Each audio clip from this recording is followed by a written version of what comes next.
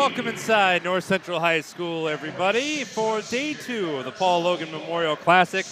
Game 1 of 6 today, and for breakfast of sorts, we have Park Tudor and Lake Central as fine an opening act as you can ask for alongside J.D. Arland. I'm Jonathan Mathis. Both teams won yesterday. Both looked impressive. Both are off to some phenomenal starts on the season. Park Tudor, their best start since 2018. They're 6-1. Lake Central, their best in forever, it seems. They're 8-0. What a matchup to start off with. Yeah, you mentioned it's breakfast. It's like a breakfast of champions. We've got 2 top 10 teams. Lake Central in 4A. They're number 8. Park Tudor, number 9 in 2A. 2 really good squads and really exciting matchup. You see that difference between 4A and 2A, not really on display between these 2 squads. It's going to be a good knockdown, drag-out basketball game, and I'm excited to see it. Yeah, Park Tudor, they might not play in the most heralded conference. They might not play in the top class, but they do not play like a small school. Oh, absolutely not. Park Tudor has had several 3A opponents. They opened with Gary and Catholic. That was their lone loss of the season. They played Shortridge. They played Culver. They played Evansville Rights. That was their first 4A opponent. And, hey, Jonathan, they won by 22. And then for Lake Central, one of their goals for the Indians and Ryan Sexton is they want to represent the region well down here in Indianapolis. And they've done so just fine, beating Pike yesterday convincingly, 61-45. Yeah, the Duneland Conference on display for Lake Central, 8-0. Not looking to make this their first loss. It's going to be an exciting matchup. Underway into the backcourt, Lake Central with Beatty, Thompson, Williams, Green, and Smith. That right there is Zachary Green, who is typically number 25, but he left his jersey at home wearing number 2 and has a nice pass to Jake Smith inside. Jake Smith getting it done early, that catch and shoot 2-point ball, and Lake Central off to a good start. Yeah, no jersey, backup jersey, hey, looking just fine. It's all good. Different color today, so might have grabbed both on the way out the door on Thursday morning, but still really good to see him. Usually 25 wearing number 2. Working baseline, nice pivot by Eli Bennett, and that was crafty. Tie ball game. Eli Bennett using that frame. That's a definite mismatch in the paint, and he's able to extend all the way up to the rim to get an easy 2. Xavier Williams lobbed over to Beatty. Now here's the guy to look out for, Jake Smith, number 30 in blue. Gives it up, and the jumper is pure by Beatty, but Jake Smith has had a wonderful season so far, almost 17 points per game. Jake Smith, 16.7 heading into the contest. Turning a lot of heads. The senior center at 6'6" makes a big impact. And that ball's still alive, at least it was for a moment, and now we'll just make a determination. I think it's going to be a kicked ball. That on the drive there, Hudson Horvath. Number 21 for Park Tudor, joined by Bennett, KJ Mark, Ben Wilkerson, and Kamon Washington in the starting lineup. Horvath has had a wonderful season, too. 18 points per game. Not too shabby for the junior. 6'1", a lot of these guys standing above 6 foot. So a very tall matchup on top of a very skilled matchup today. Yeah, Park Tudor not built like a 2A team. And went a little short by Beatty. Williams muscles it inside and off the glass. I was just going to say you can't shoot off that back foot, but when you got a guy like Beatty who is able to adapt so quickly, those improvisational skills lead to points. And transition opportunity here, rushing up the sideline. Williams through the lane and in. Here's a 4-point run. It's 8-2. Xavier Williams be running the ball for the Iowa Hawkeyes next year. A really good running back. That Iowa offense could definitely use one. And this will be the first whistle of the game against Zachary Green. Always good to hear of a Hawkeye focused on offense, Jonathan. They're bringing him in. You know, they could just, rumor has it that they weren't the most prominent offensive team. We'll check underneath, and another quick whistle. And that's back-to-back fouls on Zachary Green. Zachary Green going to have to be careful as a forward. stay out of foul trouble. 2 fouls early doesn't bode well for a game that promises to go down the stretch. Here's Ben Wilkerson. Bennett. And an offensive foul on Ben Wilkerson. A lot of whistles on that end of the floor, and Ben Wilkerson picks up his first.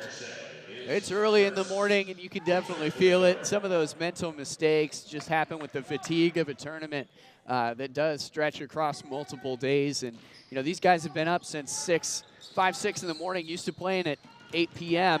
Can be a big difference for them mentally. And Lake Central, they're on Central Time, too, so oh, wow. a little bit earlier. 4 or 5 in the morning.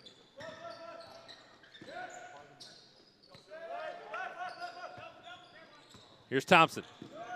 Beatty from distance. Yes, sir. Dorian Beatty, 5 points already, all the way from downtown. What an offensive weapon. He's able to cash in, and he has the green light for shooting. I don't know about you, Jonathan. I've never had that green light. I'd sure like it. I've asked for it. It wasn't granted. Horvath, though, does have it, but leaves it a little short. Tough inside and going to the lines. Come on, Washington. Washington able to grab onto the rebound. Great offensive rebounding on both sides as Washington takes his first trip to the line. A commanding lead for Lake Central. But if Park Tudor is going to chip away at that, it's going to be from the charity stripe. Good on the first. That ends a long scoring drought for Park Tudor. Still haven't scored for a minute from the field.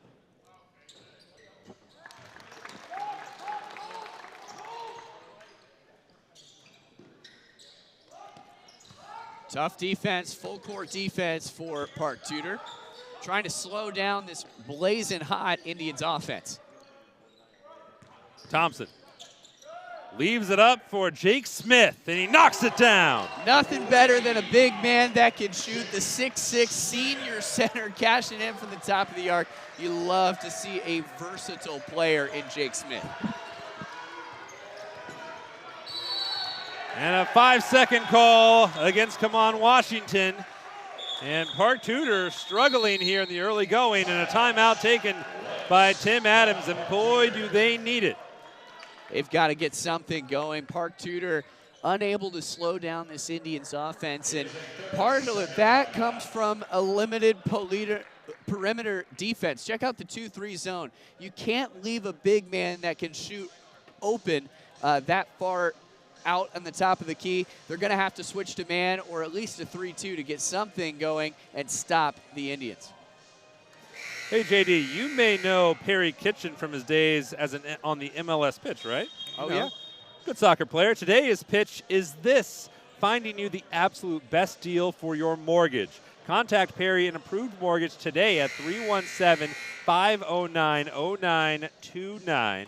Approved Mortgage is Central Indiana's oldest locally owned and operated firm, and Perry is ready to help you find your dream home today. Call 317-509-0929. And here's that defensive switch that I just mentioned. Switching to man, and it pays right off. Wilkerson, Horvath. Oh, he just goosed it a little bit. Got to get it done on the other end. And they left Smith open, and he is too open. He shuffled those feet. It'll go right back to Park Tudor. It's a game of runs, momentum definitely switching, exactly what head coach Tim Adams wanted out of that timeout for Park Tudor. Now he wants some offense. Park Tudor's been able to put it up this year. 65.3 per game, the 37th best offense in the state of Indiana.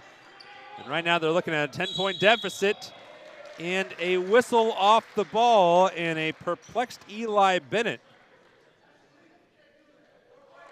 The referee said, can't do that.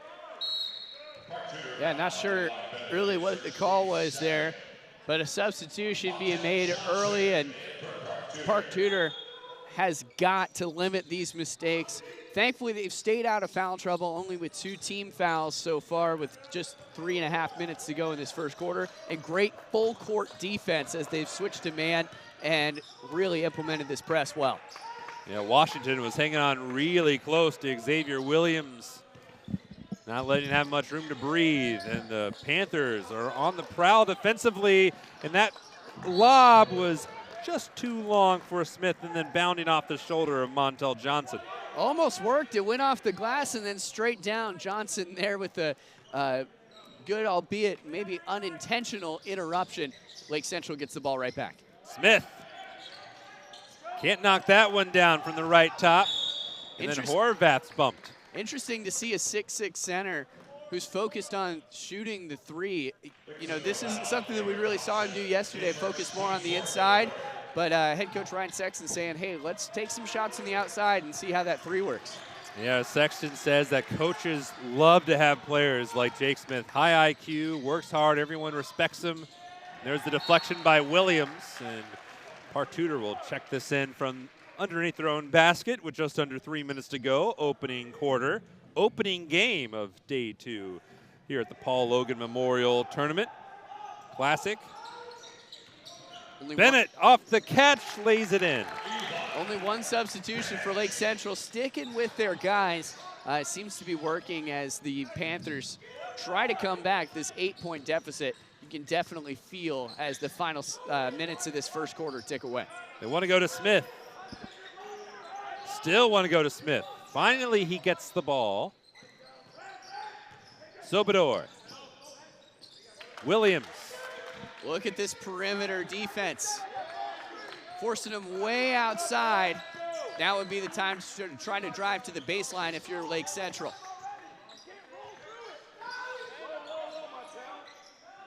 Smith was looking for a cutter, gives it up to Williams from the top, and he knocks it down. 7-point opening quarter for Xavier Williams. Xavier Williams just so clutch. It's amazing that Park Tudor left him alone, gave him enough space to do that, and just gets it when it counts. That'll be a charge. And that is the second on Eli Bennett. A couple big fouls early for the 6'5" junior, averaging 8 points, averaging 8 rebounds, and it looks like Miles Wiley's coming in for him. Now, Zachary Green and Eli Bennett both with 2 fouls. Not good for the big men early as they try to stay out of foul trouble in this one. Some key foul trouble for both teams as that pass was errant, and Park Tudor will get the inbound. Just got to slow down. Lake Central started off really strong, got that confidence up, but now they're trying to play a little bit faster than I'm sure they want to, and that's what happens when you try to force tempo, those miscues as it goes out of bounds for a big turnover. Hudson Horvath hasn't got going, stepping through the lane too many times. A travel on Horvath. Good to see that call. Tried the Euro step, just didn't have his passport with him today. He left it in the station.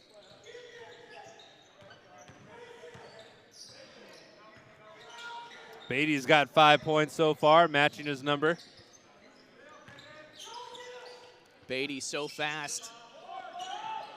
Look at that separation as they try to get it in to Nick Salvador. Just couldn't time it up just right. Thompson gets a step through the lane and was fouled. And it's good that he picked up the foul, but it's a defensive mismatch. I mean, 3 guys on him with no help. Lake Central really needs to load the lane and try to get into the paint a little bit more. That 3-point ball is effective, but it's sort of gone cold in the final minute.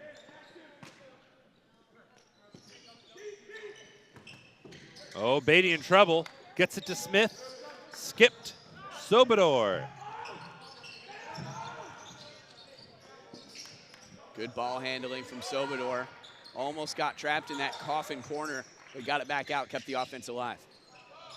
From deep, a glancing blow off the front of the rim, secured by KJ Mark. It's not a bad shot, and we saw Beatty do it a little bit earlier. I like to see he still has the green light. Wiley was fouled by Noah Sobador, and that is number 5 on Lake Central. So to the line goes Miles Wiley, who averages 5 points per game. So in case you don't know quite yet, the new rules in Indiana high school ball have done away with the 1-and-1. So after 5 fouls, it becomes a 2-shot bonus, and that's what we see at the line for Miles Wiley. Yeah, it was I know a lot of people who liked it. I know some folks who did not. The rule change. You try to change anything in Indiana high school basketball, a lot of people are not going to like it. It's true, but hey, you know, there's benefits to it. Drawbacks makes it a little bit harder to come back in games. One would say makes the games a little quicker. Others would say. And that's always good in these tournaments, keep things on time. But yeah, it really hasn't been as much of a factor as you'd think, at least seeing it on paper before the season started. We got 6 whole seconds and a whistle, and off the ball.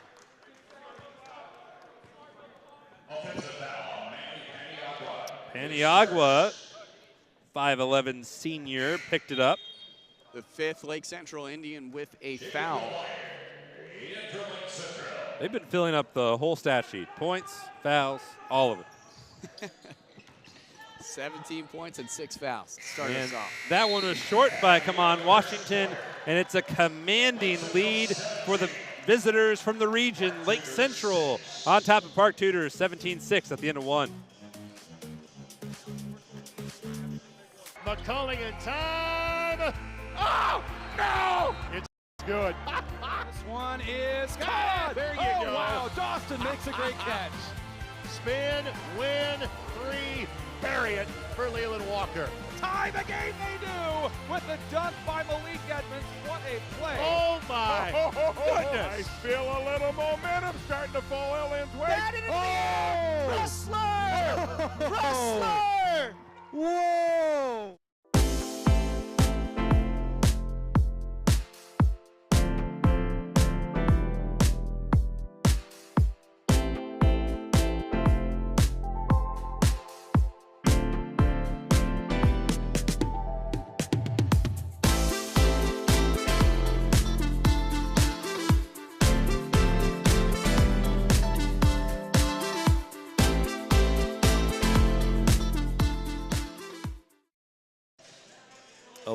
Point lead for Lake Central after 1 quarter. That Park Tudor offense hasn't really got into the groove yet. I think they're a little slow coming, a little too big of a breakfast maybe.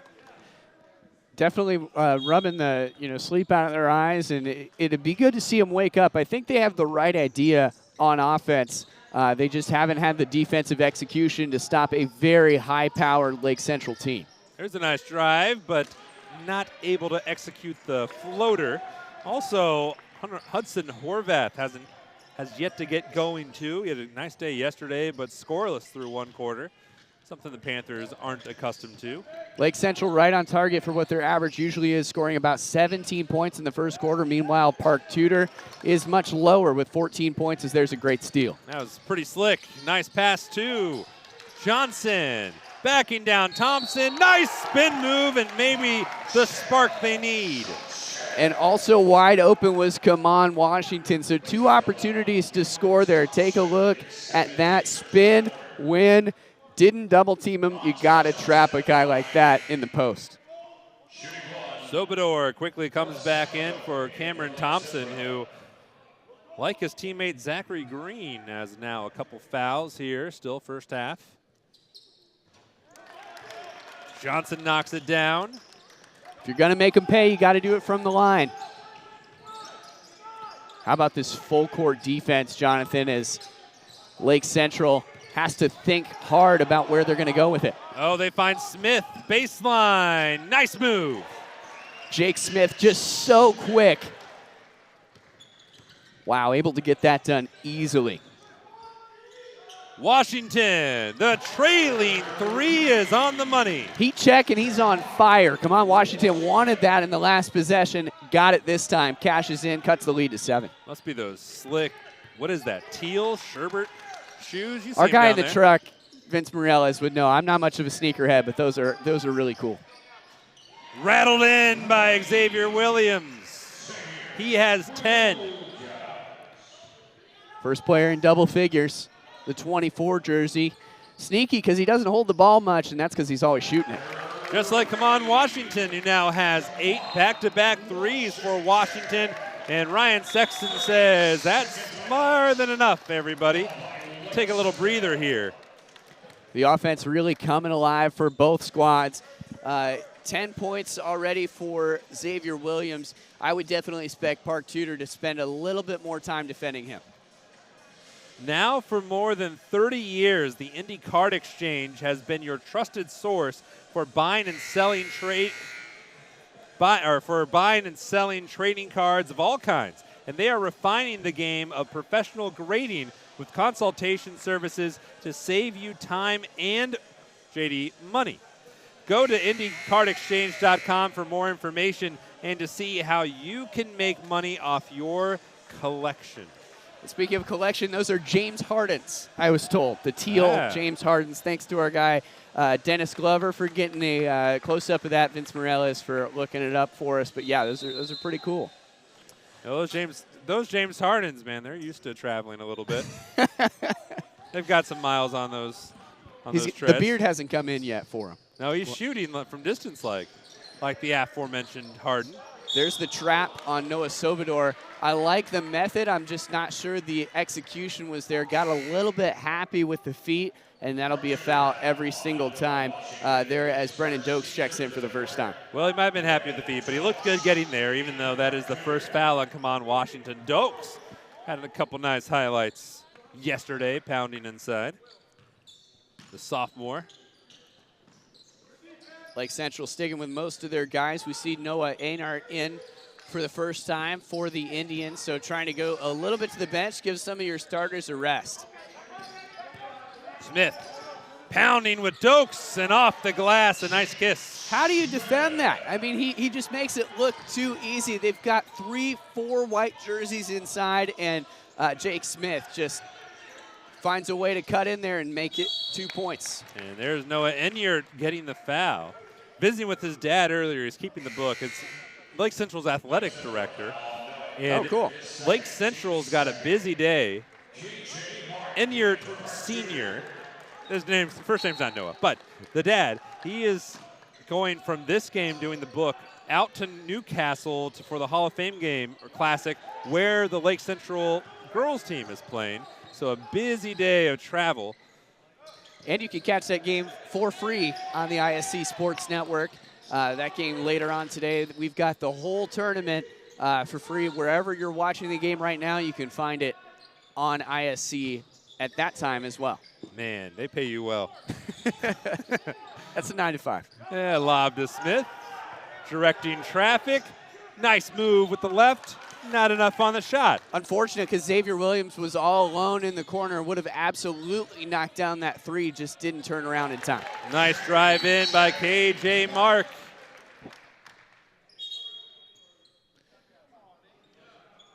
And the Ghost calls a timeout. Casper just slipped right in.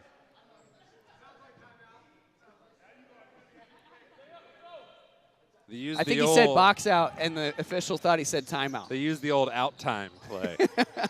Like, what? All right, back to the action. 7-point lead for Lake Central. Park Tudor making some hay here in the second quarter.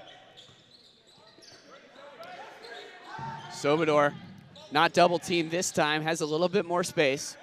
Sobador has had a couple open runs at the basket. He's running well off the ball. Williams is fouled by Dokes. And Noah Sobador has had a lot of playing time today. Only gets, on the way into this tournament, less than 1 point a game. But you've seen him play like a champion this afternoon. And as you see, that tough foul gets Xavier Williams to the line. Good on the first. 11 for the future Hawkeye. He skipped the summer workouts, and that's important. He was dealing with a little bit of a knee injury, had to rehab it some, then he had to focus on football.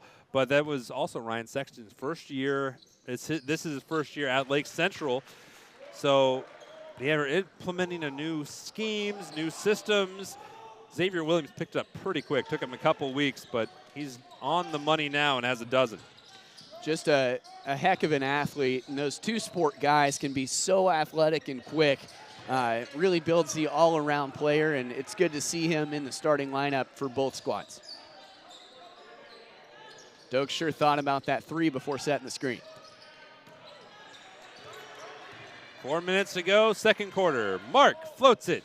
Suffocating defense from Lake Central, exactly what they need to do. Park Tudor got a good shot off, but it was defended well.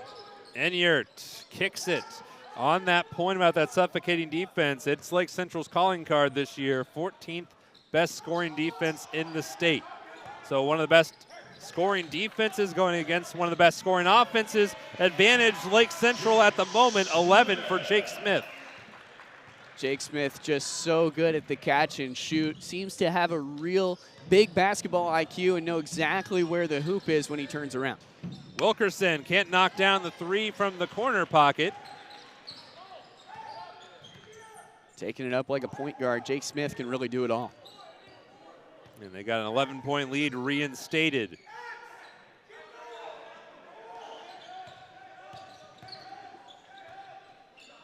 Smith sizing up Dokes. He's listed on the roster, Smith, as a power forward, but call him more of a point forward, taking the shot from the outside. Just missed it as KJ Marks rips away the rebound. Oh, nice move by KJ inside. Doing it all himself. KJ Marks takes it all the way down and puts it good off glass to pick up the and one. Let's see if he can make him pay from the line and try to cut this lead down even more. Break 20 for the first time and put it within 8. Come on, Washington rejoins the lineup. That foul on Xavier Williams. 3 team fouls on Lake Central. They've been struggling with the foul so far, though the lead in their favor. Mark has a free throw and got it. 3 points the hard way. That's exactly what they need to do. Find a way to put points on the board. Bounding under that pass from Smith to Beatty.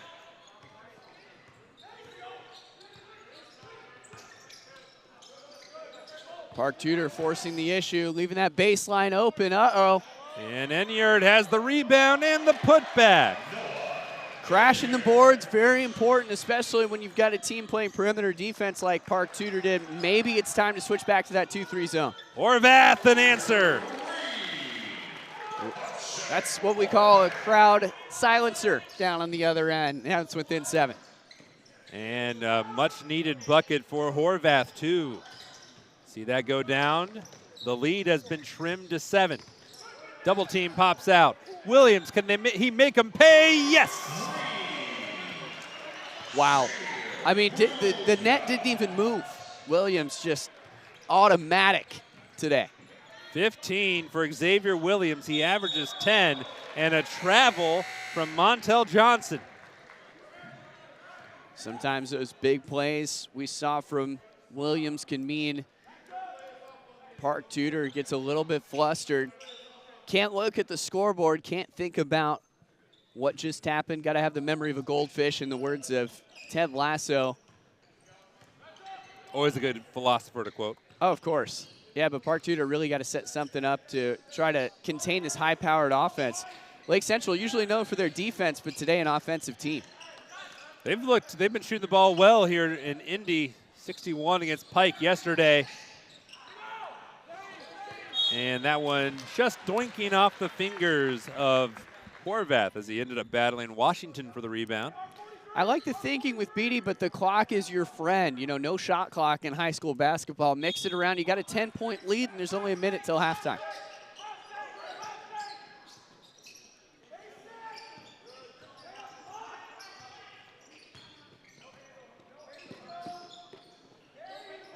Sobador hoists it. Got it. Sobador well over his average of .9 a game. He's been the secret weapon for these Indians. He moves off the ball well, knocks down that three, and a turnover by Washington. 3-on-1. Smith lays it in. Great extra pass. Story Beatty, unselfish ball, gets it over to his teammate, gets 2 points, and this lead is humongous. It is indeed. 15 And the Lake Central crowd making some noise as a little over-aggressive was Dorian Beatty. That's an all right foul. Beatty, it's his first, you know, getting in the heat of the moment, trying to make a big play. You don't hate that, I'm sure, as a coach. Just got to be a little more careful. Almost reached again. Wiley dumps it a little too long for Washington. And then that's a kick by Washington with just under 27 seconds to go. Lake Central get the ball back, checking in Cameron Thompson. Trying a little more shooting. Looks like Lake Central switching to their small ball lineup. And we got a first appearance by the sophomore Eland Edwards, too. 5'9" guard, wears number 4 in white. Almost a steal. Thompson, though. Still a lot of time. Enyart goes up strong, blocking foul on Eland Edwards. Yeah, just didn't have his feet set. Eland Edwards, kind of the wrong place at the wrong time. Held tough, tried to get a call, but not a whole lot you can do when a big Noah Enyart's coming your way. The 6'4" sophomore uses his body well for somebody with limited experience. With his dad, Chris, on the book. Noah at the line. Gets the first. Sobador's back in. They want the last shot before halftime. Lake Central on pace for nearly 80 points this game. How about exactly 80? That's a 40-point first half for Lake Central. 5 points above their average on the season, by the way. Free ball, corner, pocket, good by Miles Wiley. Here comes Park Tudor getting something going, showing signs of life. And the ball left behind by Williams, but nevertheless, what a first half by the Indians of Lake Central. 40-26, the lead for Lake Central. An outstanding performance by a couple guys. Xavier Williams, 15, Jake Smith, 13. All around great effort by the Tribe. And we'll be back for more halftime here at North Central. Ball here. Harris scores. With 19 seconds left. Fake players, big boy. I'm telling you right now, that's awesome. I love it. That's the finish. You get a layup, take it, and an and one. Fly ball. Out of here.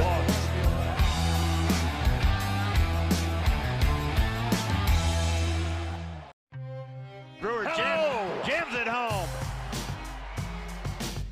That ball wiggles in and into the back of the net. A little fireworks in the first half. Throw it up for Tillman. Oh, my goodness. 122-6-0 for Penn. Oh, what a swim. Six of them. Shot at the buzzer. Got it! She got it! Oh my goodness, what a shot! Hello! Did it again. Hello! Made the highlight reel again. That goes to Mentor and all kinds of room to run. Down the middle of the field, and he will not be touched. Jackson, hello! There we go. Stokes throws it, caught, ball ricochets. Wow. A huge hit. Wow. This has been an amazing display of goal scoring. Jackson takes the handoff, throws the deep ball. He's got a man. Catch made. Rolling. Has a man. First down, the grab by Cyrus.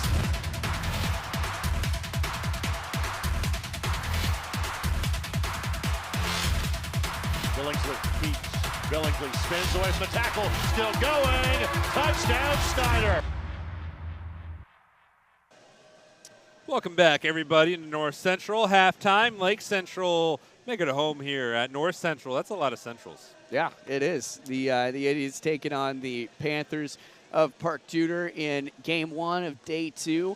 5 more games after this, and already an explosive offense from Lake Central. This looks like a final score for some games, and I mean, Lake Central is just lighting it up from 3, and they're able to catch and shoot under the basket. Everything working for the Indians so far. Park Tudor thrilled it's not a final score. They just haven't gotten their offense going yet. And that's a difficult test against a 4A opponent. You don't like to say, well, the skill level is different. It's not, but the pace and the tempo definitely is. Lake Central plays that up-tempo, fast-paced offense that you see at the 4A level. Park Tudor trying to slow them down to the best of their ability, but they're really going to have to focus on offense. The Panthers showed signs of life. Come on, Washington with several open looks. Those back-to-back threes were really good. Also saw KJ Mark able to attack the basket and explode upwards to, get the and one. Those are 2 guys that are really confident. If they can keep their confidence level up, that's the key for Park Tudor to score more and try to cut this lead. Can't look at the scoreboard, Jonathan. You have to just focus on let's win the 3rd quarter, and then let's think about what can we do better in the 4th. There were a lot of good takeaways from Park Tudor. You highlighted some of them. They did score 20 points in that second, which is good. Problem, Lake Central scored 23. They had an 11-point lead at the end of the first. And if your goal, if you're Lake Central, is, hey, we want to represent the region, the whole region. They never talk about us here in Indianapolis. They don't. They just Are ignore you us. from the region? It I'm sounds not. like okay. I'm just speaking from their perspective, Yeah. JD. But if you're looking at, hey, they visit, everyone just wants to talk about the Indianapolis teams, then I'll tell you what, Lake Central has been representing everybody else outside the state extremely well. Xavier Williams highlighted just a moment ago, but it's a lot of Lake Central fans and a lot in attendance. They travel well, which is good to see. And moving into this this second half, I think it's really going to come down to Lake Central doing exactly what they did. Don't change a whole lot. Park Tudor's going to try to come out, punch you in the mouth. Park Tudor is a 2nd and 3rd quarter team. Usually they score about 23 points in the 2nd, 19 in the 3rd. That's their best quarters of the game. They make good halftime adjustments, but there's only so many adjustments you can make when you've got a guy like Jake Smith under the rim. Those catch and shoot balls that are just so hard to defend. I'd love to see more from Zachary Green, who's had a pretty quiet day for Lake Central. What's not going to be quiet is the schedule today. We've got a full schedule. And I believe, JD, they just converted a classroom for your residents here because you're here all weekend. I think I've got a small apartment here at North Central. That's very kind of them. They have, for those of you just viewing in, I don't want to peel back the curtain too much. No. There's a lot of construction going on here at North Central High School. There is. And it's all for JD's massive suite that they put in for him. I love it. I only live 6 minutes away from here, to be honest with you. But, we've got Park Tudor and Lake Central right now. Carmel and Trinity up next. That'll be a really good contest, and Jonathan and I have that game. And then we've got Evansville, Harrison, and Pike, North Central, and Evansville Rights later on today. Myself, Bobby, and Maselem have that game. Really good tournament for an even better Indiana legend in Paul Logan. Right on, and we will head to a little breather before we return for the second half of Lake Central and Park Tudor.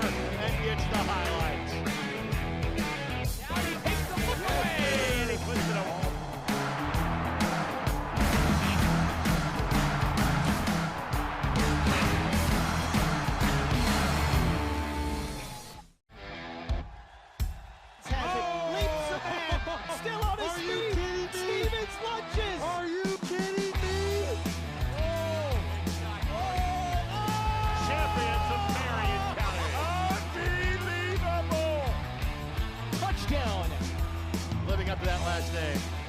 Wabash has the lead for the first time today. Said that was going to be a highlight reel. Oh, baby. Yeah, you can celebrate after that.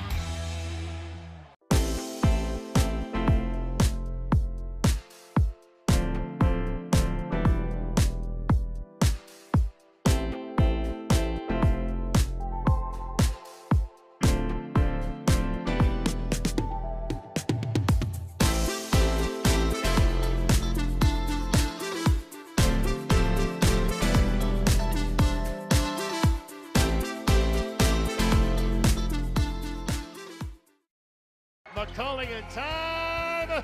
Oh, no! It's good. This one is Ah, caught. there you Oh, go. wow, Dawson makes a great catch. Spin, win, 3, bury it for Leland Walker. Tie the game they do with the dunk by Malik Edmonds. What a play. Oh, my goodness. I feel a little momentum starting to fall Ellen's way. That is Wrestler! Wrestler! Whoa!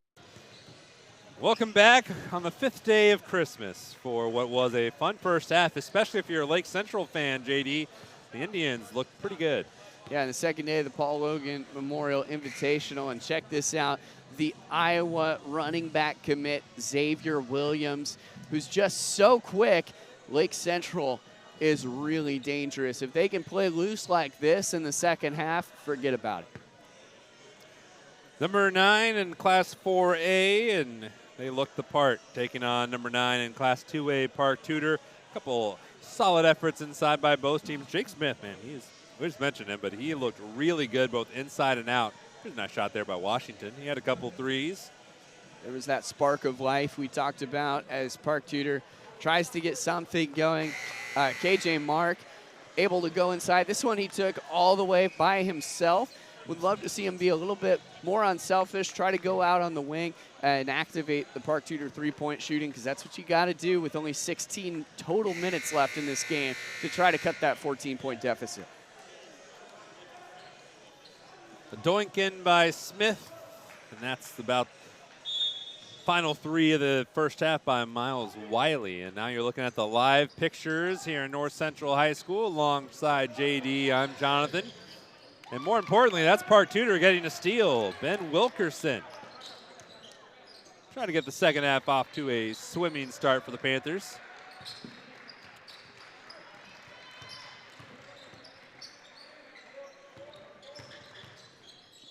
And here they go at the top of the key, looking for that easy bucket. Can't find it.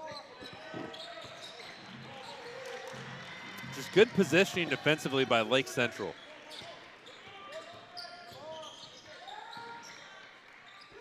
Washington trying to create. Bennett taking on Smith. Traveled. I love to see Park Tudor controlling the basketball a little bit more. You know, their possession time in the second quarter wasn't really there, so trying to slow things down and set up their offense, play the game how they want it. Lake Central forcing them into this up-tempo offense that's throwing them off guard. Here's Thompson. Xavier Williams. Zachary Green, haven't seen him in a while, got 2 fouls early, then rode the bench. That will stay with Lake Central. One of the messages from Ryan Sexton to Zachary Green, he was great, just high scoring on the JV level, didn't really play much defense. And Sexton said, hey, this guy should be one of the best defenders on our team, and he wanted to have all Dak Zach was the phrase he used. Love it. Yeah, averaging 11 points, 4 rebounds a game. A really versatile player who will take a trip to the line now. The all Dak part, by the way, is the Duneland Athletic Conference. Okay. So they want the all-conference player. I don't want to explain every reference, but I realized after saying it that, you know, well, this makes more sense now. Could be the all Daktronics, could be the all. Yeah, you know. You never know. It's a lot of possibilities. Just as this drive by Hudson lays it in and the foul. Park Tudor has had a pretty tough season, but they haven't been in many close games. Most of their games end up, 20, 30 points of difference. And so it's good to see Park Tudor having to play from behind. Good experience to take with them as the state turns their attention to the postseason beginning in February. Yeah, one doesn't have to, it doesn't take a huge leap of the imagination to picture this Park Tudor team being very, very tough come postseason time down in 2A. There's a very quick Dorian Beatty, who was left wide open. Doesn't get a whole lot of breathing room in this half. They find him in the corner. He's looking for Smith. Down low, Zach Green. First 2 of the game. Yeah, very quiet morning for Green, who had to sit down after 2 fouls. Expect to see him a lot more in the good link up between him and Jake Smith. Wilkerson floats it too much to Bennett, and an empty possession for the Panthers. I liked the play, but Bennett was double teamed down low, so even if he had caught it, really nowhere to go except right behind him, probably would have been a turnover anyway. Full court defense. Park Tudor showed signs of the zone for a moment before switching to man, and now they'll try the half-court trap. Almost a travel, too. But Beatty deep in the corner. How about that? The fadeaway 3, no foul called, which is good for Park Tudor, but just a momentum killer. Lowering his shoulder, KJ Mark graces it off the glass. I love to see him drive inside. Be cool to see him have a little bit more help, though. Get him on the baseline and then feed him so he doesn't have to take those streaking buckets where he could be called for his charge. Beatty just so quick. Not enough touch on that shot, though. Here's Horvath. Looking towards the baseline. It all opened up for him, but he left the ball behind. There's a tie-up, and it will stay with Park Tudor. Yeah, back into the game, Elan Edwards. Park Tudor going for their shooting offense. Wide open. There's Eli Bennett. And there's KJ Mark. Misses the 3, rebound Smith. He stumbles, he falls, he's out of bounds. It was going to be out of bounds or a travel. So that worked out for Park Tudor. He gets a second opportunity. I like the play of trying to find KJ Mark open. Just didn't give him enough time to set. Here's KJ from that snarling Panther at center court.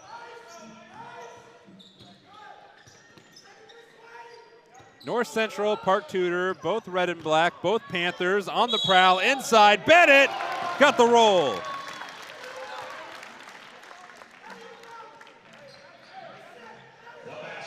Comes to the line. It's good to see him activate.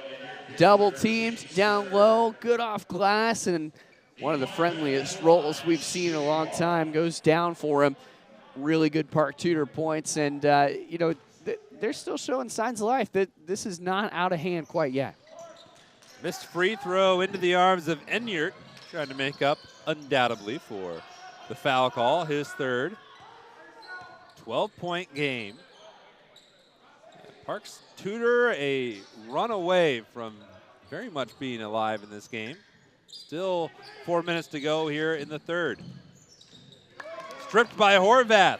Smith got it back, finds Thompson in the corner, who misses the 3. But look at how many opportunities they've gotten. 2 bad plays in a row, and Lake Central still able to hang on to the ball.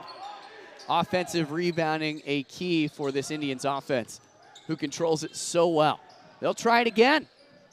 And miss again. And rebound is Washington, and he's fouled at 3/4 court by Cameron Thompson. Number 3 for Thompson.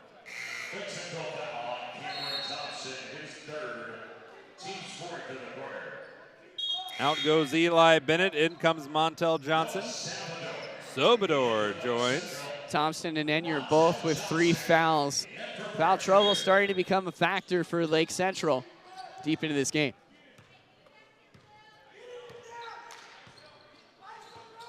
Horvath wraps off the screen, but left the jumper short. Saved by Johnson inside Washington. The foul before the shot. They're saying jump ball now. And much protest from Tim Adams.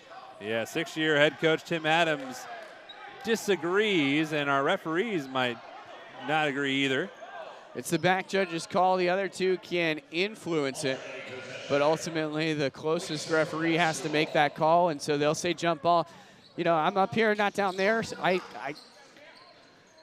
not sure what they saw, but it sure seemed like a foul from our position.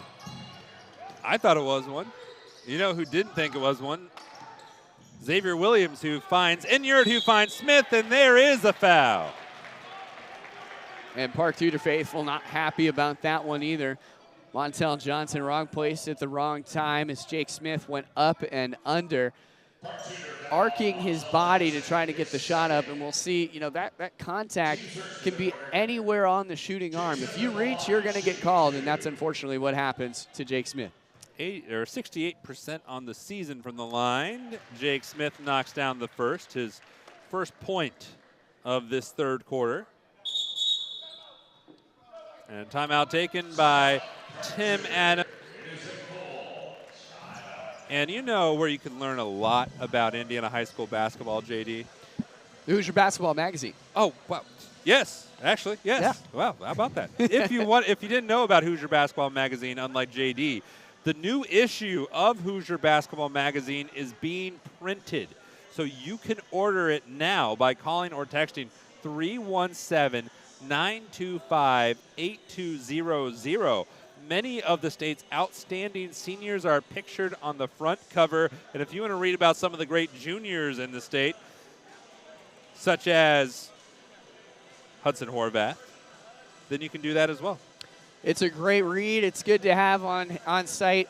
If you really like basketball, if you're an announcer, or if you just like to follow along at home, really fun read and definitely good for the kids that get featured on the cover.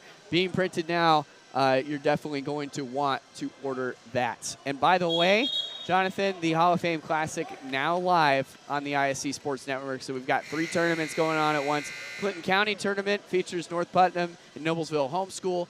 In just a moment, we'll see Indian Creek take on Columbia City in Newcastle. And then, of course, this one. All on ISC, all simultaneous. Man, the gifts just keep on giving on the ISC Sports Network. Good on the second. 3 points the hard way. And 15 now for Jake Smith. 14-point lead for Lake Central. KJ Mark, a good pass, just not a lot of place to go with it. Finding a window was Montel Johnson, who now has 6 off the assist from Hudson Horvath. Lead cuts to 11. Lake Central's been in front all game. Yeah, this has been kind of the tipping point for Lake Central. Their leads hovered around this 11 at the low end for the most part. Park Tudor's gotten a little closer at times, but the Indians have always found a way to respond. Sabador does just that. That's 2 threes on the game by Noah Sabador, who averages much less, 15% three-point shooter prior to this weekend. 2 minutes to go in the third. And how about the Park Tudor defense really slowing down Lake Central, who was on pace at one point for 80 points, but they've only scored 10 in this third quarter. This would help. And Williams delivers. 18 for Xavier Williams.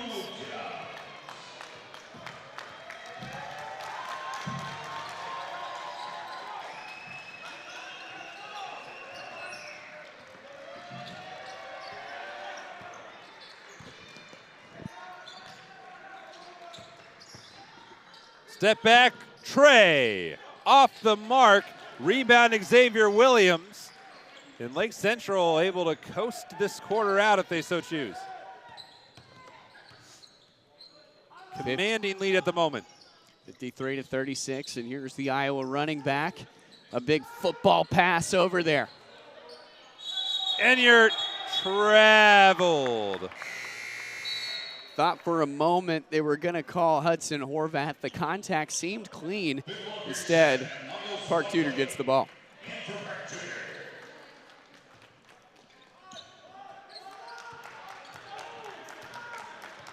Does Park Tudor have an answer here at the end of the third quarter?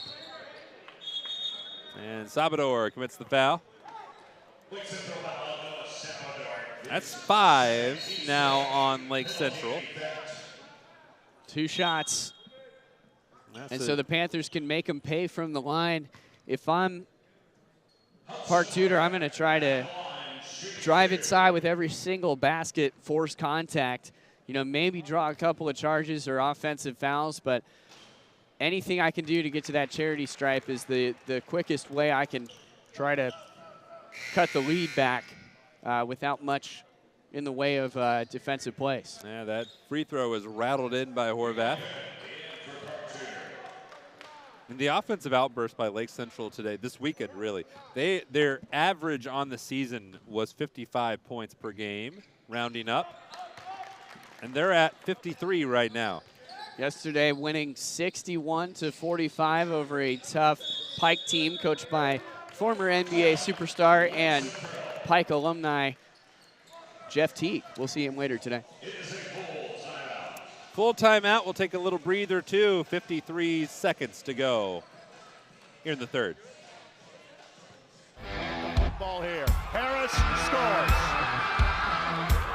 With 19 seconds remaining. Fake players, big boy. I'm telling you right now, that's awesome. I love it. Has to finish. You get a layup, take it, and an and one. Out of here.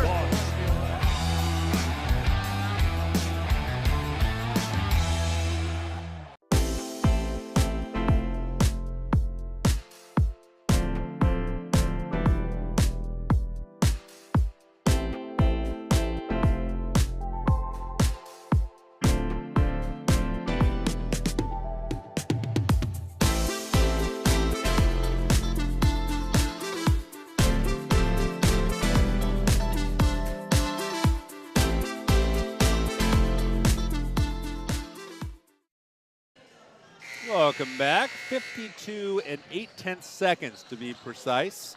I don't know how many milliseconds, but I can get you into the, tens digit there. The nitty gritty. In the third. Yeah, no, it's definitely going to come down to it as Lake Central trying to stay on this offensive tear. Oh, nice block. That was slicked from behind by Miles Wiley, and it is Park Tudor basketball. Maybe. Parker Wiley did an excellent job of getting down there in time. We'll see what the head official has to say about it. Lake Central not so thrilled. a little smile on his face. So Park Tudor a chance here to make some hay. About 35 to go here in this third quarter. KJ Mark, really good finding it inside real estate. Eli Bennett able to spin and score exactly what the doctor ordered. Leaking out Zach Green off the glass and in. Got to get back on defense. Park Tudor able to finally find some offensive mark, but if you can't hold the deficit, it's like you're doing nothing at all. It's a 15-point ball game. Park Tudor on the wrong end of it.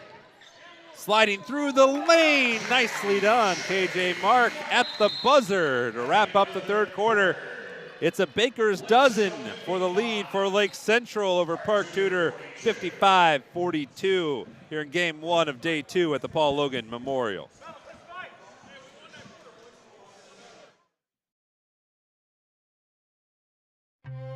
Brewer jams it home. That ball wiggles in and into the back of the net. A little fireworks in the first half. Throw it up for Tillman. Whoa, my goodness. 1, 22-6-0 for Penn. What a swim! Six of them. Shot at the buzzer. Got it! She got it! Oh my goodness, what a shot! Brady, hello! Did it again. Hello! Made the highlight reel again. That goes to Mentor, all kinds of room to run. Down the middle of the field, and he will not be touched. Jackson, hello! There we go. Stokes throws it, caught, ball ricochets. Wow. A huge hit. Wow. This has been an amazing display of goal scoring. Welcome to the fourth quarter, everybody, here at North Central High School. You know, it's kind of neat when you come to a gym where you see all those Indiana All-Star jerseys on the wall, both for the ladies and the gents. A couple #1 jerseys. Chris Wilkes, the most recent Mr. Basketball from North Central. Eric Gordon, how great was he when he played here? A lot of high school legends at this North Central gym. And we'll get to see the next lot. North Central playing a little bit later today on their home floor. The ladies had an awesome day yesterday with a buzzer beater win to improve to 5-10 on the season. It's been a tough year for them, but they certainly got the job done yesterday. Yeah, they got the highlight. Did you get some tea afterwards, throat lozenges or anything? I wish. Here's Horvath on the attack, stepping through, couldn't get it to go. Persistence does not pay off. Xavier Williams has the ball, and the tangle and the foul on Washington. 7.5 to go. Got to limit these mistakes, especially with Park Tudor. Can't risk sending them to the line to increase that lead even more. Still, 4 to give. This quarter just started, but trying to stay out of foul trouble. Nobody with more than 2 on the entire Panther squad, though.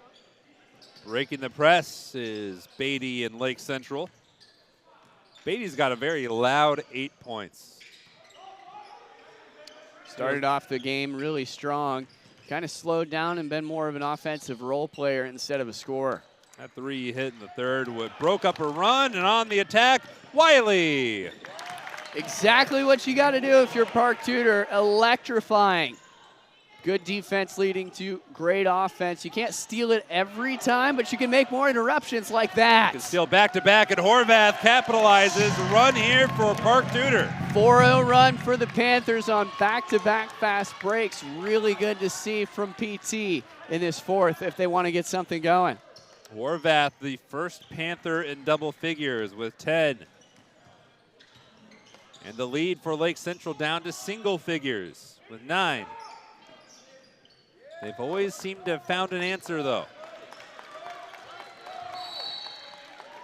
And a foul call. Might have been a moving screen. That's on Ben Wilkerson. Who will go against Park Tudor.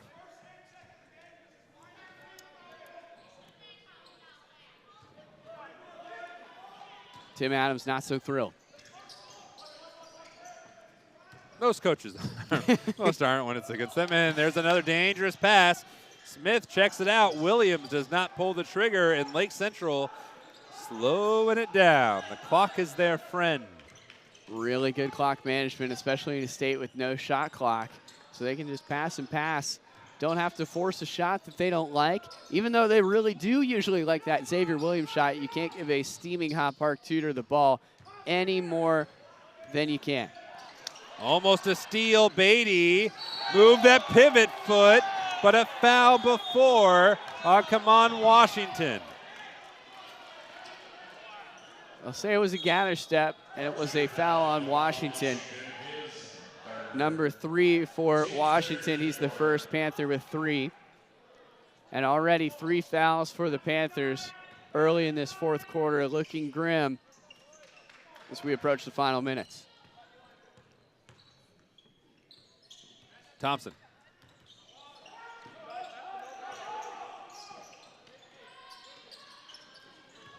Jake Smith. Williams wide open, misses the 3. Rebound Wiley, who's come on strong here in the second half. It's a good decision in a close game, but really he didn't need to take that shot, kind of forced it, and then on the other end, Park Tudor goes real quick, forces a foul, and takes a trip to the line. That's guaranteed points for the Panthers, who are mounting a quiet comeback, Jonathan. Wiley is right now at his average. He averages 5 points per game. He's got a couple free throws here. Gotta make these. Doesn't. This is the first. Couple of substitutions. As you heard, KJ Mark, Montel Johnson back into the game. Really speedy guys. Makes a second. That's 6 now for Wiley. Timeout by Park Tudor.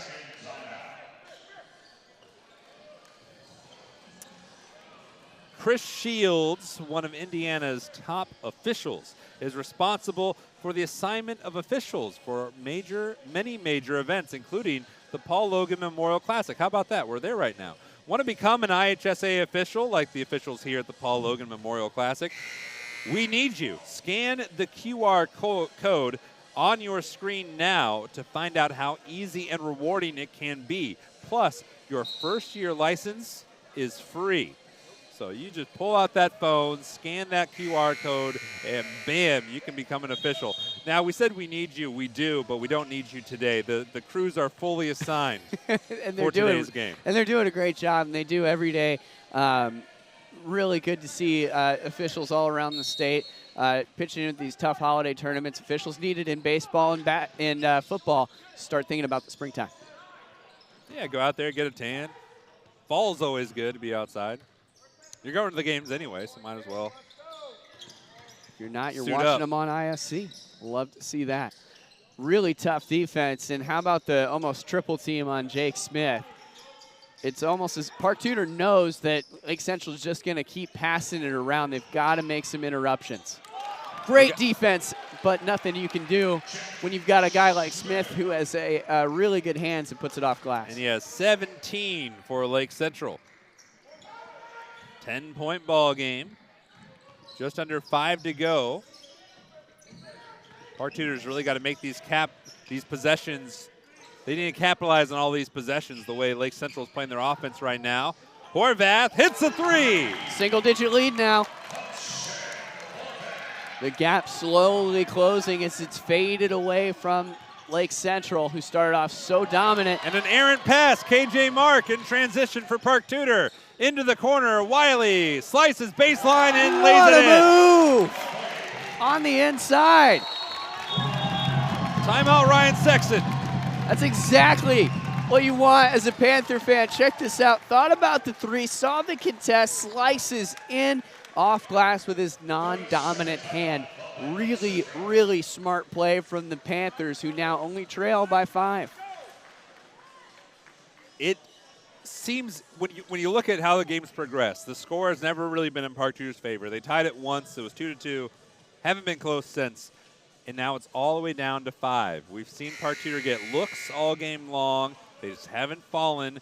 And now they're beginning to. And Lake Central, the well was so deep for them, and it's dried up a little bit offensively. Yeah, it seems like they're not playing as loose as they did in the first and second quarter. Not letting it fly from 3, even though that was really working for them. You can feed Jake Smith, you can feed Zachary Green as much as anybody, but if you're not going to make it count from beyond the arc, then what's the point? Because those guys have been double and triple teamed for the entire third and fourth quarter. If I'm Lake Central, I'm going back to my bread and butter. That's outside shots, that's controlling the possession, and it's forcing fast tempo because Park Tudor was a bit shaky offensively when they came out strong in that first quarter, did Lake Central. Struggling with the pressure again. Here's Smith. Thompson from the wing. 4 minutes to go. That's a long time to be just perfectly passing if you're Lake Central. You're trying to play keep away. Skip to Williams. Inside. Tacks the basket. Lays it in. An athletic move, rises up and gets a guaranteed 2-point bucket to make the lead 7. That's 20 now for Xavier Williams. What a game he's had. Come on, Washington. Switching 3.5 to go. That modified zone. The jumper is perfect by Montel Johnson. Back down to 5. Not a whole lot you can do to defend that except jump up and try to grab onto it.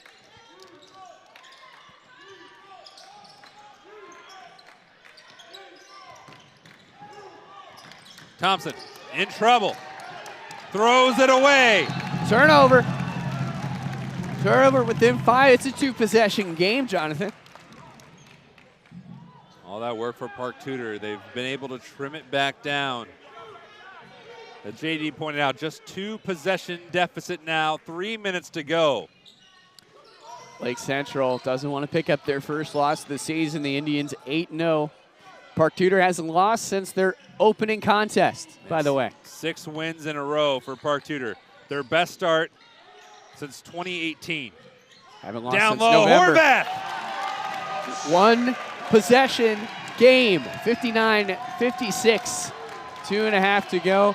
This Park Tudor team has all the momentum on their side. Beatty. No, a glancing blow. Williams shrugs off the rebound, almost a steal by Mark. Beatty almost redialed for 3. Really good defense on the power play there. Slices in, dumps it.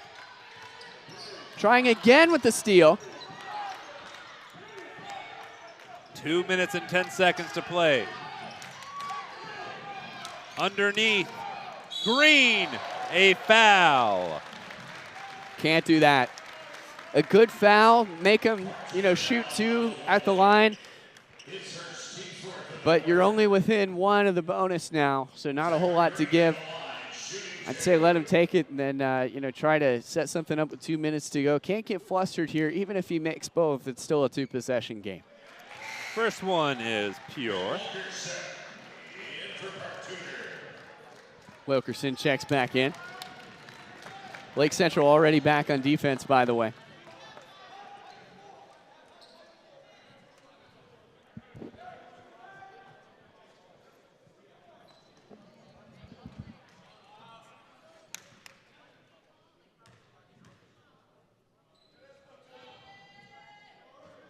Missed it.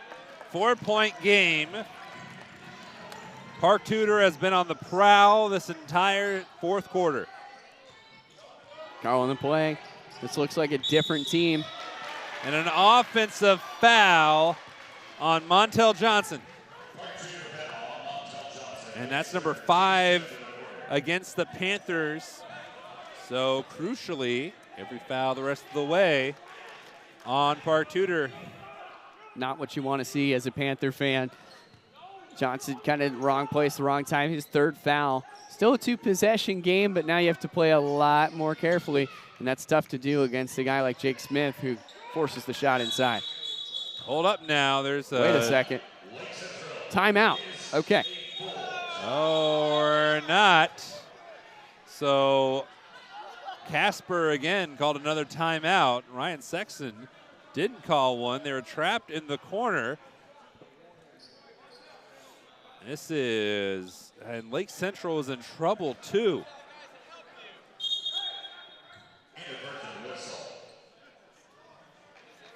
So 1:47 to go, 4-point game. The whistle bailing out Lake Central, and now they will trigger it in from the outside, Jake Smith. There's a trouble and a jump ball called. It's going to stay with Lake Central, but lively hands from Horvath. Tough to do with a jump ball. If you grab onto it and force your shoulder inside, it's a foul. So you've got to have really strong hands and forearms. Hudson Horvath did a great job there. Got to get over the timeline. They do. Williams in the lane, misses at point-blank range, but it's checked out to Beatty. 90 seconds to go. And here's Thompson up top.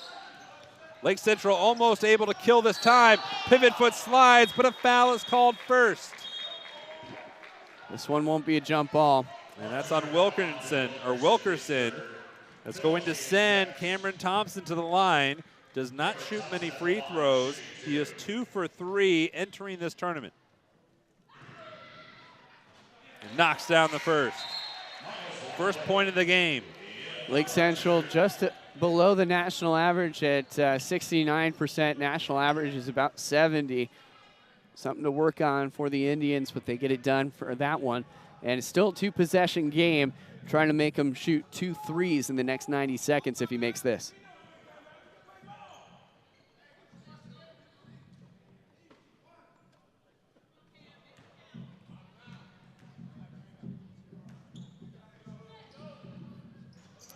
Makes them both. So 2 threes and a stop for Park Tudor would get you a tie. Horvath's the man, pulls the trigger, missed it off to the right. Williams the rebound. Everybody scrambles in. And timeout. A timeout by Ryan Sexton, and this time a real timeout. He's saving from the jump ball. Full timeout. We'll take one too. $1:10 to go and a close one down the stretch.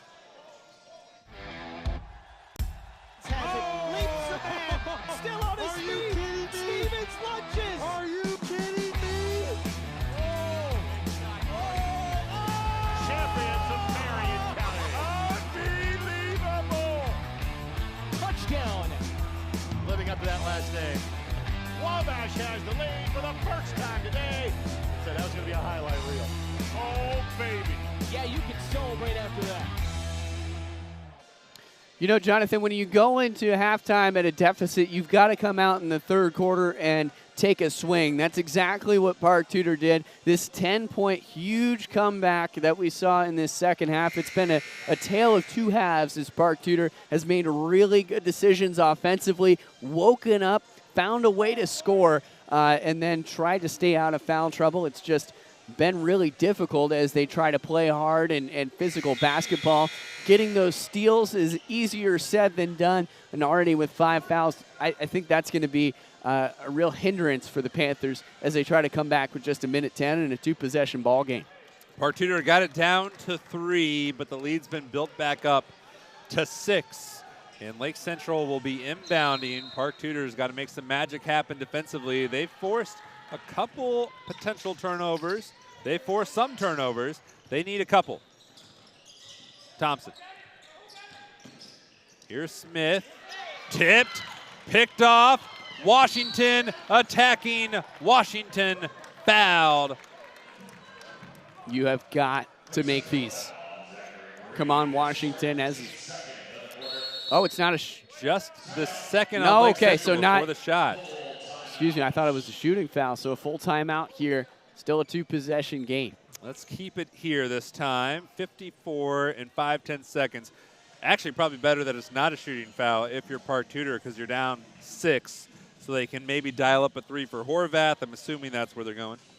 Yeah, we'll see. I mean, we saw some signs of life from Caleb Mark Jr. Montel Johnson is also really reliable from beyond the arc. You have to dial it up. But also, Jonathan, that's exactly what Lake Central is expecting. So if you go inside and try to force the easy foul, or you try to go outside, that's exactly what they're going to be defending for. This is the time for the vintage Indiana basketball long 2 fadeaway jumper. That's exactly what I'd be drawing up if I'm Tim Adams, who's in his 6th year with Park Tudor. What was that one play that Brad Stevens came up with? I think it was Bulldog or something, where you swing it out Shake and to bake one man on yeah. the wing, and then another one sprints into the corner and you check it over to him. We'll see what they come up with. I didn't explain that very well, but what we can go through, Miles Wiley, who's hit a couple threes, is on the floor. Number 15 in white, an option. We need a telestrator. We need like the touch screen. Oh, we do. Yeah. Hey, let's get that. We'll spring for that next time. So you can see setting up Park Tudor. A couple of their big men still in. Up top, Montel Johnson. Not much time to waste. Washington attacks inside. The right-hander, no good. Horvath gets the rebound and the foul. And if that's on Zachary Green, he's done. Zachary Green taking a walk to the bench. He knows his fate. A big loss for the Indians. I'm sure they're glad that it happened with under a minute to go. but fouls have been a big deal for Johnson all day. And there goes the premier defender for Lake Central. Salvador checks in instead. Yeah, who knows how big an absence that will be for the final 43 seconds. Oh, Horvath missed it. So Lake Central can go up 3 possessions if they choose to take a shot. We knew this was going to be a good game, too. Highly ranked opponents. Definitely coming down to it. Took a minute to build up steam, but we've got a close one here at the end, and the free throw game about to be enacted. That's just KJ Mark's first. No one really in foul trouble for Park Tudor at this point. Washington has 3, Wilkerson has 3, Johnson has 3, but given the amount of time left, you're not fouling anybody out quickly. There's a miss by Thompson. That is who you want to foul. Cameron Thompson shoots about 66%. Hasn't taken many free throws this season. He's 3 for 4 on the day. It's a 6-point lead. Got to go here. Washington in trouble. Here's Mark taking a ton of time. Tough perimeter defense from Lake Central. Park Tudor can't find the lane. They might have gotten him for the reach. I think they did. That is the 4th foul on Thompson, who has been described by his head coach as a bulldog on the defensive end. And a full timeout by Tim Adams with 23 and 6/10 seconds remain. We'll take a little breather and come back and get you set for the final stretch. McCulling in time. Oh, no! It's good. This one is caught. There you go. Wow, Dawson makes a great catch. Spin, win, 3, bury it for Leland Walker. Tie the game they do with the dunk by Malik Edmonds. What a play. Oh, my goodness. I feel a little momentum starting to fall Lynn's way. That in Wrestler! Wrestler! Whoa! That last possession not exactly going the way I'm sure Tim Adams wanted it to. 6-point deficit for Park Tudor. And you can see Tim Adams there in the huddle. They haven't been able to get a look from 3. Stingy defense by Lake Central, but one of their best wing defenders, Zachary Green, is out for the game now. He's got 5 fouls. Cameron Thompson has 4. He's their other elite wing defender. I'd love to see a cut to the basket from Miles Wiley, just like we saw in that comeback package a little bit earlier. Miles Wiley thought about the 3, hesitated, then cut to the rim. That would be a really good way to get 2 points and then maybe get fouled and make it 3 to cut this to a 1-possession game. 20 seconds to go. Horvath wrapping off the screen, trying to get open. It's Washington from the top. He's off the mark. Rebound strong by Williams. And a whistle before the pass. Another foul called.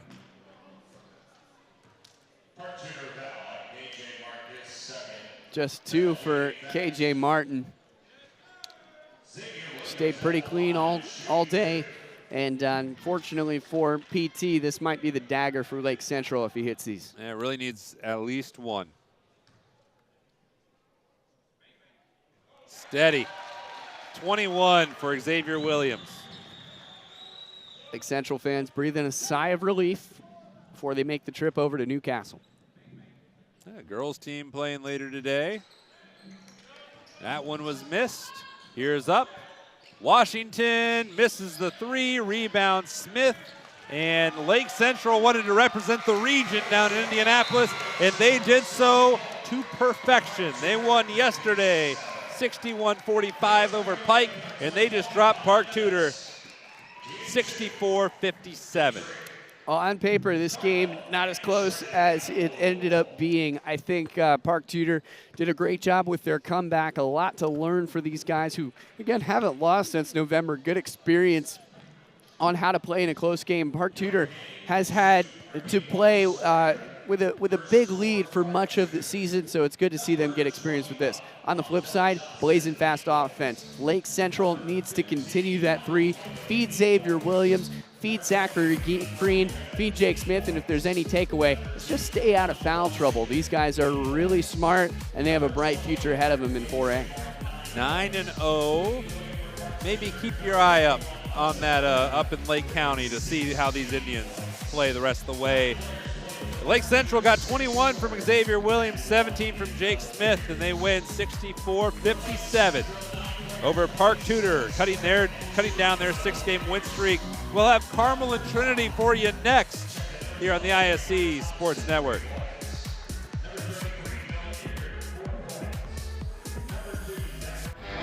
Ball here. Harris scores. With 19 seconds. Fake players, big boy. I'm telling you right now, that's awesome. I love it. That's the finish. You get a layup to take it. And an and one.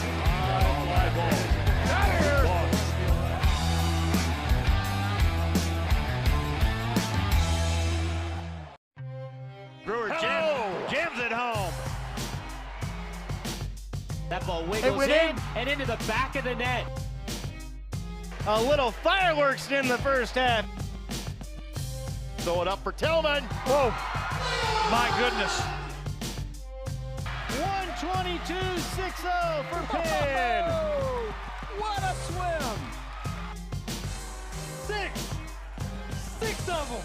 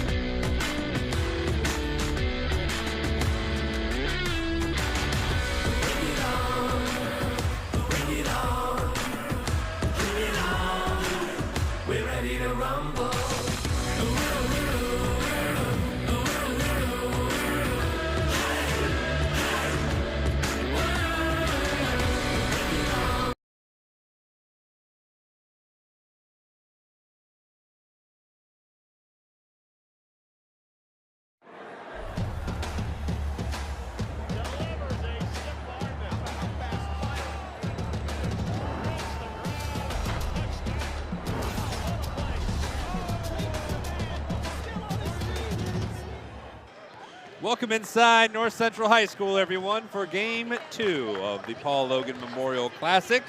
Carmel and Trinity, not the football field, the hardwood for the first time between these two sides that have met many times on the gridiron, and alongside J.D. Arland, I'm Jonathan Mathis. You see that record for Carmel, not what they're used to.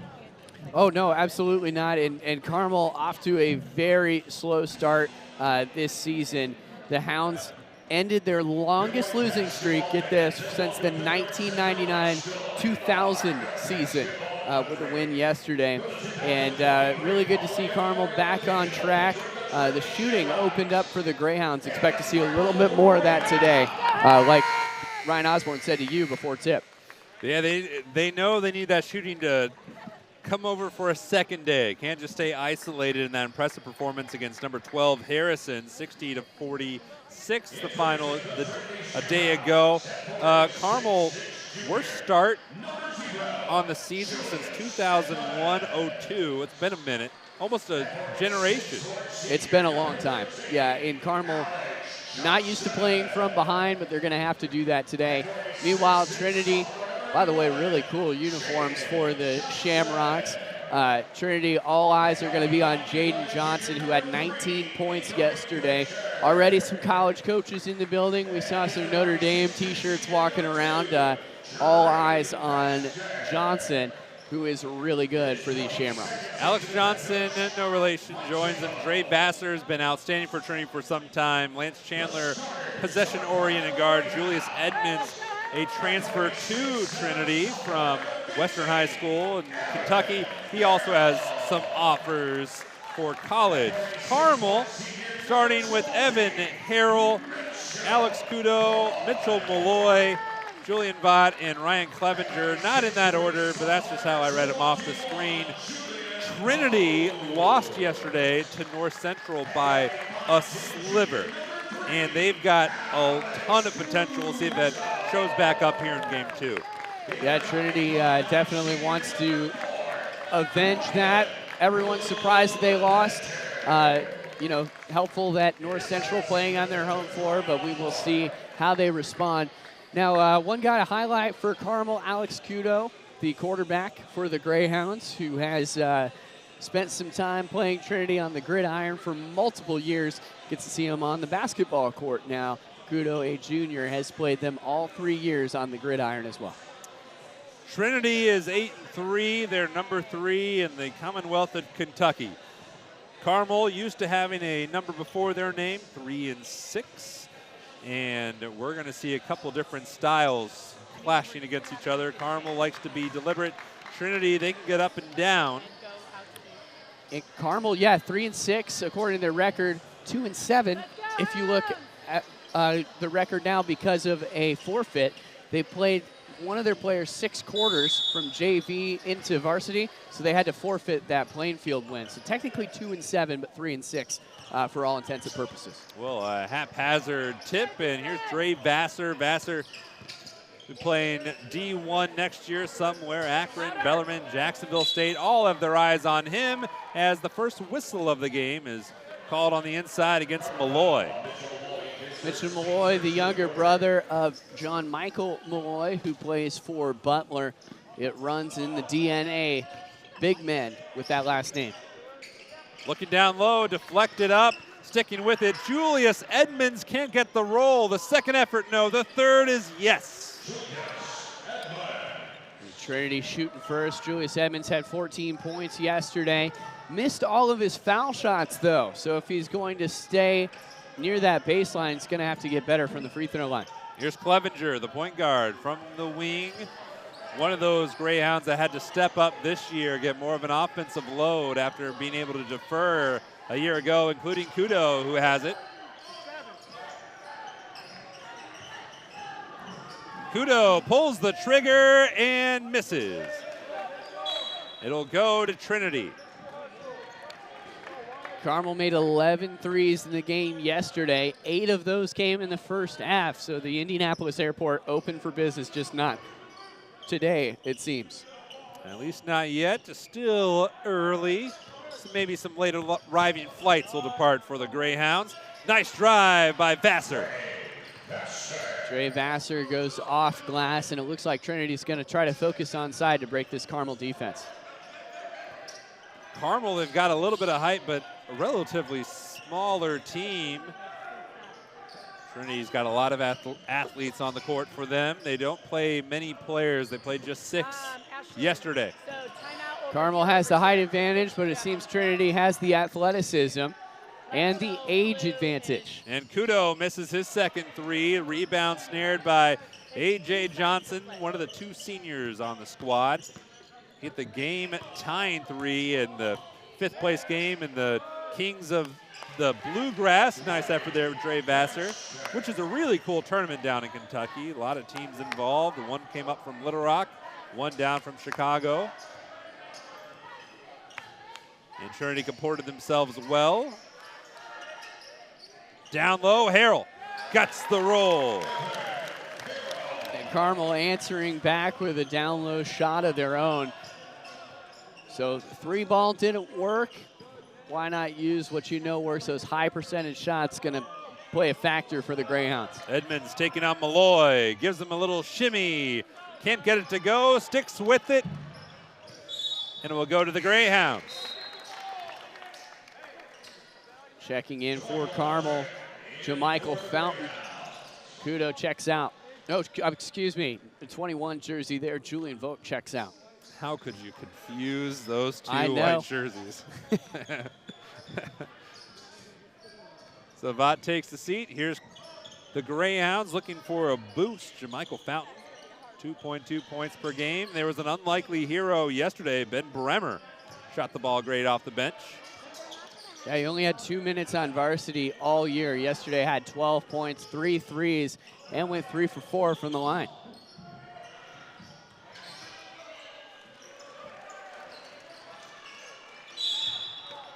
Whistle inside. Gonna have to look out for that. They're gonna get That's Alex Johnson. first one on Trinity. Under 5 minutes to go, and Jonathan, the long-time phrase is if you can speed up Carmel, you'd be the first. A very slow, methodical offense for the Greyhounds. Long time phrase. Mark Twain, I think, said that. Yes, or Greg Rakestraw, either one. One and the same yesterday.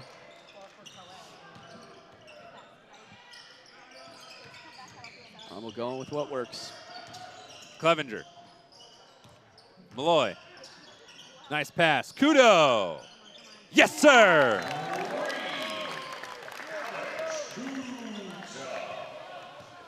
Averages 9.6 per game. One of the leading scorers for the Greyhounds, and he got it going yesterday as well. This is vintage Carmel basketball in the days of Ryan Klein and others. They were a three-point shooting team. Oh, underneath Frazier.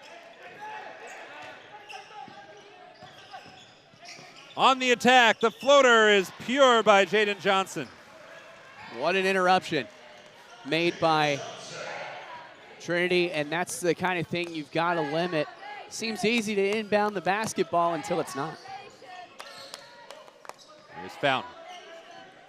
And a run through there on the screen between Frazier and Harrell, and the whistle's going to go against Avery Frazier, the junior for Trinity. Max Winders in for the Greyhounds, a senior forward. Ryan Osborne putting a little more experience in the game. It's within 3. Kudo is looking for Winders. Winders, interesting story. Baseball player for the Greyhounds, cut as a freshman for basketball. Didn't play it again until this year as Fountain misses. Winders finds it. Here's Kudo, wide open. Got it. Back-to-back threes for Kudo. And a tie ball game.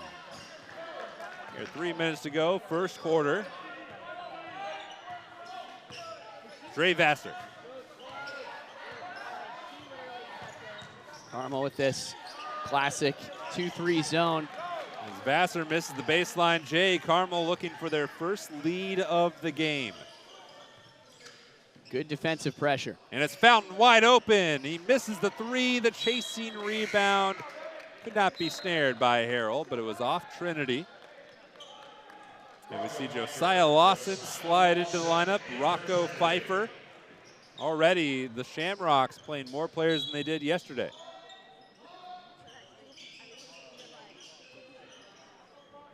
Kudo thought about that one.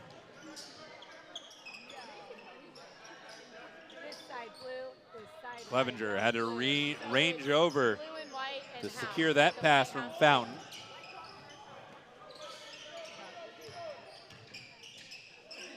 Harrell thought about it. And a little spatter and applaud from the green-clad spectators for Trinity, liking the patience the defense is showing for the Rocks. Here's Winders. 2 minutes to go, first quarter. A three, it's rattled in by Harrell. Such a slow, methodical offense, but when they find the open shot or they find the one they want, that catch and shoot comes really quick. Harrell has 5, Kudo has 6. The Greyhounds have 11 and a 3-point lead. Alex Johnson banging and traveled. Shuffled those Nikes and a turnover. And here comes Thomas Hornick into the game for Trinity. Just one of the hardest workers on the team in the gym. He always stays half hour or so, it seems, almost every time after practice, just to pick the brains of the coaches. Wears 23 in green. Here's Clevenger open. Missed the three off the heel. Fountain floats in. That was blocked by Edmonds. And then a whistle on Jamichael Fountain. A little frustration there, I think, billowed over JD. And Trinity not exactly off to the start that I'm sure they want, especially after keeping it close with North Central for much of the game. This Trinity team wants to play their own ball, but it's hard to do when Carmel controls much of the possession time. And Trinity's been a little up and down last couple of games. They had a huge comeback in their last win against Newport in the Kings of the Bluegrass. Big fourth quarter comeback, and then they blew a very slim fourth quarter lead against North Central yesterday. Muscling around, Edmonds, the right hand is good. Really tough to defend that without fouling. Gotta almost go for a double team or try to force him to head back to the outside, but Carmel defending the post well and holding on to this 1-point lead. And very comfortable to see this game clock trickle down. Have that 1-point lead. Greyhounds looking to catch their stride. I mentioned this earlier.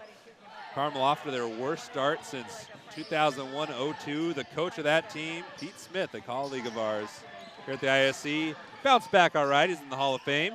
There's a three from the corner by Fountain. No good. Pfeiffer, 2 to work. Down the sideline. It won't count. Did not get it off in time. And Carmel continues the momentum. They lead going into the second, 11-10. McCulling in time.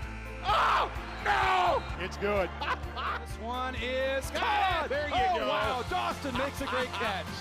Spin, win, 3, bury it for Leland Walker. Tie the game they do with the dunk by Malik Edmonds. What a play. Oh, my goodness. I feel a little momentum starting to fall Lynn's way. Got it in the air. Wrestler! Wrestler! Whoa!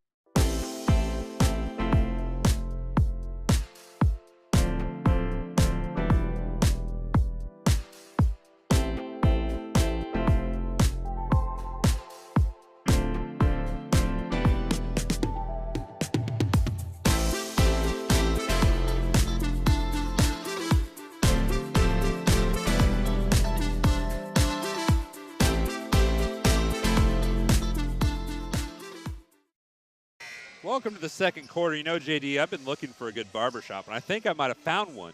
As you probably know by now, Main Street Barbershop is no longer located on Main Street in Carmel. It's just off 116th and Keystone Merchants Plaza. It still doesn't say Main Street Barbershop at the new location. That's okay, because you know it's still the same great haircut and the same at the same affordable rate and the same great people taking care of you, like the pride of Lanesville, Matt Stigler.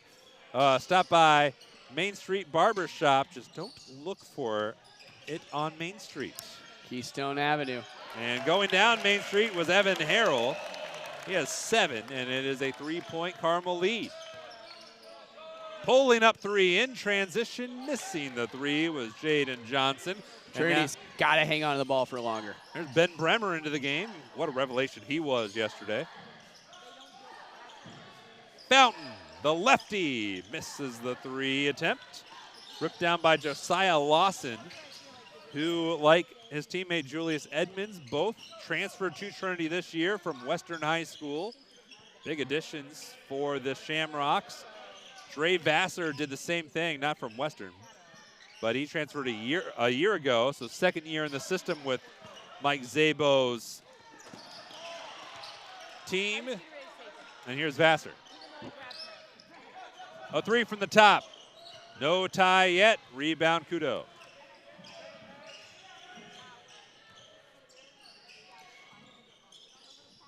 Carmel really good this tournament from the 3-point line. That one left short, though, by Kudo. That one might have been my fault. And there's Bremer. Yes! Carmel usually just a 21% 3-point shooting team, much higher in this tournament, looking for those outside shots. When it's open, they'll take it, and they cash in on that one. Yeah, you look at those numbers before this tournament, and you think, well, Carmel's not a good 3-point shooting team. And that might be being generous, but they're proving everyone wrong so far here at the Paul Logan.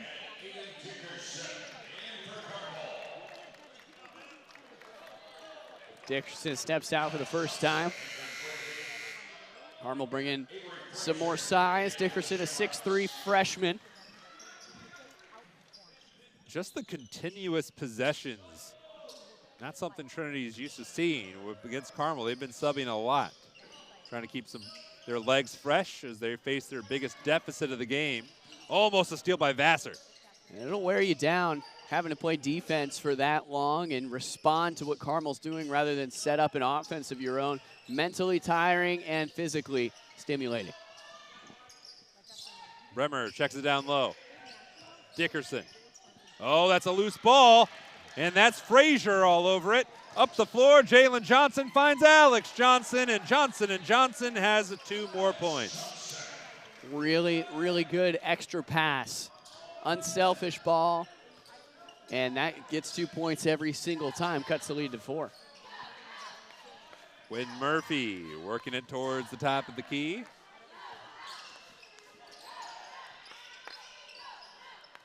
Kudo, 3-ball, corner pocket. Little long. And Avery Frazier does all the little things for Trinity. There's Vassar to the basket.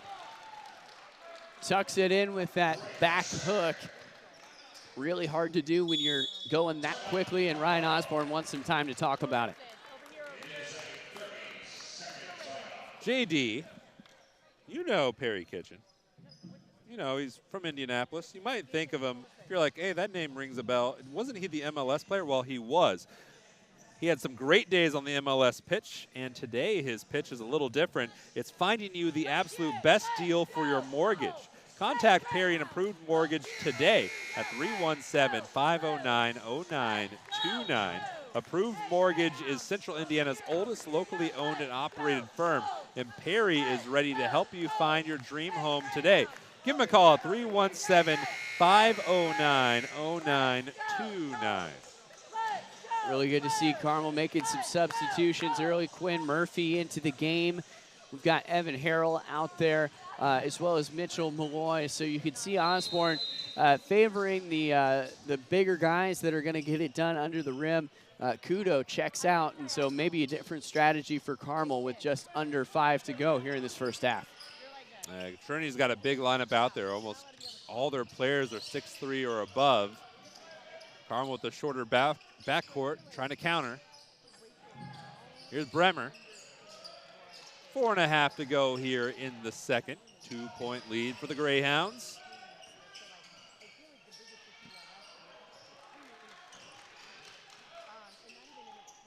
Just looking for that high percentage shot that they like, not trying to force anything. That was almost a turnover, though. Clevenger steps on through. The floater doesn't fall. Can Ryan get there? He cannot, and it's Trinity ball. Great hustle, but a really low-scoring game.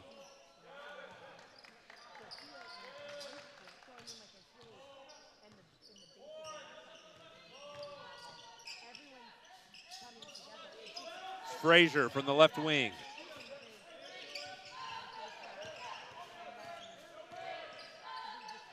Alex Johnson. He's got 2 points so far. Jalen Johnson. A stumble and a travel. And here come the Greyhounds again. Bremer. Lost the ball for a moment. He's in some trouble. Clevenger trying to throw it off a man. It's Jalen Johnson, right-handed. No. Gets his own rebound. Alex Johnson found himself in a tough spot there, and the foul is on Mitchell Malloy. Jalen Johnson kind of reading the Carmel defense, able to get up under the rim and keep the play alive, getting his own offensive rebound, the mark of a really good player that's going to do well at the next level. Harrell and Kudo back in. That's been the offense for the Greyhounds so far. Vassar catch and release, but missed the J. Clevenger the rebound. The panic yelp as that ball was just hovering in the air. Errant pass that time by Malloy. And Trinity will bring it back in. We mentioned earlier that football history between these two teams. They haven't played each of the last 3 years, 8 times since 2013. So that means this is an ancient football rivalry between these two schools. One of the first times that they played, there was a running back that's now in the NFL that was really hard to contain for Carmel, had 4 touchdowns in one game. Can you name that player? Let me think about that for a moment. Here's Alex Johnson, who makes the jumper. Doesn't have to think about much. That jumper shot was so pure. 16-16, running back from Trinity, first time they played, and that One was of the first 2013-ish. Yes, yep. Well, was it a Purdue alum? It was. You're getting closer. Was his name Rondell Moore? You got it. How about that? You got it. That was very cool.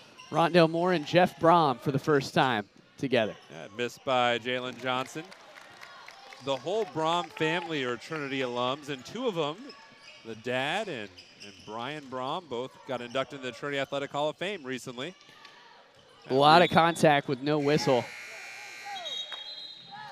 Staying clean there was Jaden Johnson, who got in and almost interrupted the shot. Good defensive pressure, and Carmel couldn't convert, so Trinity trying anything they can do to limit Carmel from beyond the arc.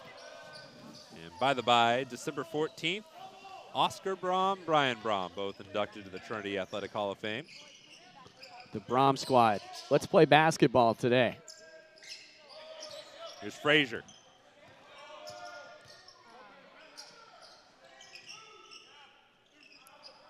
Edmonds trying to back down Dickerson. Goes with the right, draws the foul. Pretty clean game thus far.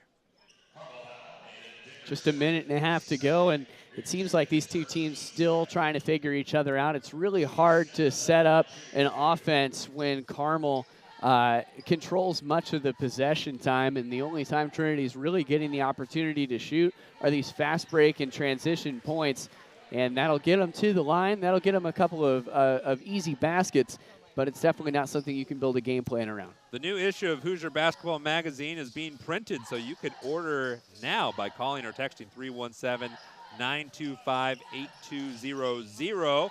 Many of the state's outstanding seniors are pictured on the cover. Looks something to look forward to. Back-to-back free throws by by Vassar, or by Edmonds, rather. Travel. And a whistle. Travel called on Kudo. Trinity ball.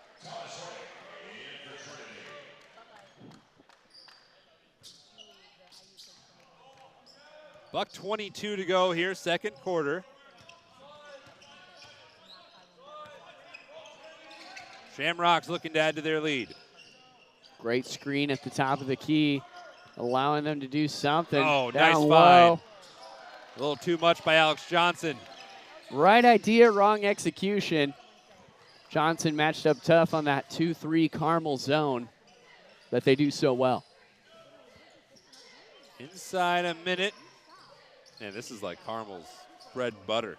How can we take a minute off the clock? And very much in this game, Carmel's been in pretty much every game they've played outside of a couple. Oh, there's a crucial travel slide of the pivot foot by Aiden Dickerson. It gives Carmel one of the best defenses in the state. They don't allow a lot of points either when they hold on to the ball for as long as they do. They gave Kokomo everything the Wildcats could have wanted. Back on the 16th. 3 straight ranked teams. If you include Trinity, that's 4. Tough schedule, toughest schedule in the state by the Carmel Greyhounds. Well, the old adage is got to play the best to be the best. You'd rather play them now in December. Here's Clevenger in transition up the floor. Bremer blocked by Alex Johnson. And it's Trinity ball with 8 seconds to go. That's a big man play. A lot of speed, a lot of height. No foul called, so it stands. Here's Frazier. 3 seconds, steps on through, floats it up, the rebound, put back. It does not go. So it is a 2-point ball game going to the half. Trinity leads 18-16 and a nice football score. That's what I was just going to say. Yeah, very low scoring first half. We'll see how it shakes out in the final 16. We'll take a breather, be back in a bit. You're watching the ISC Sports Network. Ball here. Harris scores. With 19 seconds left. Fake players, big boy. I'm telling you right now, that's awesome. I love it. That's the finish. You get a layup, take it, and an and one.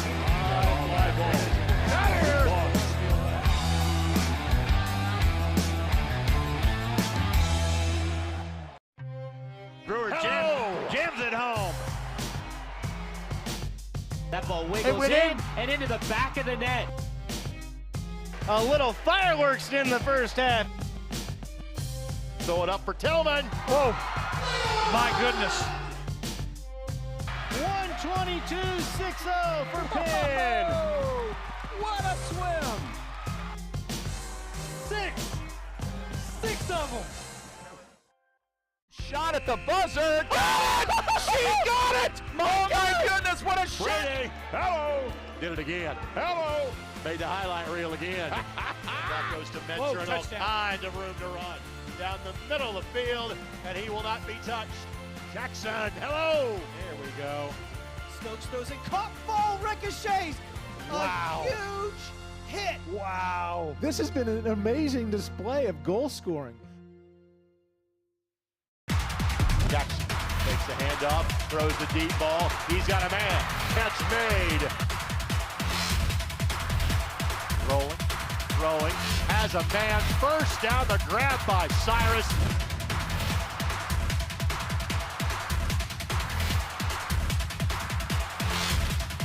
Billingsley keeps. Billingsley spins away from the tackle. Still going. Touchdown, Snyder.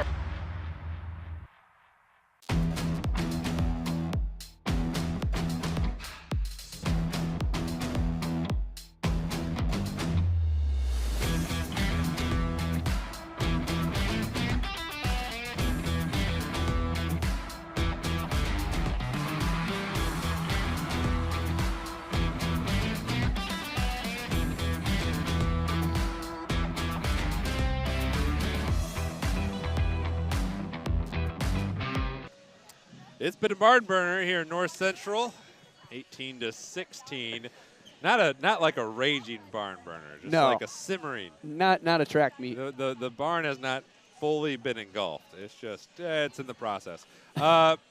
Carmel's deliberate pace, Trinity's been able to handle it well. They have the 2-point lead, but Carmel very much in this game.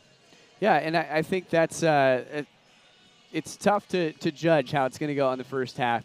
Carmel always limits points, and it takes 2 or 3 quarters to kind of figure out how to break that, how to make those steals, how to make those interruptions. So I am expecting a lot more offense out of Trinity in the third and fourth quarter if they want to be successful.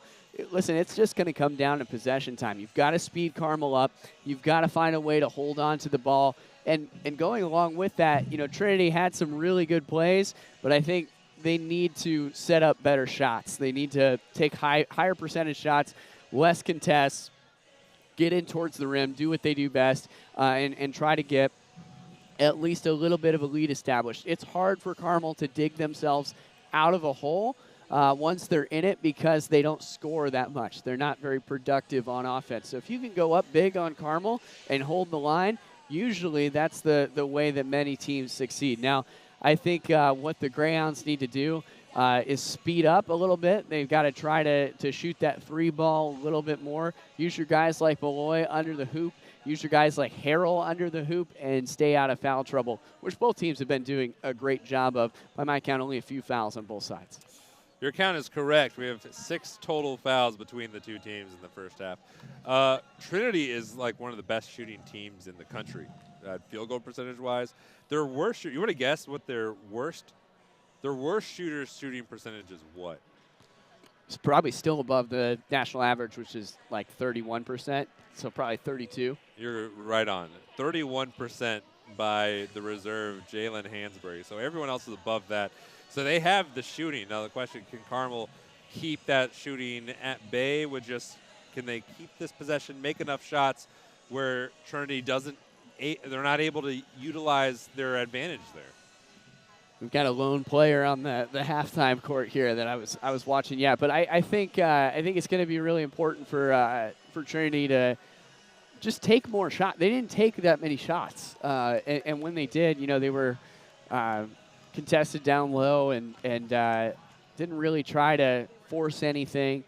That long 2 jumper, I think, is one of the most underrated shots in the game of basketball. Shoot it from the free throw line. Shoot it from 15 feet, 10, 15 feet out. That's where defenses find a really tough time to set up. If you've got a wide open shot, why not try to drive in as well? Trinity, I think, needs to be putting up more shots to be getting more points, because this is a football score that we see, 18-16. If you just said, oh, it's 18-16 and a half, Trinity versus Carmel, I think the last thing on your mind would be the hardwood. It is the first thing on my mind right now, though. I believe it. I can see it. Trinity is now sauntered back onto the court. You see them down low. Today this is not just a standalone game, though, JD. What else do we have going on this afternoon? We've got 2 Evansville teams coming your way, so our Southern Indiana fans will like that. Pike and Evansville Harrison meet on the floor. Head coach Jeff Teague in his first year with Pike, obviously a Pike alumnus, as well as an NBA superstar. Jeff Teague back with the Red Devils. Really cool to see. Pike trying to shake off a loss yesterday. Now on the other side, Evansville Rights and North Central. It'll be a home game for the Panthers. North Central had a great home game with the girls yesterday, and the faithful came out here to 86th Street, so it would be really awesome to see this gym pack up for that one. That comes your way at 1:30 and 3:15. Talking about what else we got going on the ISC Sports Network. We've got the Clinton County Tournament. We've got the Hall of Fame Classic. Hall of Fame right now, Columbia City leading Indian Creek 56-42. In the Clinton County Tournament, it's Tipton ahead by 8 over Western 28-20. A lot of basketball, rainy day outside, perfect day to just sit back, kick your feet up, grab some popcorn, and watch ISC. What was the score in that Indian Creek game? 56-42. It's not the first half, is it? Oh, no. A little bit different. Columbia City girls program is excellent. They're the only team in the state to have beaten HSE. We had that game yesterday, and HSE almost had a running clock. Here's a live look in thanks to our director, Vince Morales. Jordan Shue, Greg Rakestraw over there to bring you that call. Jordan Shue directing this game. 59-49, you saw Columbia City ahead by 10. That's a team that really likes to shoot the three ball. And a lot more offense than we see here in this one. So far. We'll be back for more. We'll take a minute pause and return for the second half between Carmel and Trinity.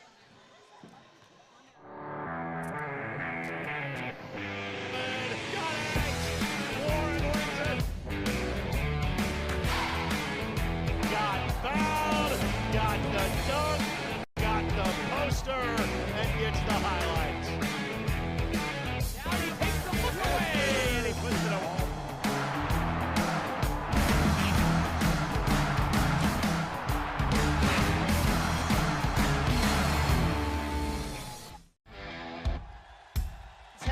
Leaps ahead, still on his feet. Stevens lunges. Are you kidding me?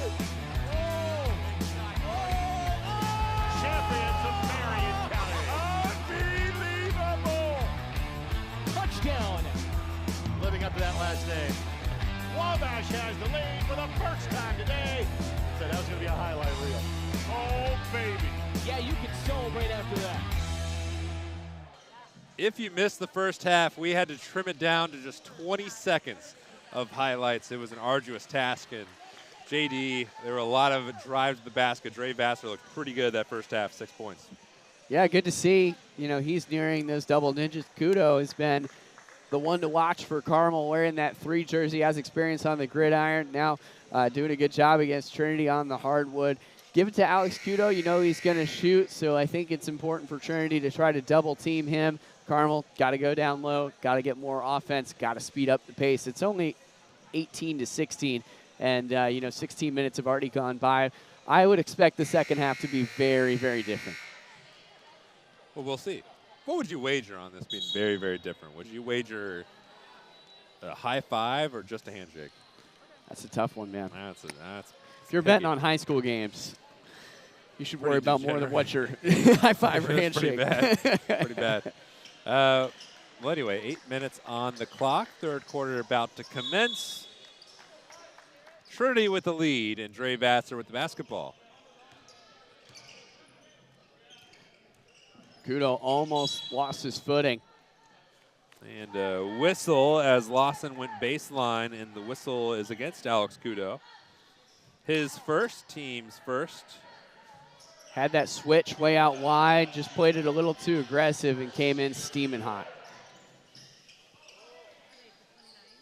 Here's Lawson. They love him. He was described as just a downright dog, especially on the defensive end. Powering it up, Jalen Johnson couldn't get it to go. And the amount of depth that Trinity has, if one guy's not getting it done, they have no problem swapping them out. They can make the bench deep. They can make it shallow. Very adaptable, these Shamrocks. 40 seconds in, still no scores. Harrell's pass was altered. And that one will go for Julian Voigt. If that isn't just the story of the game, able to get it on a second chance ball, roll it around. Julian Vaught able to get that one. And a fall away by Dre Vassar. He has 8. Back to that 2-point margin. Vassar leading all scores. Oh, that just squeaked through the 5-hole of Malloy.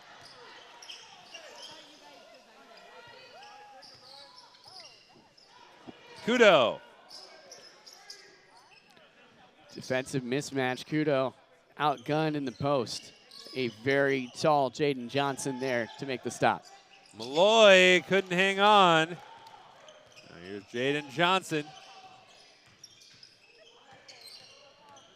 Vassar scoops it under and in. How about that by Dre Vassar? So slick. He has 10. Vassar scored the last 4 for Trinity. Feels like a big possession here for Carmel still early in the third. Down 6. Good luck from Clevenger to Vaught. Vaught left alone in that coffin corner, trying to switch it up. Almost had his space on the baseline as well. Here he is from the corner. Does not go down. Whoa! And Malloy takes a tumble. 2 players slow to get up. Jaden Johnson shrugs off the defender, misses, and now the clock will Malloy stop. is still down. It's a tough call when you're an official on when you want stop the clock there. They'll say after the bucket. 22-18, and Malloy down hard. 5:30 to go here in the third, and that's one of those dangerous plays that you see where guy gets undercut, comes down right in the small of his back, and we will take a breather at the moment. Check back in on Mitchell on the other side.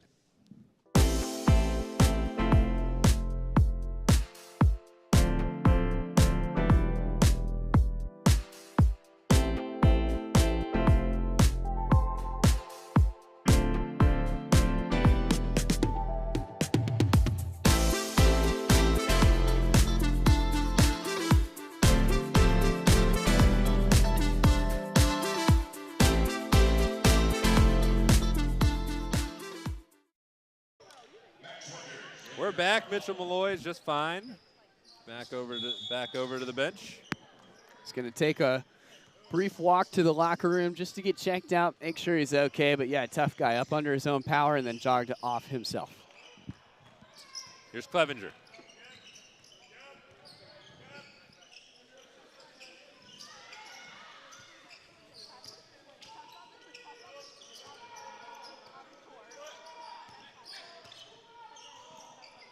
Vaught thought about the 3, now looking for help.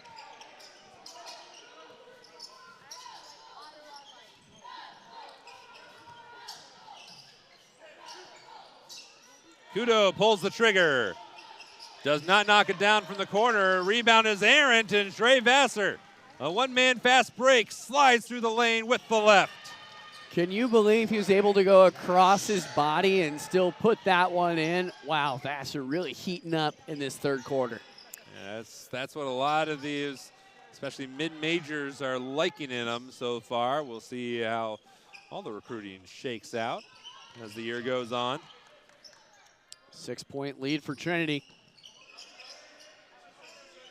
This is the kind of hole we talked about at halftime that Carmel has to dig themselves out of, but their slow tempo offense makes it a very, very slow burn. It's a deliberate pace, and that ball was deflected. It will stay with Carmel as it goes off of Alex Johnson. Ben Brenner checking in for the Greyhounds. Julian Vaught is out. Not a lot of fouls in this game. Just knockdown, drag out defensive basketball. Bremer forgot to actually check in. So it's all fixed now. Someone forgot a jersey last game. You never know with these tournaments. You know, you're dealing with high schoolers, right? You see college games where sometimes they forget to check in too. Kudo, the runner, does not stay down and is bobbled up to Edmonds. Here's Jaden Johnson, the right-hander. Yes, and Trinity's on a run now. And their last 6 have come in fast break style. If that's going to work for Trinity, then hey, power to them. You just think they'd like to start up their offense with something that they want to set up, but instead just reacting. Ryan Osborne taking that time out, needed to talk things over, and now, smooth transition there, JD. Now more than 30 years, the Indy Card Exchange has been your trusted source for buying and selling trading cards of all kinds. I mean all kinds. Any kind. All of them. They are refining the game of professional grading with consultation services to save you time and money. Go to IndyCardExchange.com for more information and see how you, JD, can make money off your collection of Pokemon cards. I got a sweet Jonathan Taylor signed jersey from the Indy Card Exchange. Really good guys. Really neat. Those yeah. Cards. Yeah. No, it's all memorabilia as well. So, yeah, definitely check them out. Indy Card Exchange in Indianapolis. Got a JT jersey. You probably get a JT concert poster. different JTs. You can figure it out. Here's Clevenger wrapping off a couple screens.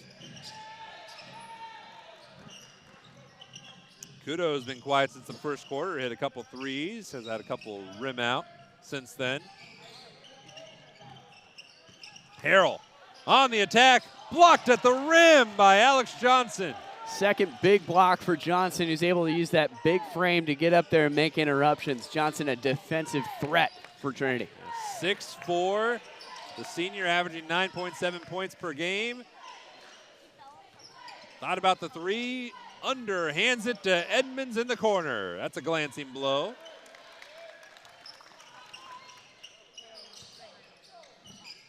Carmel nearly shut out of this third quarter at the moment, just 2 points.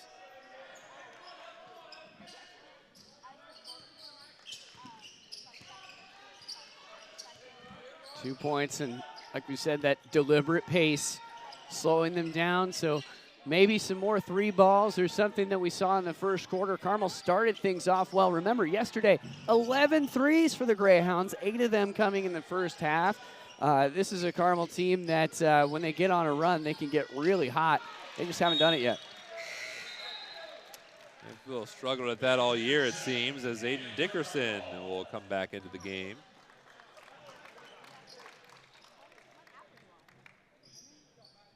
And Ryan Osborne, he's won a lot of games and has got some hardware. A couple nets have been cut down because of this pace. Clevenger floats it up, no good, and then will roll out of bounds, stay with the Greyhounds. By the way, for our Louisville fans tuning in, checking it out, there's Peter Suter, who is with Carmel, was on freshman starter on the state championship team. He's been playing pretty well for Bellarmine. Very also cool. In the city of Louisville. Pistol Pete did an awesome job for the Greyhounds. And yeah, that made up their offense, him and Sam Orm. And you mentioned Ryan Osborne. He was an assistant coach on Carmel's three-peat state championship run as well under head coach Scott Heddy, who's now at Marion. And it was the same thing. Slow tempo offense, slow, methodical, deliberate, and it got the job done. 8-point game.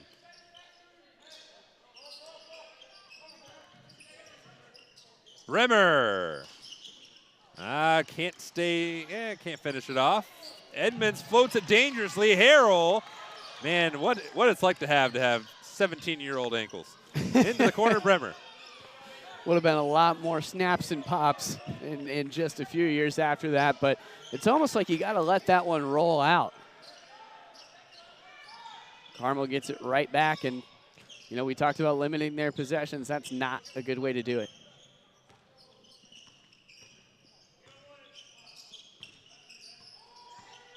Dickerson, pestered by Johnson, who's got a couple key blocks in this game. Harrell's been on the receiving end of one. Kudo.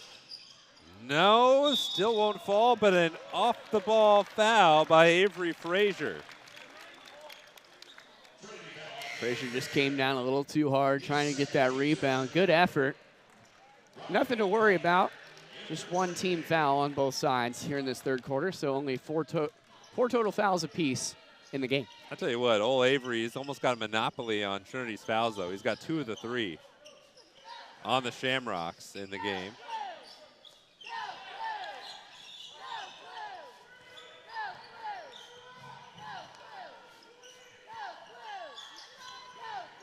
.36 seconds to go here in the third.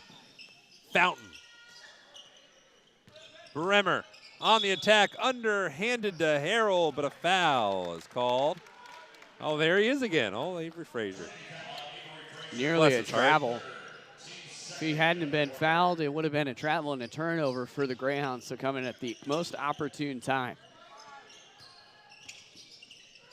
Kudo.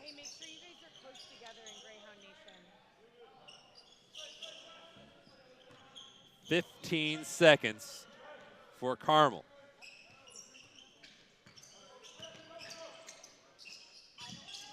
Dickerson with 5. Harrell in the corner, but he traveled, and it's an empty possession at the end of the third quarter for Carmel. And now Trinity has just under 4 seconds to make it a double-digit lead, and the foul's given by Fountain with 2.7. 8 points for Trinity this quarter, just 2 points for the Greyhounds. Stagnating offense on both sides. And Carmel's got a lot of fouls to give here. Edmonds gets it off in time, but is short-armed. And at the end of 3, still football score, 26-18, going to the 4th between the Shamrocks and the Greyhounds. Hope you took the under. McCulling in time. Oh, no! It's good. This one is caught. There you oh, go. Wow, Dawson makes a great catch. Spin, win, 3, bury it for Leland Walker. Tie the game they do with the dunk by Malik Edmonds. What a play. Oh, my goodness. I feel a little momentum starting to fall Ellen's way. Wrestler! Wrestler! Whoa! Ball here. Harris scores.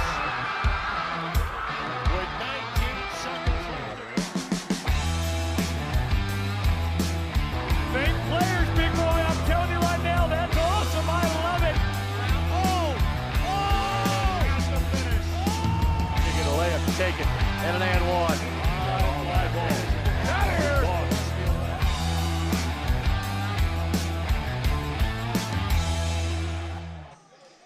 Well, JD, guess where we're at? The 4th quarter. That means we've almost played 2 games today, which means you're about halfway done. Living on a prayer. And so are the Greyhounds. They got to get something going. I think the the Carmel offense has this really good out route with Alex Scudo. He's able to get open. He's able to get off the ball. But those shots only come every 30 to 45 seconds of game time. And, let's say he makes 2 out of 5 of them. That's awesome. That's still only 6 points, and that's not going to dig you out of this hole. Carmel's pace of play, which we've talked about a lot. All broadcasters talk about it a lot with Carmel.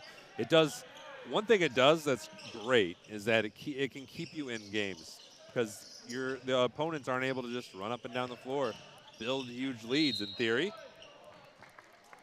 Fouls on the floor. I think that's on A.J. Johnson. Shot does not count. Man, if this was the NBA, that would have counted like 2 times. It'd be like, we'll count that one and then a bonus one, and then you can get free throws. Only if there's a 23 on your jersey. And of a certain hue of forum blue and gold. 7.5 to go. Carmel setting up the 3. Good to see somebody take it. That's not just Kudo. And it's Bremer who knocks it down. Makes it just a 5-point game. Alex Kudo says, let's go, guys. And the Greyhounds bear down on defense. Trinity more than capable offensively, though. Here's Edmonds. He's been a handful all game. Pounding down on Dickerson and gets it off the glass. Another possession that was only about 5 seconds of game time for Trinity. Really got to mix it around and hold on to the ball longer than that. Bremer got it again. He hit that one from Carmel. The last 2 threes from Carmel coming from the 13 jersey. They found their answer.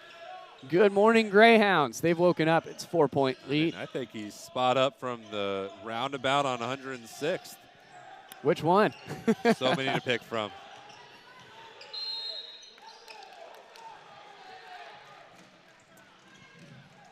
That foul goes against Aiden Dickerson, his second, who's got a tall task right now trying to contain Julius Edmonds. And Max Winders is about to go back in. And we have a timeout, which gives us a moment to talk about Chris Shields. You know Chris, he's one of Indiana's top officials and is responsible for assignments of officials for many major events, including the Paul Loggan Memorial Classic. Want to become an IHSA official? We need you. Not because of lack of quality, just we need more quantity of officials, and you could be one of them. All you have to do is scan that QR code you see there at the bottom of your screen, and you can find out just how easy and rewarding it can be to be one of the officials. Plus, your first year license is free. So that's Shields Assigning Services. You just scan that. JD's doing it right now. He cannot stop himself. He scanned it every broadcast he's had so far. That's and right. you can join him. It's a good job to have. It keeps you in the game. You do get paid for it, and your first year, like you mentioned, is free to get started being one of the striped guys, and it sure makes you appreciate the game of basketball a little more, being an official down there and making calls. 28-24, three-point marksmanship from Ben Bremer, now the leading scorer for Carmel. It's crazy when you look at the Carmel scouting report. You see Kudo, Clevenger, Harrell. Bremer wasn't even on it before yesterday. No, and he's done a great job this tournament. We mentioned this at the top of the broadcast, but Bremer scored, I think, 12 points yesterday. That's pretty remarkable for the Greyhounds, who have such a slow-paced offense. This is one of their slowest games of the season. Carmel averaging 46 points per game. They give up 52.1. Trinity, 69 points per game. They're not going to hit that, you would think. They average giving up 52.6. A little fun fact about Trinity. They have won 2 state championships since 2012, and those are also the last 2 state championships the city of Louisville has won in almost the last 13 years. It's all been spread out around the state of Kentucky. But Trinity think they've got a state championship caliber team this year, and they got the lead, and they get a whistle against Winders or against Bremer. First against Bremer. And you keep going. Jonathan, I've got to switch over our game at the Hall of Fame Classic. Game 1 over Game 2 on the way in just a moment. There's an errant pass that finds Shaden Johnson. Checks it down to Edmonds. Nice cut inside. The shot is laid in gracefully off the glass. Julius Edmonds has 10. So the 1-2 punch of Dre Vassar and Edmonds. That's 22 of Trinity's 30 points. Alex Johnson, the steal. Here's Vassar, who had 6 of his 12 a quarter ago. Edmonds. The pivot towards the baseline. The right hand, no, and then over the back on Alex Johnson. Johnson got to limit those. Now within 6. The Greyhounds facing this tough defense, and Trinity trying to make some interruptions. Just 2 fouls on Trinity here in the fourth quarter. Just a 6-point lead for the Rocks. And a steal inside Johnson. Johnny on the spot was Alex Johnson. Timeout taken, Ryan Osborne. Carmel now down 8, 5:21 to go. We'll take a quick breather. Greyhounds got a lot to chase here.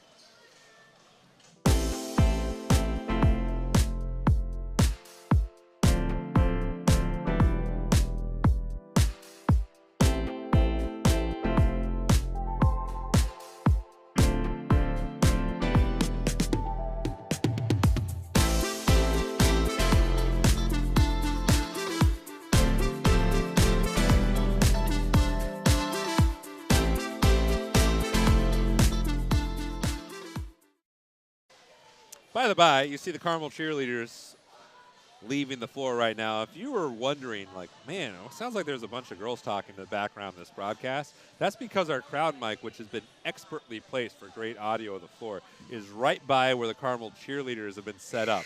So if you were wondering that the whole time, that's what it is. So are we. Yeah, that's a lot of Carmel fans in the building. Travel pretty well. Surprisingly, a lot of green. I mean, Louisville is not a close drive to North Central. Carmel, just about 10 minutes up the road. Head down Keystone and get off at 86th Street. You don't even need a Google Maps. No. You got J.D. Ireland. They got road signs for that. It's easy. But yeah, if you're like, I wonder what the cheerlead coach talks about during the game, you just got to listen really intently. Here's Carmel trying to make some hay. Bremer's been the whole offense of late, but he turns it over. Jaden Johnson just plucked it up off the floor. He throws it errantly, and Alex Johnson recovers. And a good recovery, but Carmel had every opportunity to make a steal there and try to, snuff out the momentum. And a foul on Clevenger. Got him for the reach. His first.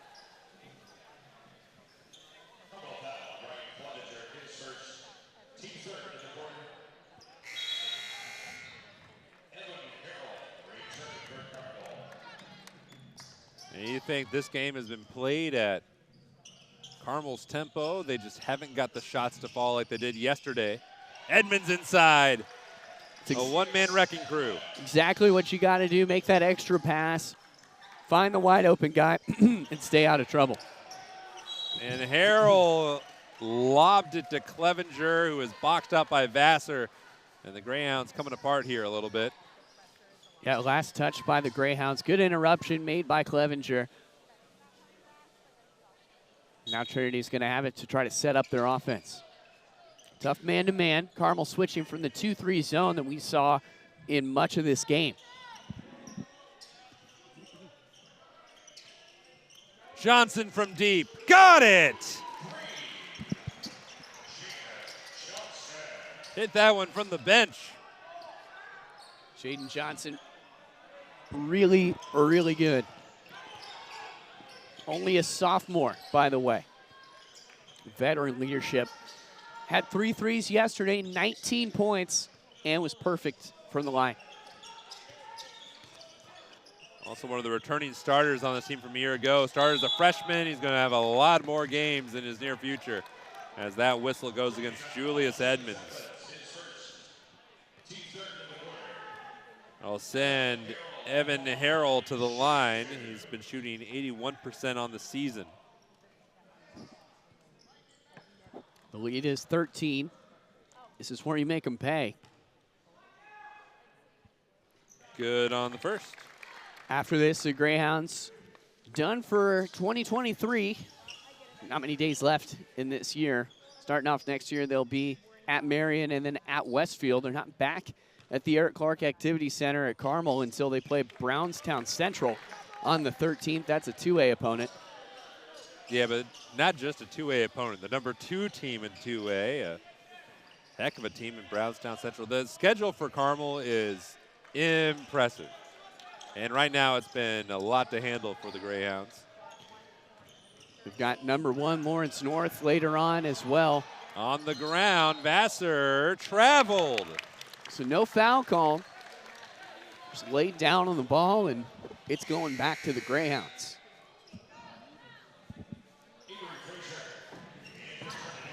We beat this horse a lot about the slow pace, but when you really got to turn on the gasoline with just 3:40 to go, you have to have a go-to shot. You have to have a go-to guy that can go under the rim and get you easy points. That's what Carmel's trying to do now, but it's hard to activate that without starting it off in the first and second quarter. And you have great defense like Julius Edmonds just a few moments ago.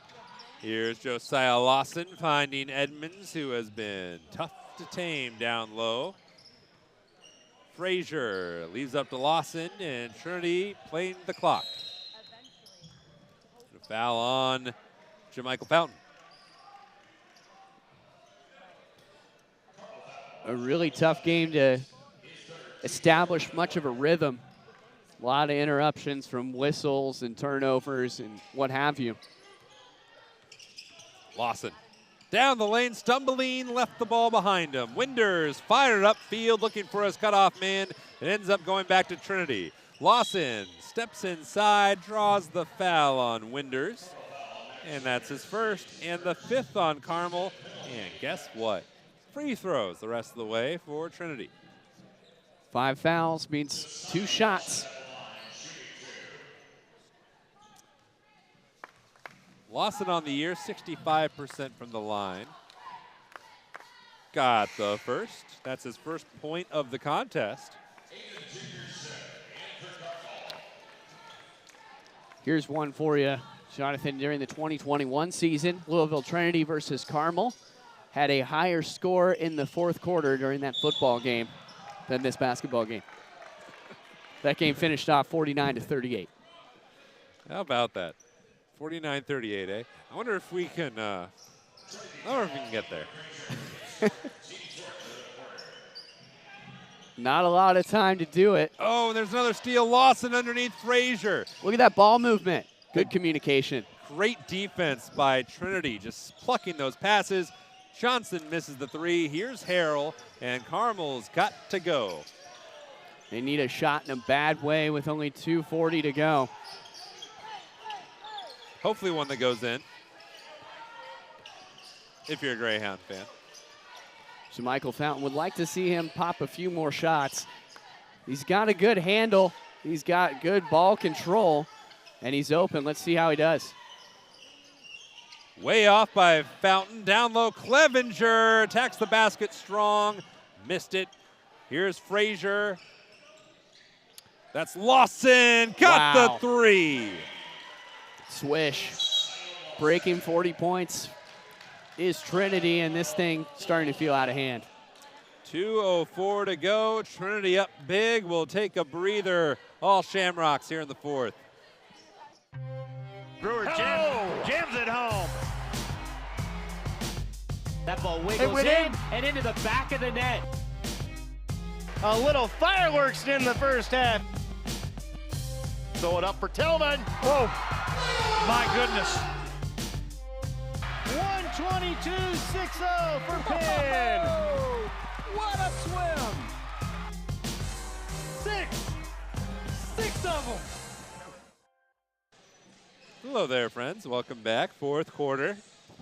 Carmel has scored 11 in the first, 5 in the second, 2 in the third, and as I do my arithmetic, 8 points in the fourth, and that's not going to cut it because Trinity has put on the afterburners here in this fourth quarter, and they've stretched that lead. And they're played 3 Indiana schools this year. They just lost to North Central. They are beating Carmel. They've got Cathedral coming up. Trinity team that is well-traveled. You mentioned one of the best teams in the state of Kentucky, and that's got to help them playing, different styles of basketball all across the Midwest. Coming up big for them, end of January in just about 5 games' time. They will play their much beloved, and by beloved I mean hated foe, St. Xavier, at Bellarmine University in Louisville. Those two, it's the type of rivalry where you almost enjoy hating the opponent more than loving your own team. It's just a wonderful game of sheer hatred. As Kudo makes the basket. The shot. Blah, the shot. And you know what? The That's one of the best two-pointer. things about Midwestern sports is the rivalries and the fact that we've got two teams playing really hard. It's 12:49 now, but they started off before noon playing really hard during winter break. It's just really important. It just means more. There's Clevenger racing up the floor. Kudo got to get it, and he leaves it short. Harrell underneath, blocked and fouled by Edmonds, who mildly disagreed with the whistle, but that's the 5th team foul on Trinity. And Edmonds got his hand up there, knocked it out. It looked clean, but he might have caught a little bit of Harrell's hand. Just a couple cuticles. Hands up on defense. You can hear a pin drop in this gymnasium when Carmel shoots. Timeout taken by Mike Szabo. I think what's interesting, we just mentioned that Trinity-St. X rivalry. Carmel, it's almost every game of theirs, more or less. Someone wants to beat them, and when Carmel's down, then it's even expounded because they're just like, all right, this is our opportunity to really rub it in. Everybody plays their best against the best. I think, Carmel has had a down year this year. It's tough. It's tough to be the Greyhounds at times with, those rivalries that you ask anybody, who's your rival? Well, it's Carmel. Then if you ask Carmel, who's your rival, they don't really have much of an answer. Used to wear T-shirts that said Carmel versus everybody. Those T-shirts ended up getting too many boos as the starting lineup would take the floor, and so they had to do away with those. Yeah, they don't actually play everybody. No. They normally play one team at a time. So Pretty standard. We just want to have, be accurate here on the ISC Sports Network. we got a lot of action going on around the area. Yeah, game 2, the Hall of Fame is moments away. It's the third quarter. It's the fourth quarter now in the Clinton County tournament.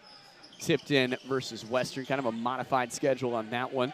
61-45, Tipton pulling away. Tipton's got a heck of a team, by the way. They're really loaded for bear, those Blue Devils. Well, now they're heading to the championship game with a win in this one. Vassar, A little bit you can't fault the effort. Took the contact from Fountain, just heaved it. He's going to the line. 11-point lead for these Shamrocks. Trinity has the Sugar Bowl Classic coming up, beginning of the new year. Not the bowl game, but a basketball contest. Opponent not yet decided. Carmel in the new year goes up to Marion to take on the Giants. Bill Green Arena, one Great of the venue. cathedrals of basketball in Indiana. I got to do a game up there ways back, a couple years ago, but that was such a cool experience. I got Zach Roberts is there a lot. Down underneath, no good by Fountain, and it will go to Trinity with 52.5 seconds remaining. Yeah, But the Purple Rain teams of Marion, one of the great teams ever. And the Blackmans had a run there. Marion rebuilding right now. It'll be a good contest for those two. Take a rest for the Greyhounds. Get a few days off, about a week off. Try to reset some things and take what to learn from this tournament. If they're going to take away anything from today's contest, it's that slow tempo offense works sometimes. It works, but you have to have a plan B. It works great when it works. It just, sometimes you have to have that out route. Sometimes you've got to have that check down, if you will, the very safe play. And you need a guy that you can rely on other than Kudo from the outside. It's flashy. It's really cool to see him make those big threes, but you can't say, hey, every time, Stephen Curry, you can't throw it outside every single time. Clevenger swatted away by Edmonds. By the way, outstanding job on the football references. You have weaved those in. Thank you. So seamlessly. So it's a football game played on the basket. This is much like Auburn versus Alabama basketball, or Auburn and Kentucky. I had to fix the tire there. What was that score in that game? 49-38 in 2021. Well, I don't know if we're going to catch it. And Trinity has passed their score from 2023 season. They scored 41 points to Carmel's 14. That was a much better game for the team from Louisville instead of the team from Indy. There's a three on the way, and good by Fountain. And Fountain, that's somebody that I really wanted to see shoot. Found a wide open lane and eventually put it in. Carmel needs a more direct route and a better play on offense to try to cut to the basket. Our next games, you'll be sliding over and using my mic, which would be great. But what are you looking forward to in the next ones coming up? Yeah, Pike, Evansville, Harrison, Wrights, and North Central. In the Pike game, we're going to see two teams in Pike and Harrison that lost yesterday looking for redemption. Pike is a young team with a young coach, Jeff Teague, looking to prove himself. I'm really excited to see what he draws up, and it's always fun to watch, mixed schools go at it. As far as Wrights and North Central, one of the most electrifying players in the state, wears 13 for North Central. His name is Poppy Rivera. And he can shoot from the parking lot, and so if he does. If he can wake up and shoot, that's coming your way at 3:15. I'm really excited to see the 13th jersey on his home floor. Poppy Rivera is an electrifying player. Poppy also has one of the more fun names to say absolutely. the state of Indiana. Cool hairstyle. Corey Badunga, Poppy Rivera. I'm sure there's others. It's up there. Yeah, he's easily recognizable. That's a North Central team that looking for recognition in the MIC. Of course, the MIC down to 6 schools. Carmel, Center Grove leaving recently. Yeah, their gaps are still up there on the wall. Foul by Clevenger. 25 seconds to go, 11-point lead. He's got a couple more to give.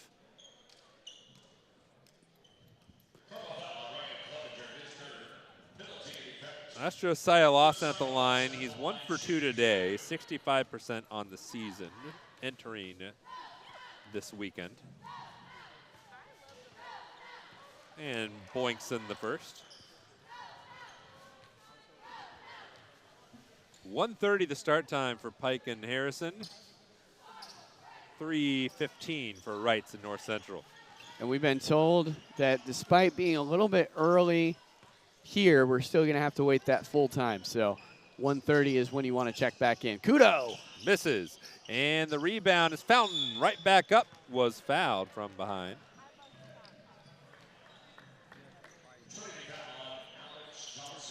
Johnson, his fourth. Can't take him with you, so he's using him up.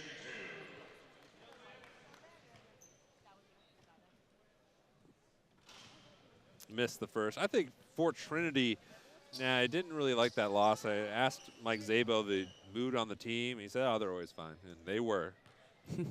They're bounced back quite well. They do a good job, and, you know, it's a long bus ride home.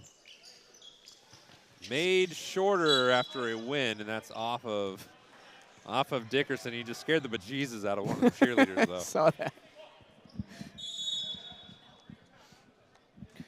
And timeout on the floor. You can't take them with you. So why not use them? 14.1 to go. We'll take it to. How about that? 14 1/10 left. Trinity leads big. Shot at the buzzer. Got it! She got it! Oh my goodness, what a shot! Hello. Did it again. Hello. Made the highlight reel again. That goes to Mentor and all kinds of room to run. Down the middle of the field, and he will not be touched. Jackson, hello! There we go. Stokes throws it, caught, ball ricochets. Wow. A huge hit. Wow. This has been an amazing display of goal scoring. Hey there, folks. Number 3 Trinity looking like it. We've got a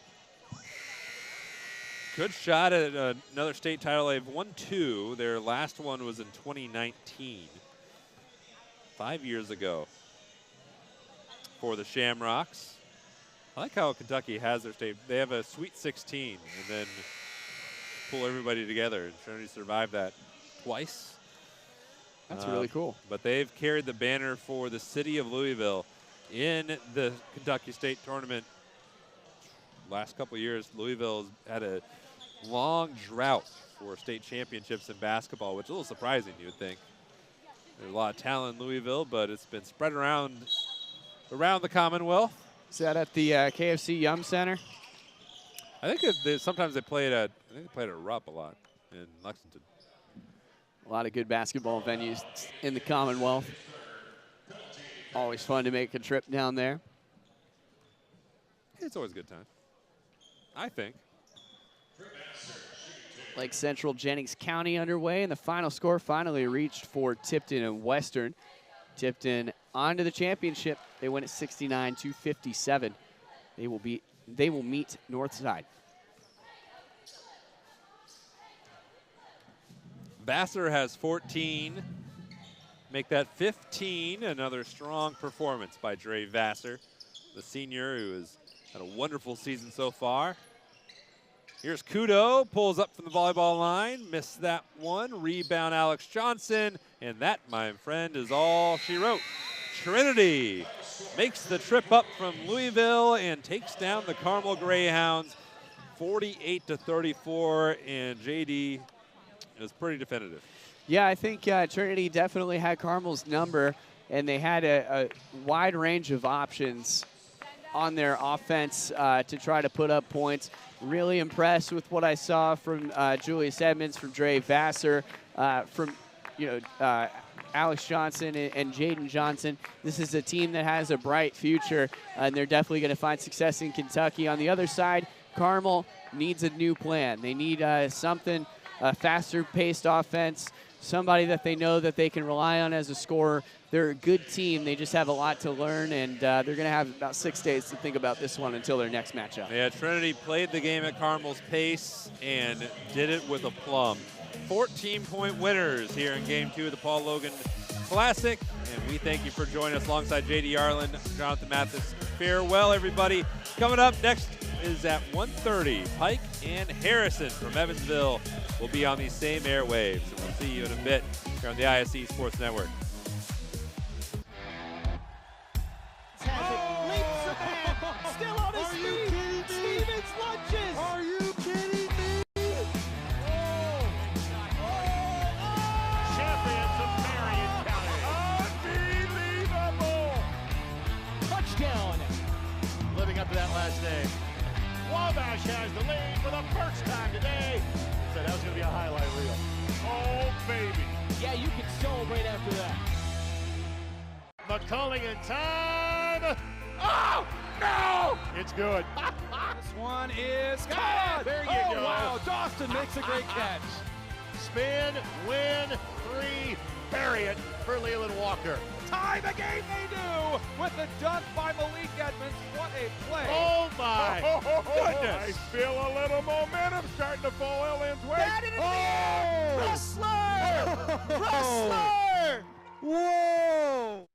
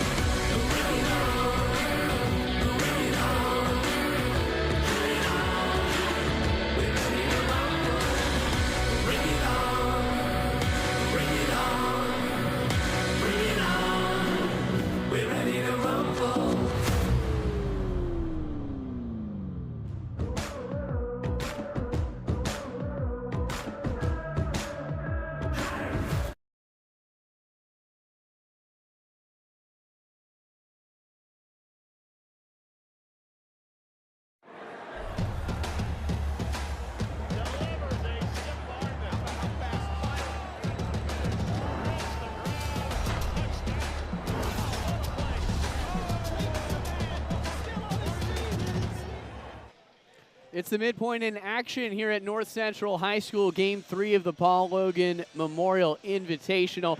I'm J.D. Arlen alongside Bobby Masella for today's contest. Evansville Harrison taking on Jeff Teague and the Pike Red Devils. And Coach, a really good one for this third game. Two teams looking for redemption after yesterday.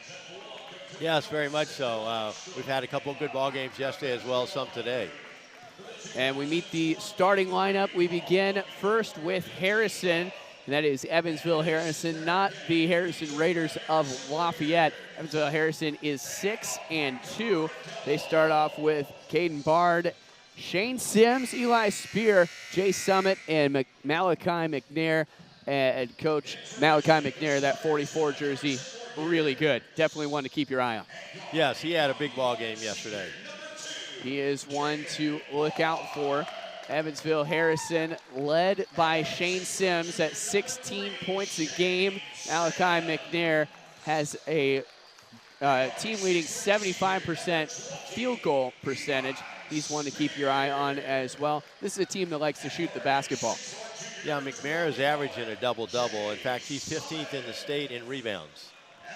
And that's definitely good to keep every play alive. You see him check into the game right now, that 44 jersey, as he looks at the scorer's table. Now turn your attention to the home team for today's contest, the team that's physically closer to North Central as well. That's the Pike Red Devils. Damon Howard, Michael Irving, Coriel Spates, Dejon Hall, and Titus Hunter II, all led by head coach and alumnus Jeff Teague, who spent some time in the NBA as well. I know Coach Jeff Teague is one of those legendary names around here, written in the record books and the hallowed halls of Pike High School. Yeah, I think his brother Marcus is with him as well, and is fortunate enough or unfortunate to be able to coach against the Teague brothers in high school when they were at Pike when I was at Lawrence North, and those kids could really play. It sounds like it. The teams out on the floor have only met one time in the history of the two programs. That was in March 22nd of 2003. It was a semi-state game. Jeff Teague was a freshman. Yeah, a couple things we need to look at today. A short memory. Both teams lost by about the identical score yesterday. Pace of play, Harrison averages about 75 points a game, whereas Pike's only 54. And depth. You know, you look for bench production on when you play the second of back-to-backs. Tip is up. It's going to the Red Devils. And we are underway with game number 3. This is Pike's swan song of 2023. They'll play Evansville Mater Dei next. No, excuse me, they play Noblesville next. This is also Harrison's last game in 2023. Next up is Mater Dei for them. So that one doesn't go. Down the other end. Here come the Warriors, double teamed under the basket. Tough, spinning in. Malachi McNair. McNair has really good footwork, and he goes he can finish on either side. And they tried to trap him, but it just didn't seem to matter as McNair finishes that one. Shot goes off from Coriel Spates. It's off center, and that'll be a turnover.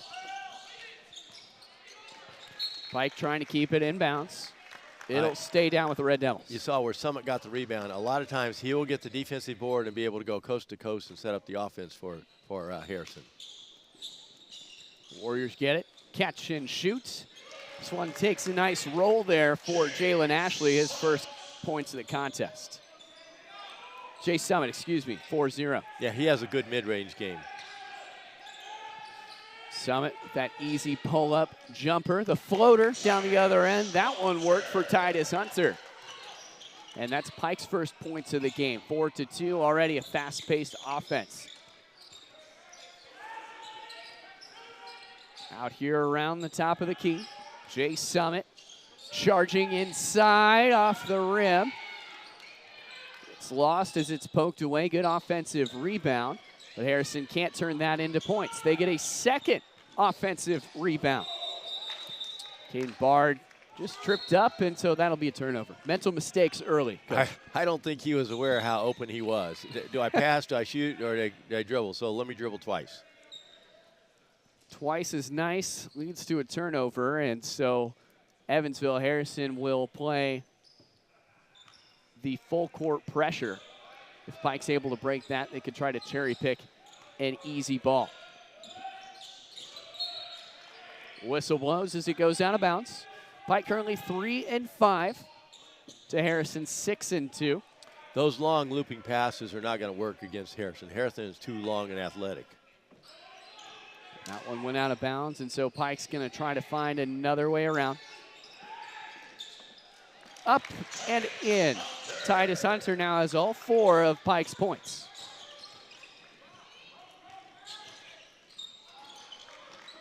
This one's out of bounds. Notice both teams are playing the passing lanes. And it's definitely showing for Harrison, who's had many opportunities to try to drive inside. They'll give it on another mid-range. Fake it. Instead, give it off to Malachi McNair, the dynamic duo. And McNair has 4. Summit is just good in all aspects of the game. He rebounds, he shoots, he passes. And you can see there, he's a presence inside. Titus Hunter has all 6 of Pike's points. Got to limit the 23 jersey. They go inside. Back out. McNair got it. And this is just one of those knockdown, drag out, down low basketball games that's going to be played in the paint. How do you sustain that for 4 quarters? Well, Harrison tends to live in the paint with both McNair and Summit. Pike, not so much. If this game is played in the paint, I look for that to favor Harrison. Pike has got some good couple baseline mid-range jumpers to fall for him, but the pace of play so far is favoring Harrison because it's up and down a little quick. They average about, as I said earlier, about 75 points a game.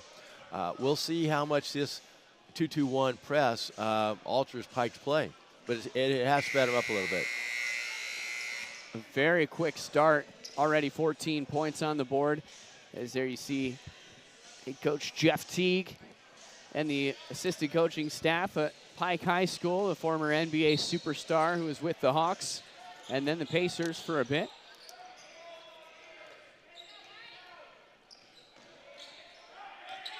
Now Pike's going to try the other side. Flipping their offense. They have Isaiah Hill, who's a tall threat. He can't get the rebound. Instead, it goes to McNair. You know, as Harrison came out of that timeout in a 2-3 zone, they'd been strictly man-to-man prior to that. So they'll try to limit McNair in the paint as much as they can and try to force the Warriors to the outside. An errant pass didn't matter because he stepped out of bounds. And it'll go back to Pike. I don't think Shane Sims has got a shot up yet. He's their leading scorer with about 16.5 points per game. He usually gets off some pretty quick shots. Likes to pull up to his left. Pike slowing things down. Mixing around that outside. We're about 2.5 minutes into the game. That one goes up, the easy floater for TJ Davis. The first non-Titus Hunter Pike player to score, and it's 8-8.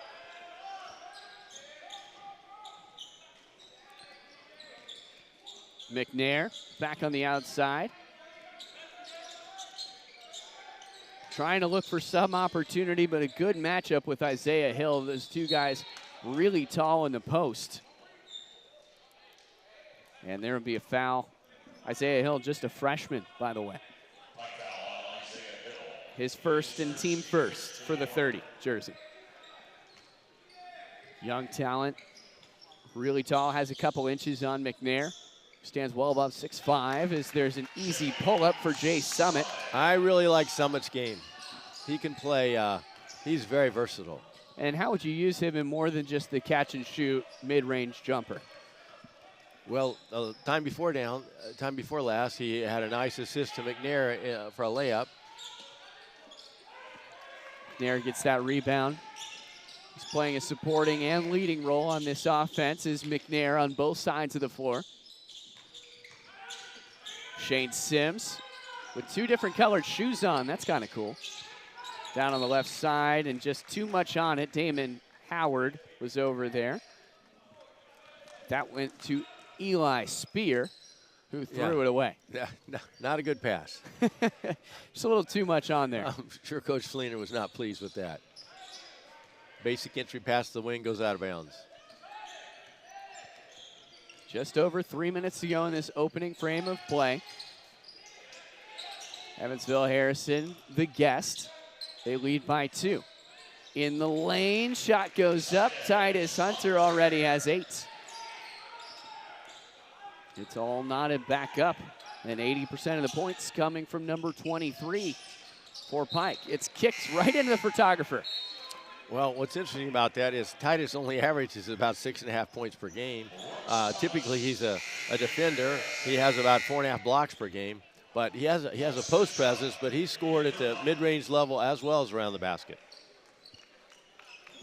Checking out is Hunter. He gets a rest with under 3 to go. Langston Chube checks in.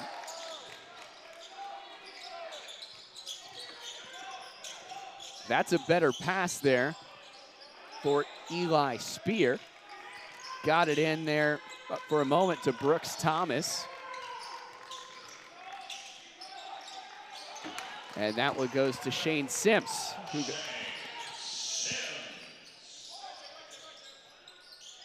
So back and forth ball, not really any big advantage on either side. Under 2.5 to go. Well, Pike has amped up their man-to-man defense on half court with a good block there. But you notice that Evansville has brought in Brooks Thomas. So they have a pair of 6'7" post players in the ballgame right now. A really tall lineup, but it doesn't matter when you shoot from the outside. Shane Sims has 5 points as he's made back-to-back shots. Yeah, as I mentioned, he likes going to his left. That was a great catch and shoot. He is Harrison's leading scorer, 16.6 on the season. Driving inside, tough foul there. It'll probably be on Brooks Thomas, which would be his first. Instead, it will go against Shane Sims. His first, team first.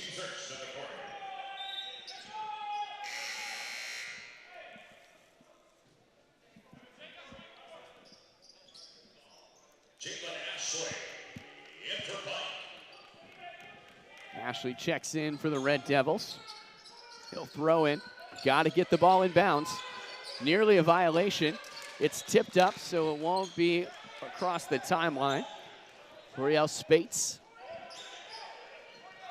So you look at Harrison. They're back in their zone now. They're trying to get matched up. The spin, and he might have taken one too many steps. Yeah, he got a little too deep in there. With those 2 6'7" kids in there, it's tough to see. You look up, you expect to see basket. Instead, you just see Warrior jersey. 1.5 to go. Up by 5 are the Warriors. Toss it inside. They're going to get him for the reach. So you saw that time off the dead ball, Pike had a little token 2-2-1 pressure. So let's see if that bothers Harrison. It didn't seem to on that piece, but tipped up there by Isaiah Hill. Wide open shot for Chase Summit. Cashes in from downtown. He could be my favorite Harrison player after watching him yesterday and today. With all due respect to the other 11 individuals. Oh, he's definitely proving his worth. He had 3 threes. Jay Summit, had 8 points yesterday in that one. That was a tough shot Spates hit, but he is about a 38% three-point shooter, which is really good. Coriel Spates, his first points of the game. He's got 3. And another foul by the official. Another whistle by the official. Got a pretty quick first quarter here with only 4 fouls combined. Pretty high scoring game for a quick quarter as well. If you've been with us all day, you saw the Carmel game, which had sub 20-point totals on both sides of the ball heading into halftime. So this one a welcome change from that. From way out wide went Isaiah Hill. Caught none of the rim. So it'll turn into a turnover. Summit thought about the easy 2 jumper, instead gives it off to Sims. I look for Sims to get a shot off here. Shub working on Sims. Jay Summit running this offense. Cutting to the basket was Brian Kendrick.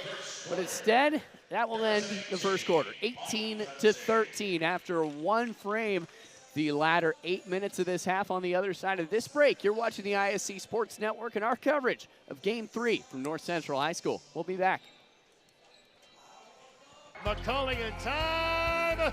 Oh, no! It's good. This one is good. There you go. Wow, Dawson makes a great catch. Spin, win, 3, bury it for Leland Walker. Tie the game they do with the dunk by Malik Edmonds. What a play. Oh, my goodness. I feel a little momentum starting to fall LN's way. That in the Wrestler! Wrestler! Whoa!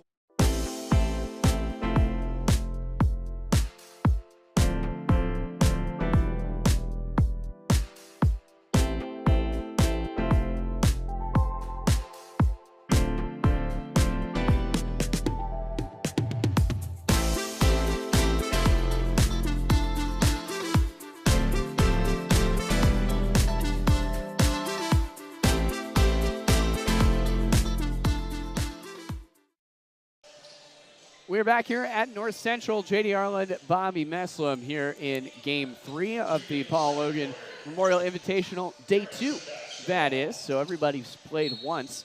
It's not a tournament, it's just an invitational. So no matter what happens here, these 2 teams are done for their 2023. And a high-scoring first quarter. We saw a lot from several of the Warriors, capped off by Jay Summit, who wears 24. Sims has a quick release. That was a great drive and kick by Summit. Sims' second 3 of the day.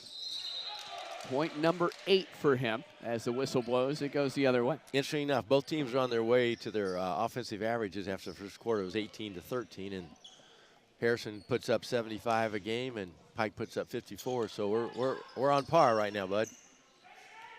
It all averages out. And you mentioned averages. Harrison, a third quarter team. That's where they score most of their points, averaging just about 21 in the third quarter. Blocked away, a clean block from Langston Chu. Very nice. You notice the latter half of the second quarter, or first quarter, and early in the second quarter, how much more aggressive Shane Sims has been with the basketball. I think he has maybe eight straight points. Trying to find his footing. Maybe afraid to shoot at the beginning. Not afraid to shoot now. Turnaround jumper is no good. In fast break transition go the Red Devils. They'll try the wide open 3. No. And so it'll just be a turnover. But back with the ball is Sims, like you mentioned. Sims kick it over to Spear. Out of bounds, and it's going back with Pike. I'm surprised how long McNair has been on the bench here. He's gotten a nice rest. But he played a lot of minutes yesterday, so maybe he's a bit tired. Well, you jinxed it, Coach, because as you said that, he checks into the scorer's table. We'll see him at the next stoppage. This one rolls in and out. A nice attempt by Aiden Woods. Sims had it poked away. Almost called for the reach there. But good, no call from the officials. Kevin Elliott there on tough defense. Jalen Ashley working on Brian Kendrick. Give it on back to Eli Spear. Spear going to charge inside, take the extra step, blocked away again by Chube, and it's out of bounds. Pike basketball. What's interesting, Spear averages about 12 points a game, but he shoots 52% from 3, so to see him take a off-balance left-handed layup was kind of unusual. Trying things out. Better to try things out is the old adage now instead of in the tournament. It's better to try things out in practice. I like that. I like that. Whistle blows. Foul goes against Jay Summit. His first team first of the quarter. With his second team foul of the game. Here's the throw in. Tough defense. Very nice finish. Jalen Ashley the 4th Pike Red Devil to score today. His man Titus Hunter has 8. Hunter taking a rest on the bench for now.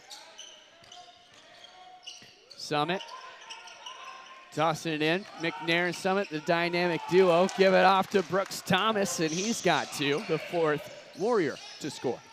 Sometimes you see 2 big post players like that in high school don't play well together. Those kids really feed off each other.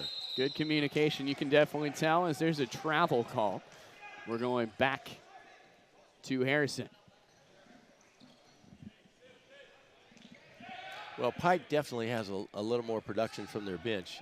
Yesterday, Harrison got 0 points from their bench. Oh, I'm sorry, they got 1 point. Oh, well, that makes all the difference. Big difference. It's definitely a long tournament. See a lot of fresh faces out here, new late game situations. 23-15, make that 25-15. McNair did a great job of using his body to shield the defender. 8 points for McNair as Summit gets the rebound. It'll be a fast break. Over on the wing, there's Shane Sims, his 3rd 3, and now he's got 11. We talked about Summit being able to rebound the ball, take off, push the break, and be able to distribute to a good shooter on the wing. So the kid has done it all here in the first quarter and a half. It is really cool to see him light up early. 4:56 on the clock, 28-15 as we take this time out to thank our friends at Perry Kitchen Improved Mortgage. You may know Perry Kitchen from his days on an MLS pitch. Today, his pitch is this, finding you the absolute best deal for your mortgage. Contact Perry and Improved Mortgage today, 317-509-0929. Mortgage is Indiana's oldest locally owned and operated firm, and Perry is ready to help you find your dream home today. Call 317-509-0929. Well, I think for Harrison, the big 3 of Summit, McNair, and Sims have showed up. I'm guessing they have probably 75-80% of the points for Harrison, whereas Pike is they got a great start by Hunter, and their points are a little more well distributed. Yeah, for Pike, Spates has 2. Woods, Spates has 3, TJ Davis has 2. Titus Hunter with 8, and Jalen Ashley with 1. Spates trying to get that one. Goes off the mark. Caden Baird has it down the other end. Bard on over to Sims. Sims will try the 3, rolls away. Would have been his 4th if he got it. Here's Spates. Gave it off to Hunter, who's now in double figures with 10. Pike continues to go inside, both in transition and in half court. And I don't know if they're trying to get Harrison. Spin. Thomas.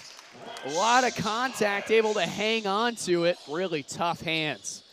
Thomas, a big dude, a lot of strength. McNair hit the deck. Got the easy rebound. Spear, heat check, cold. Dijon Hill. Give it over to Spates. In the corner, they were looking for TJ Davis. He just wasn't ready for it. The play collapses as Jay Summit checks back in for the Warriors. Brooks Thomas takes a seat on the bench. Boy, he gave him a lot of good production from both a rebounding, some points, and some distribution off the bench in the minutes that Brooks Thomas was in there. Pass it up top. Here's Isaiah Hill. Give it back out to Dijon Hall, who swishes from 3. Dijon Hall, nothing but net. His first points of the contest, the second Red Devil to score a 3. Going up was Caden Bard, and then eventually Malachi McNair finishes it off, and he's got 10 now.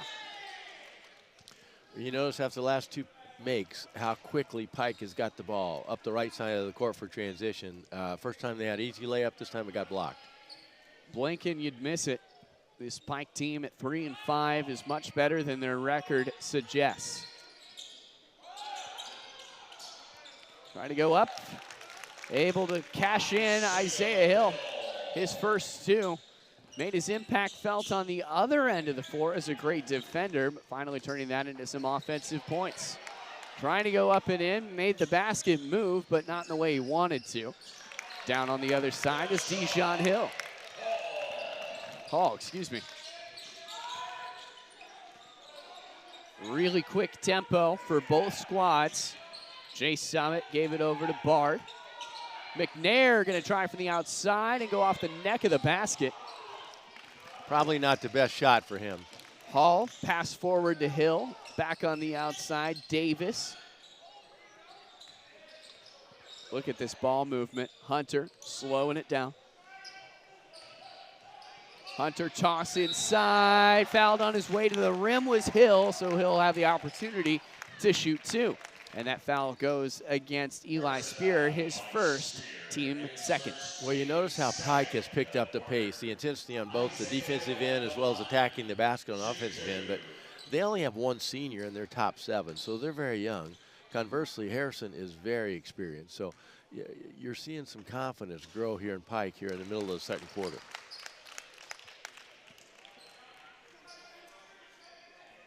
Isaiah Hill on the line as a freshman. Just a freshman. He put his first one in. Missed the second. Hill, a very, very tall freshman, going to hang around a while in the MIC conference. I look for Harrison to go back inside. They will do just that. McNair tries to go up, but Hill there for the stuff. And he's a skinnier dude, but he is able to get all over that basketball, play tougher. You can't defend that from the inside, though. There's Caden Bard. That was kind of unexpected. Yeah, Bard for 3 from way downtown. Just found that open lane and found the confidence to shoot it. Thankfully, it went in for him. As there's a foul down the other end, and taking a trip to the line will be Dijon Hall. Jay Summit gets his second foul, team third. Hall with 2 shots, minute 40 to go in this opening half of play in the third game of the Paul Loggan Memorial Invitational. Into the game comes Brooks Thomas. Yeah, I don't think Coach Fleener wants Summit to get his third foul with a minute 40 left here in the first half, but they're taking a lot of production off the floor right there. That one rolls home. Pike has gone to man-to-man. They had a token 2-2-1 earlier. Now it's a man-to-man. Driving in the lane. McNair for 2. McNair does a wonderful job of shielding the defender to get an open look at the basket. He has really good footwork. Hall kicks it out wide. Grabbing onto it was McNair. Great offense leading to great defense. McNair can really do it all. He wanted the 3 ball earlier, and this time sets the screen for his teammate Shane Sims.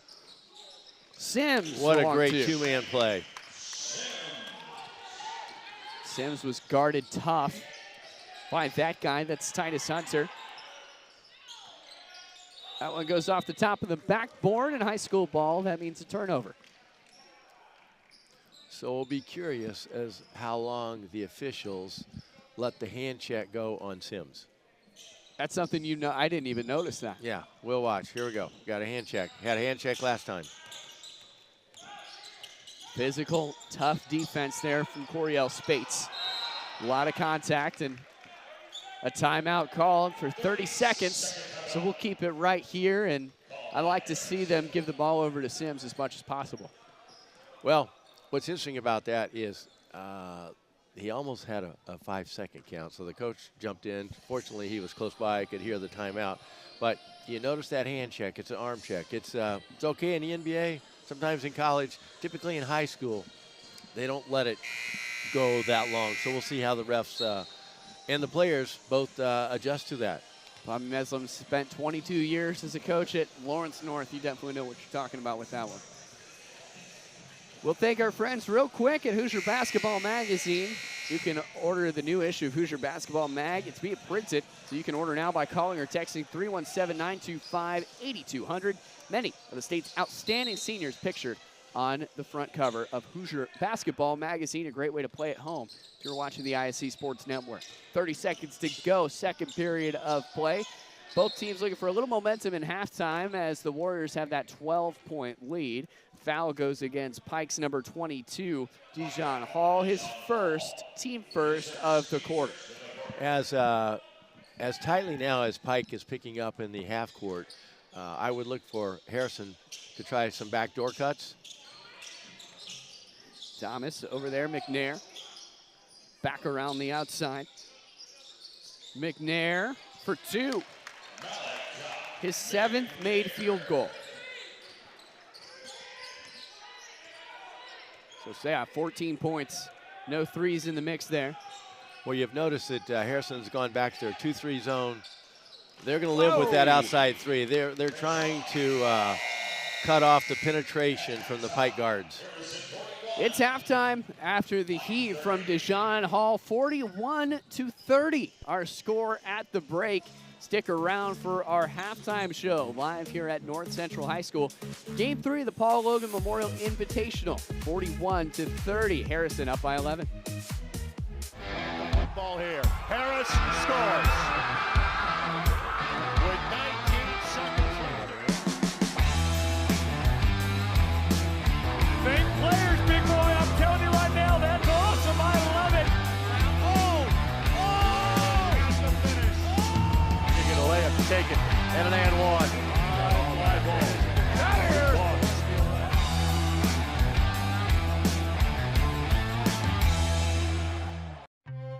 Brewer jams it home. That ball wiggles in and into the back of the net. A little fireworks in the first half. Throw it up for Tillman. Whoa. My goodness. 122-6-0 for Penn. What a swim! Six of them. Shot at the buzzer. She got it! Oh my goodness, what a shot! Brady, hello! Did it again. Hello! Made the highlight reel again. That goes to Mentor and all kinds of room to run. Down the middle of the field, and he will not be touched. Jackson, hello! There we go. Stokes throws it, caught, ball ricochets. Wow. A huge hit. Wow. This has been an amazing display of goal scoring. Jackson takes the handoff, throws the deep ball. He's got a man. Catch made. Rolling, throwing, has a man. First down, the grab by Cyrus.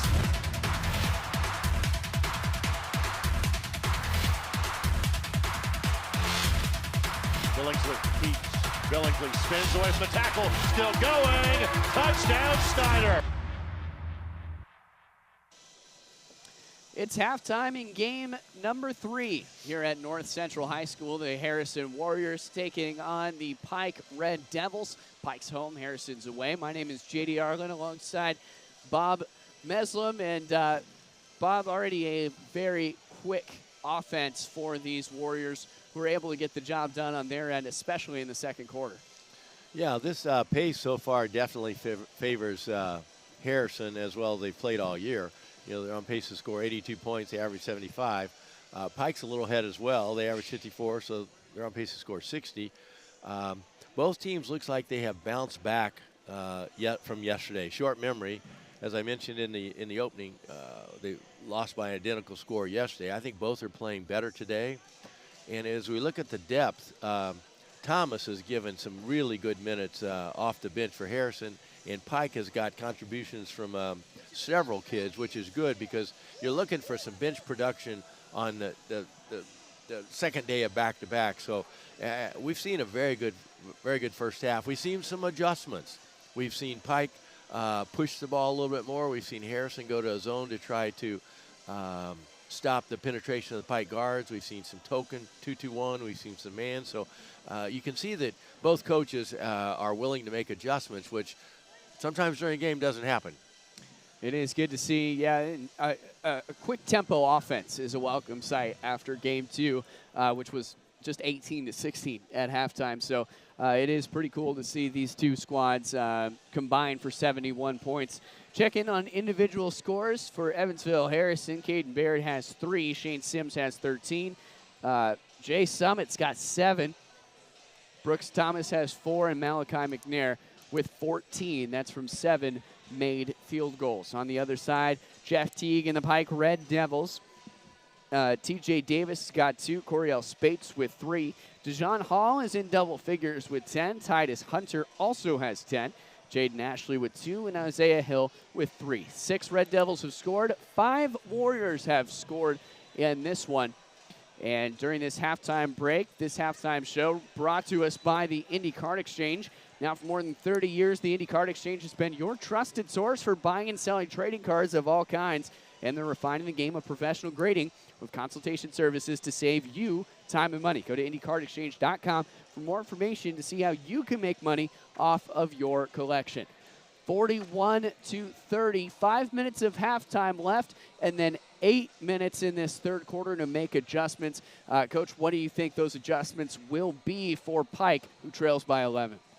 Well, Pike needs to continue to attack the basket. Their guards, when they attack the basket, have either finished, got their shot blocked, but more importantly, has led to some wide open three-pointers, which Pike has hit in the first half. Conversely, on the other side, Harrison, their big three average, Sims, Summit, and McNair average almost 40 points a game, and I think they're well on pace to hit that today. So we'll see how the pace picks up. We'll see if Pike can continue to hit those outside threes, because when they penetrate, they have a couple. They're going against McNair and Brooks Thomas, a couple 6'7" kids, which tend to clog the lane a little bit. And we'll also see if Harrison stays in the zone. It's going to be interesting as Harrison got off to that hot start. The two-headed dragon, Summit and McNair, made their presence known. A rematch of the 2003 semi-state matchup where Pike won 79-56. And we've got 2 quarters of this one left coming your way for free on the ISC Sports Network. We'll step aside when we come back, preview the second half, and get you to third quarter action. Don't go anywhere. We'll be right back.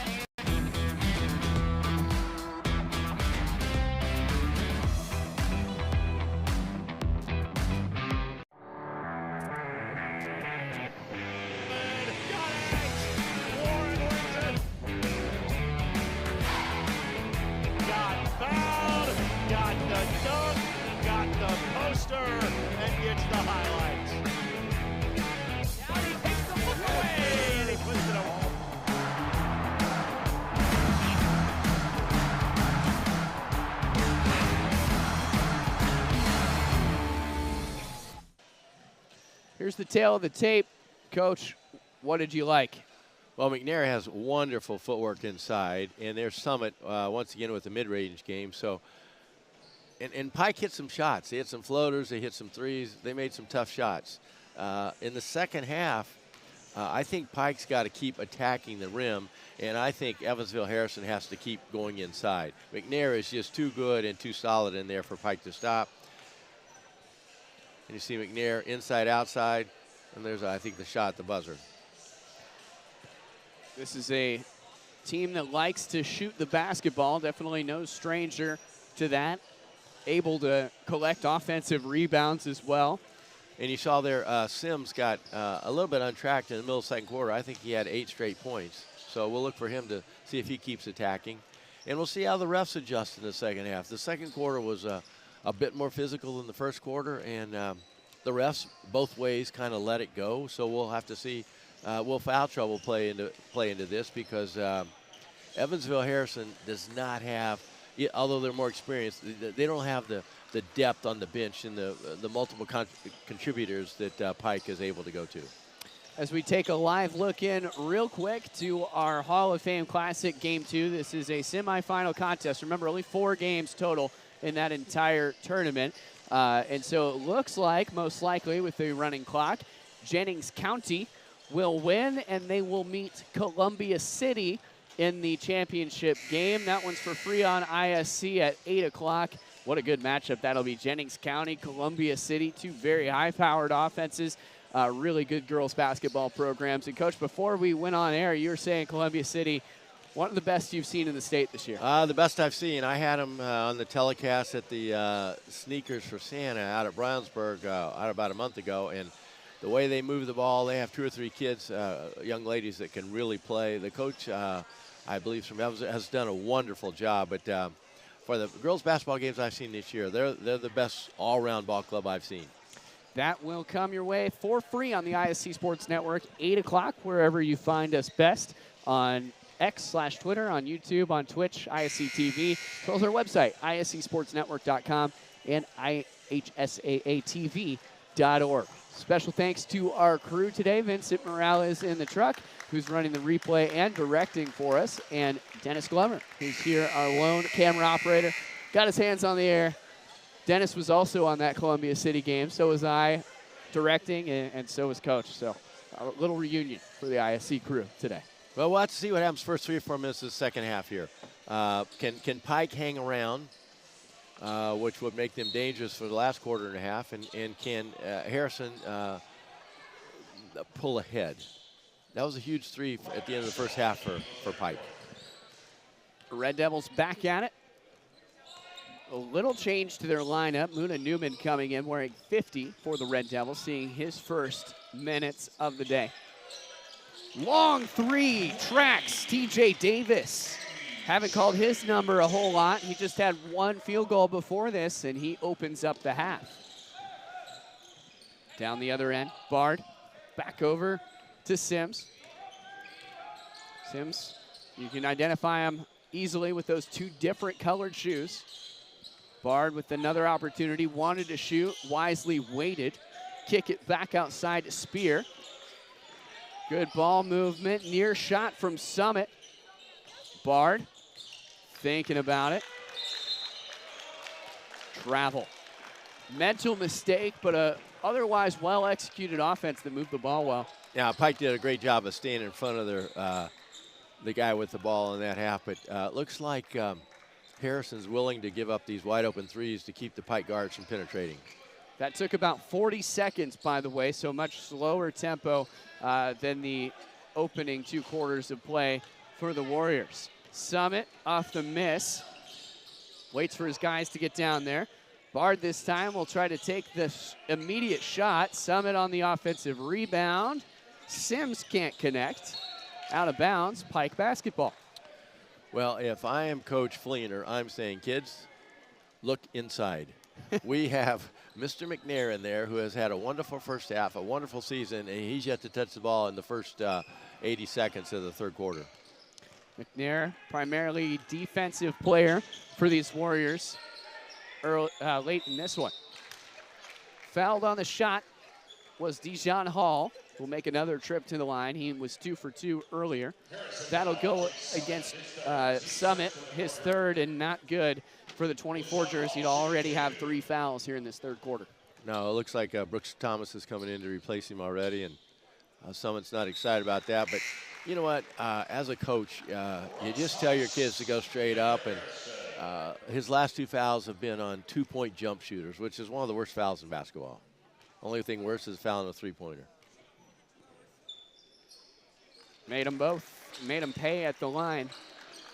So it goes from bad to worse on that foul. Pike is back in this thing, only down by 6, 41-35. They've scored the last 7 points. A Red Devil run for Jeff Teague's offense. Sims over to Malachi. McNair, who touched the ball for the first time this half. McNair putting it up, double team, and that's the length of Isaiah Hill, just a freshman, able to stay clean on the block. Really, really talented kid. But Harrison has to keep going in there. Also there for support is Brooks Thomas. Instead, they'll go with Caden Baird, who gets his second. That was a great out-of-bounds play to get a wide-open layup. Caden Bard, went for that, his 5th point. Foul as Going straight up was Brooks Thomas, maybe a little bump in the lane. That was a great hesitation move by T.J. Davis, and got him to the free throw line for a couple shots here. So it was on McNair, his first, team second. McNair with 2 free shots at the line. Connects on his first.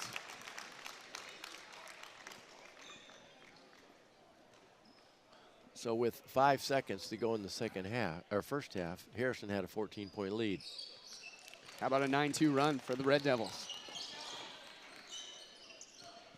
He made them both 43-37. The Warrior lead shifting. A foul called on Pike's T.J. Davis. 5 3/4 left here in this third frame. Sims, good ball screen, good double ball screen. McNair spinning in. That was a veteran play by those two gents. Really quick play as well to try to get in there and make a difference. Miscue tried to go to Mooney Newman. Instead, they'll go to the defense.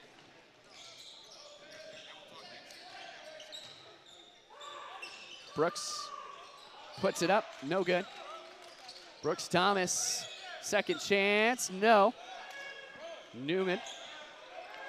He got a little frustrated there. He should have passed that ball out. Titus Hunter almost put Malachi McNair on a poster. Instead went straight up with it. Check this out. Look at the vertical.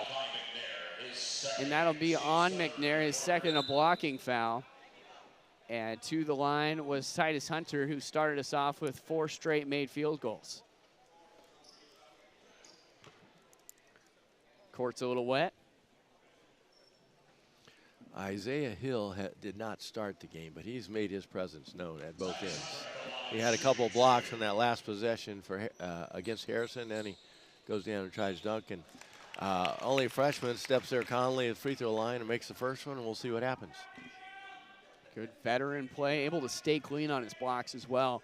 Something that I think makes a great big man. Only 1 foul, and he was involved with, I'd say, about 80% of that defensive effort. 5 minutes to go here in this third. Sims down quickly with not a lot of help. Spear kicks it over to Bard, who connects. Pike will live with that shot. They got the ball out of Sims' hand and they got the ball out of Spear's hand, but Sims is having to work awful hard to bring the ball up. We'll see if that takes a toll in the fourth quarter. 9 points separate the two squads. T.J. Davis, top of the key. Check out the baseline from Coriel Spates. Dijon Hall kicks it back on the outside. Really tough to go inside when you've got Malachi McNair and Brooks Thomas there. 2 big physical presence in the paint on the defensive end. Sims. That's his 3rd foul. He shoved his hip out a little bit. I don't know if we have a replay there, but so it was on McNair, off-ball foul. Well, let's see how Harrison reacts here. They got a 9-point lead, and they have both Summit and McNair on the bench with 4:11 to go in the third quarter. So here's where the depth of the Warriors is going to play a factor. Brian Kendrick out there. Thomas unable to defend the Newman bucket, his first. 48-41. 7-point lead for the Warriors. Eli Spear over to Thomas, going to take it for himself. No, kicks it on the inside. A play designed, I'm sure, for Malachi McNair, but unable to get the job done was Brian Kendrick. I think you're going to have to see for Harrison, Sims and Spear pick up the offensive load. Pike got away with the travel, wide open 3. How about that? T.J. Davis kicks it up and in. Davis, his second 3 of the day. 10 points. The 3rd Red Devil in double figures, by the way, and the lead cuts to 4. Maybe it's 2. Dijon Hall goes vertical. He thought he was fouled, but the official says no. It's knocked away. He'll have a second chance. Got it. Dijon Hall.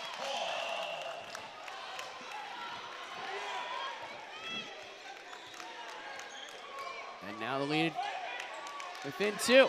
It's a one-possession game. Way down on the other end, air ball from Caden Bard. Goes up with the third opportunity was Brooks Thomas, and he's fouled down low by Titus Hunter. Well, you can see where the speed and the quickness of Pike has just taken over the third quarter. Correction, Cornell Spates was the one who fouled. I know they both have 3 fouls, but I'm not sure how much longer Coach Fleener can leave both Summit and McNair on the bench. Nathan Fleener in his 8th year with the Harrison Warriors. Jeff Teague on the other bench in his first year with Pike, looking for career win number 4 as a coach. Puts that one in for the lead. Coriel Spates down the other end, gets those foul shots, and then, hey, how about 3-point as well. It's a full timeout. We'll take it with them. Game 3 of the Paul Logan Memorial Invitational. And Pike has its first lead. Has it, leaps the man, still on his feet. Stevens lunges. Are you kidding me? Champions of Marion County. Unbelievable. Touchdown. Living up to that last name. Wabash has the lead for the first time today. Said that was going to be a highlight reel. Oh, baby. Yeah, you can celebrate after that. Down but not dead. That's what the Pike Red Devils were at halftime, who now lead 49-48. Coach, what was it that they did right? Well, they have kept attacking the rim. What it's done is they've got the couple kids from Harrison in foul trouble. It's left some wide open looks. The Pike kids have shot the 3-ball well, which hadn't been the case all season. Typically they're 35-36%, which is pretty good for high school basketball, but they have really attacked the rim.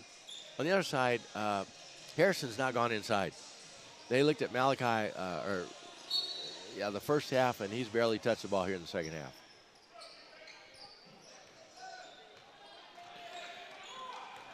(49-48). Warriors facing their first deficit of the game, although it is just 1 point. Foul on the shot, as going up was the 20 jersey Eli Spear. He takes a walk to the line. He's been relatively quiet today, and the young man averages almost 12 points a game, but I don't think he shot a 3, and he shoots almost 53% from the 3-point line. Knocks down a free throw, but you can see the intensity what Pike has brought to the table, and you can see a little bit of the fear that set in when they touch the ball with Harrison. Yeah, they're backing up a little more, playing a little tighter. You saw Harrison playing loose in the first half, chucking up threes, getting it into McNair, who's now on the bench. Spates, by the way, that last foul was on Dijon Hall, his second. Team number 3 or 4? Team number 3. Spates over to Hall. Slowing it down is the Red Devil offense. TJ Davis for 3. Where was this Pike team in the first and second quarter? Way out wide. Spear tries a 3 of his own, doesn't go. Hit hard on the way down was Travis Hunter, no whistle blows. Hall looking to the bench, a well-coached team. Yeah, Davis only averages about 5 points a game, so he has made his presence very well known here in the third quarter. Here he is with the ball now. TJ Davis wearing number 11 in white. Baseline, double teamed. Maybe against Brooke Thomas.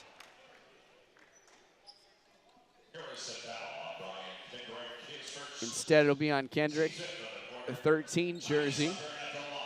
Hunter take a walk to the line for, I believe, his first free throws of this game. Misses his first. Waiting to check in is Isaiah Hill, the tall Red Devil freshman who's made an impact. And then, hey, the big men, the dynamic duo for the Warriors, check back in the form of Malachi McNair and Jay Summit. I don't think Coach Fleener could have waited much longer. The game's starting to get away. Makes a second. 1 for 2 from the line on the day.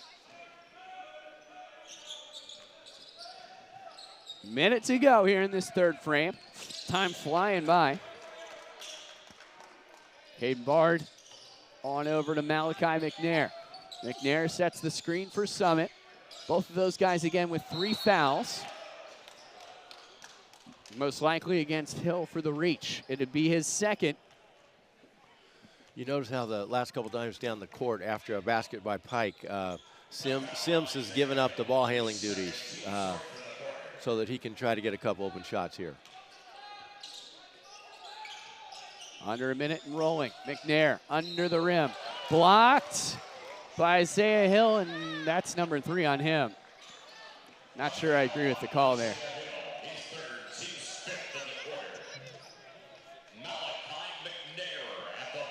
Coach Teague leaving him in with 3 fouls, Isaiah Hill. Yeah, it's only 45 seconds left in the third quarter.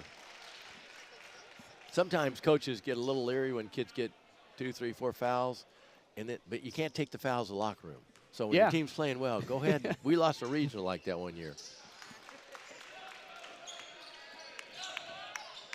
Just keep them in, and that's what head coach Jeff Teague, the former Indiana Pacer and Pike Red Devil, will do. They're going to probably want to hold till the last shot. No guarantee if they'll get it. Well, if they get a foul here, they go to the line because both teams already have 5 fouls. Spates on in. Hunter mix it around, lost control, out of bounds, and it stays with Pike.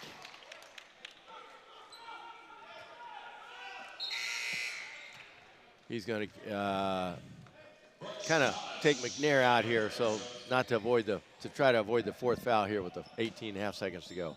Brooks Thomas will check in wearing 33 in black. Nearly tall enough was Hill. Summit has to be careful here. Summit's got 3, wears 24. He's up at the top of the key on defense. I look for 11 to get a 3-point here. Floater. Doesn't go. 1 second. Heave it. Oh, no. Would have been cool. He got it off in time. And that is the third quarter of play. So 8 minutes left in this contest. Pike holds on to a 2-point lead. Things looking in the direction of the Red Devils. We'll be right back on the ISC Sports Network. Don't go anywhere. We'll conclude this game next.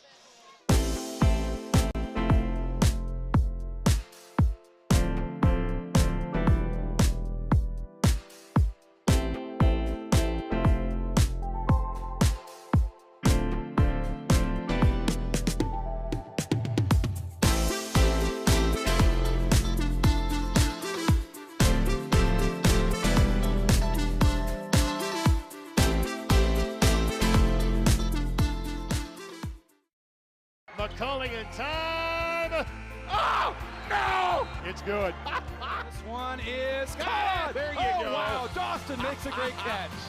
Spin, win, 3, bury it for Leland Walker. Tie the game they do with the dunk by Malik Edmonds. What a play. Oh, my goodness. I feel a little momentum starting to fall LM's way. That in the air. Wrestler! Wrestler! Whoa!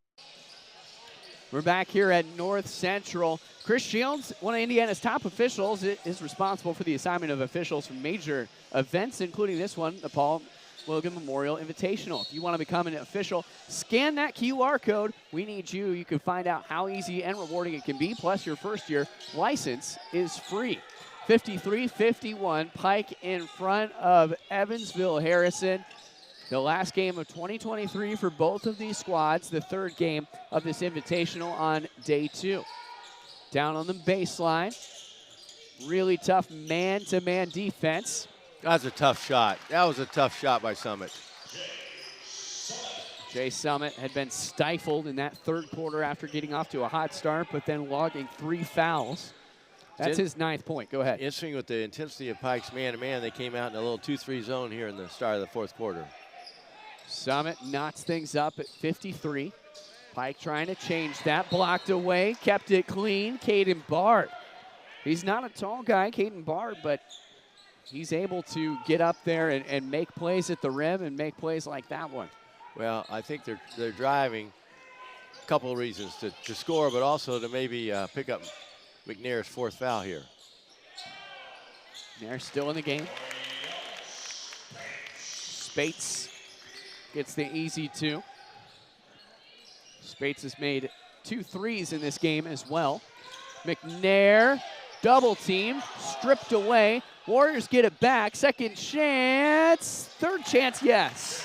Jay Summit. So 4 points in a row for him. It's knotted up. 55 on either side. Jay Summit on a 4-0 run. And staying clean, really, really important for Malachi McNair, who can't play as physical as he would like to. There's a missed shot from TJ Davis down on the other end. Shane Sims off glass is good. Very nice hesitation move to get the young man up in the air. Sims with 15 now. Just over 6 minutes to go. TJ Davis, kick inside. Hunter rolls it in. Hunter with 13 now. Well, with Hunter and Hill, they go 6-6, 6-10, so they're able to almost go 2 for 1 on McNair.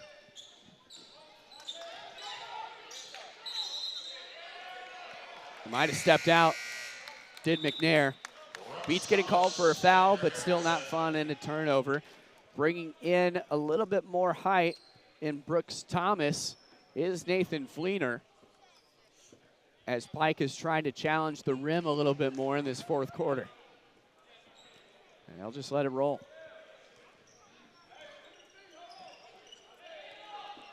.57, all knotted up. Kind of become a chess match. Both coaches making adjustments, man-to-man, zone, substitutions. Pike much better than their 3-5 record suggests.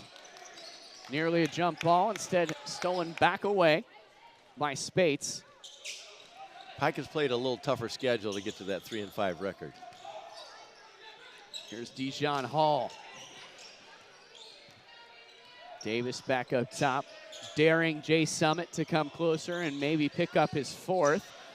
Big time dunk, two-handed jam. There's Isaiah Hill, the freshman. Throws it down.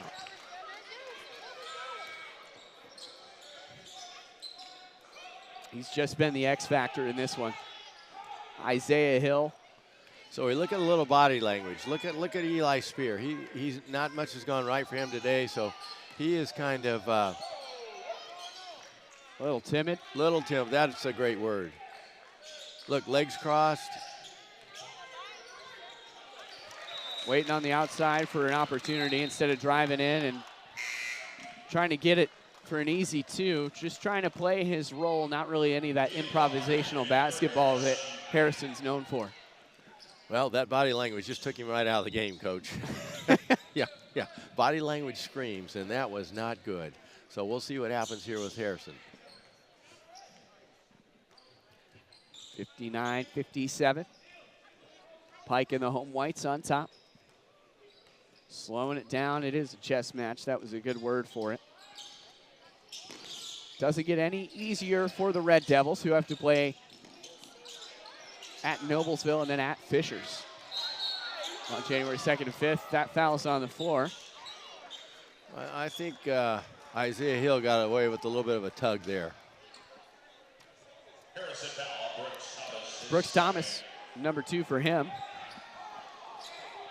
Yeah, I tend to agree with Coach Fleener there. And there's another look, just got all wrapped up. Barely got that one in. 2-point floater, ball still alive.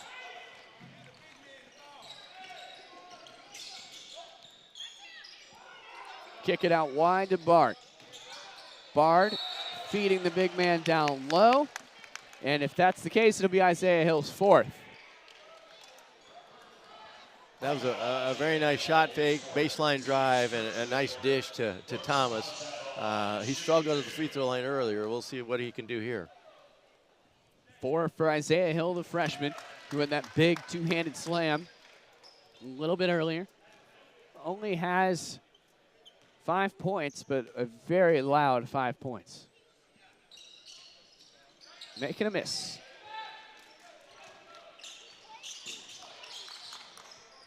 Warriors within 1. Dijon Hall. Spates, not enough. And I like the idea, maybe just not enough distance on the ball. Losing control of it, it's going back to the Red Devils. That's 2 of the last 3 possessions. They've had interior passes that have gone out of bounds. So they just need to take their time, be a little more patient. They're getting to the basket. They're just not being able to hand off to a teammate for a layup. And Jay Summit speeding down inside. Definitely could have gone better off the body of Isaiah Hill.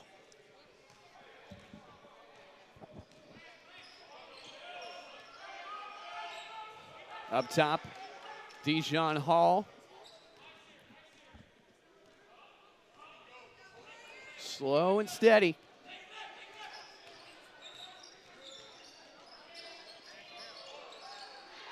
Spins and outs.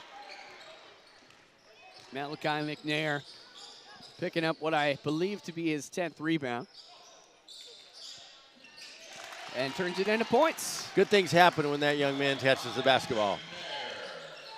That's why they wanted to keep him out of foul trouble. I would be surprised if these 5 for Harrison don't finish the game. 60-59, only a sneaky 2.5 minutes to go. This game flying by. Jay Summit will kick it out wide to Sims. Sims over there in the corner. Barred, no. Poked away.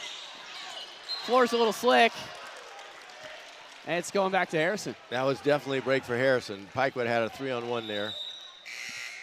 He very well could have gotten that. Coriel Spates just blew a tire.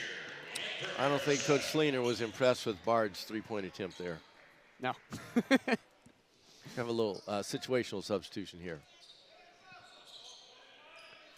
Sims has been really quiet in the second half. Let's see if he can get untracked.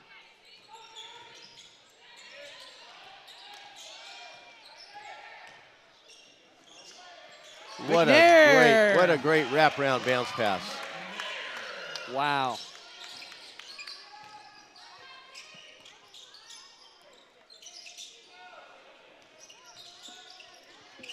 Close game here, a close game elsewhere as well. Fountain Central leading Clinton Central 48-45 with 3 minutes to go in the fourth quarter. That game will determine the championship game, which will be later tonight. Winner to play Tipton. And a timeout called on the floor. Yeah, good timeout. Sims just dribbled into a double team right on the other side of midcourt, which is the worst place in basketball to pick up your dribble. Of course, both of these teams meeting in the huddle. There's a live look in at the fourth quarter of that Clinton County game. The Fountain Central Mustangs visiting Clinton Central's Bulldogs in Michigan Town. Our remote crew is there. Sean Walker directing that one. Thanks to our director, Vince Morales, for the inside look. And now that Harrison has the 3-point lead, how do they hold it with 1:45? Well, first of all, I look for Pike to trap the first pass inbounds. They've done that over the years, so I look for that to happen. If I'm Harrison, I got to be either looking for McNair inside, Sims, or Summit handling the basketball.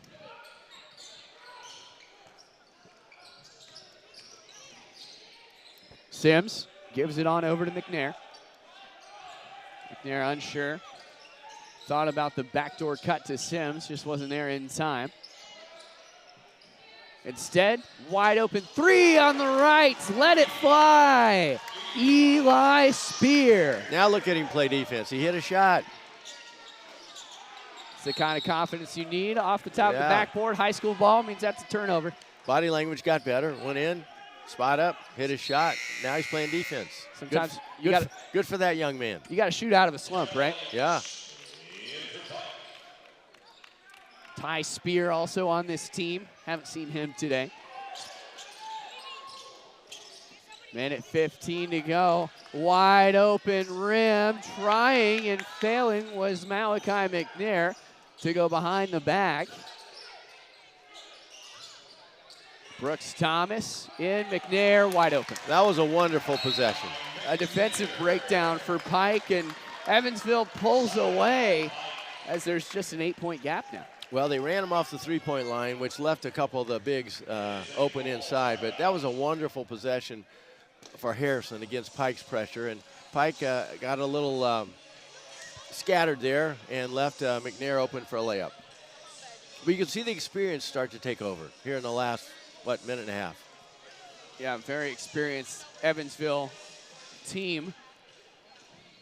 Starting a few juniors and seniors as well. Eli Spear, the lone senior, with Malachi McNair. Those two make up the eldest parts of this Harrison roster. Yeah, as I said earlier, Pike has one senior in the top 7.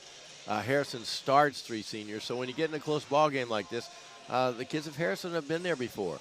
I know through AAU, some of these Pike kids haven't played freshman or JV, but on a Saturday afternoon at North Central, varsity basketball in Indiana is a lot different than AAU basketball. It just means more, as they say, when you've got your hometown on your chest. If you're an Evansville Harrison fan, you are in luck. Over the next few weeks, they take a trip back to the home of the Warriors to play 4 in a row at home in Mater Dei, North, Indianapolis Ritter, and then Illinois Springfield Southeast. Harrison has been on the road since December 5th. That was their last home game, so it'll be good to see the Warriors back home after a month on the road. Trying the tip ball, didn't go in. Brooks Thomas. And Jim silencing as there was a whistle near Jay Summit. Well, what was the call, Coach? It was a foul on the drive there. But Pike got a wide open look out of the corner for the 3. Fortunately for Harrison, they got the rebound and were able to push up the court, but they're going to have to foul a lot here. Because now with the new high school rule, you got to get to 5 to get 2 shots. So several to give. That was the 3rd foul. Aiden Woods commits 2 back-to-back. He wears number 20 for the Red Devils. His entire job in this lineup might just be to foul. See who they got on that one. It's him again. 3 in a row. Sometimes when they're looking for this quick foul, somebody from Harrison could run loose for a layup, but we'll see what happens. And the correction, that was on T.J. Davis. Spear gets rid of it. There's Summit. Few whistles blow. 4 fouls now. 1 away from the bonus. That was the 5th foul, so now they'll have 2 shots. Spear, who's had a quiet day, made a free throw earlier on. He makes that one. He made a big 3-pointer about a minute ago. Gave him the confidence boost he needed to play a little bit better. He had 8 points against Carmel yesterday, but, knocking down that 3 helped him. Surprised he missed the free throw. A make and a miss, as he might finish with 5. Tipped up and in. L'Oreal Spates. It's going back the other direction. Harrison has to be careful here. 7-point lead, 29 seconds to go. We come to the free throw contest portion of today's game. So what's interesting now is typically one more foul, you'd be in the 1-1. So does it favor a good or bad foul shooting team that you get 2 shots, there's no pressure, you're going to get 2 anyway. It's a blessing and a curse, because if you miss them both, it can take a toll on your psyche as well, I'm sure. Summit looks pretty cool up there. He knocked the first one down. Made Didn't a even know both. there was a rim, did he? Nope. Nothing but net. Splish splash into the rim. No shot. Yeah, Pike's been a little bit out of control last 30, 45 seconds. That one's on Sims. Number 2 for him. Team That- second. 23.6. You'd have to think you just want to stay back. Don't give Pike the opportunity to shoot. Stay back when they don't commit that foul. Malachi McNair grabs onto it. Things slowing down with 12.1 as Shane Sims is fouled. Hunter, who's been such a prolific scorer today with 13 points, has stayed out of foul trouble completely. That was just his first violation. He had a really good start to the ball game. I think he had Pike's first 6-8 points. He had 8 in the first quarter.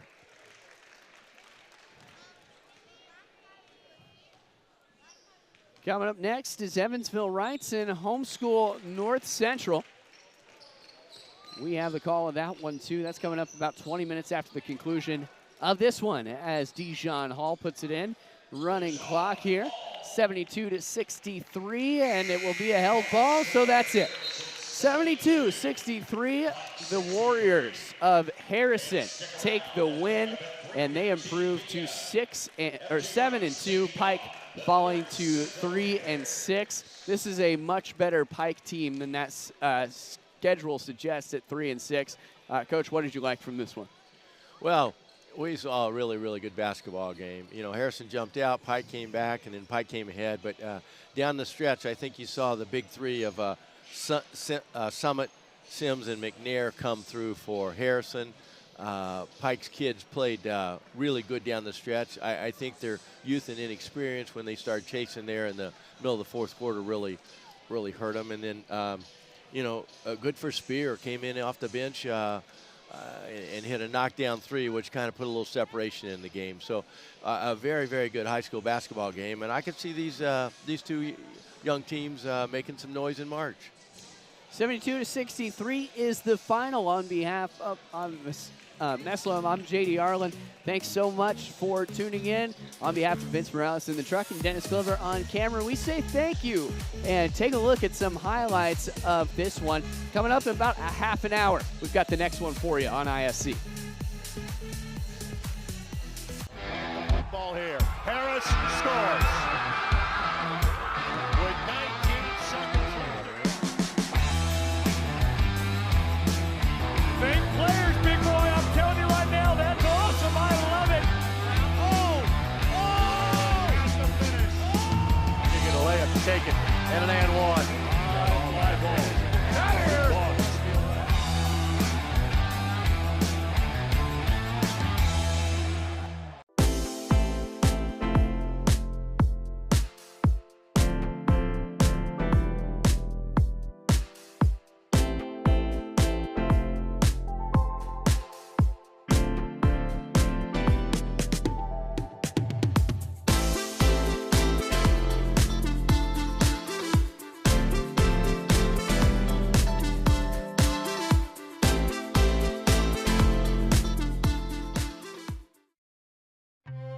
Brewer jams it home. That ball wiggles in and into the back of the net. A little fireworks in the first half. Throw it up for Tillman. Whoa. My goodness. 122-60 for Penn. What a swim. Six of them. Shot at the buzzer. Got it! She got it! Oh my goodness, what a shot! Hello! Did it again. Hello! Made the highlight reel again. That goes to Mentor and all kinds of room to run. Down the middle of the field, and he will not be touched. Jackson, hello! There we go. Stokes throws it, caught, ball ricochets. Wow. A huge hit. Wow. This has been an amazing display of goal scoring. Has it, leaps the man, still on his feet. Stevens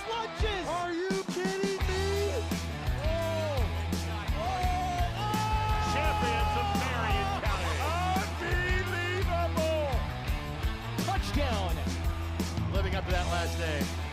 Wabash has the lead for the first time today. Said that was going to be a highlight reel. Oh, baby. Yeah, you can celebrate after that.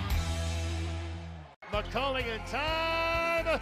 Oh, no! It's good. This one is caught. There you oh, go. Wow, Dawson makes a great catch. Spin, win, 3, bury it for Leland Walker. Tie the game they do with the dunk by Malik Edmonds. What a play. Oh, my goodness. I feel a little momentum starting to fall Ellen's way. Wrestler! Wrestler! Whoa!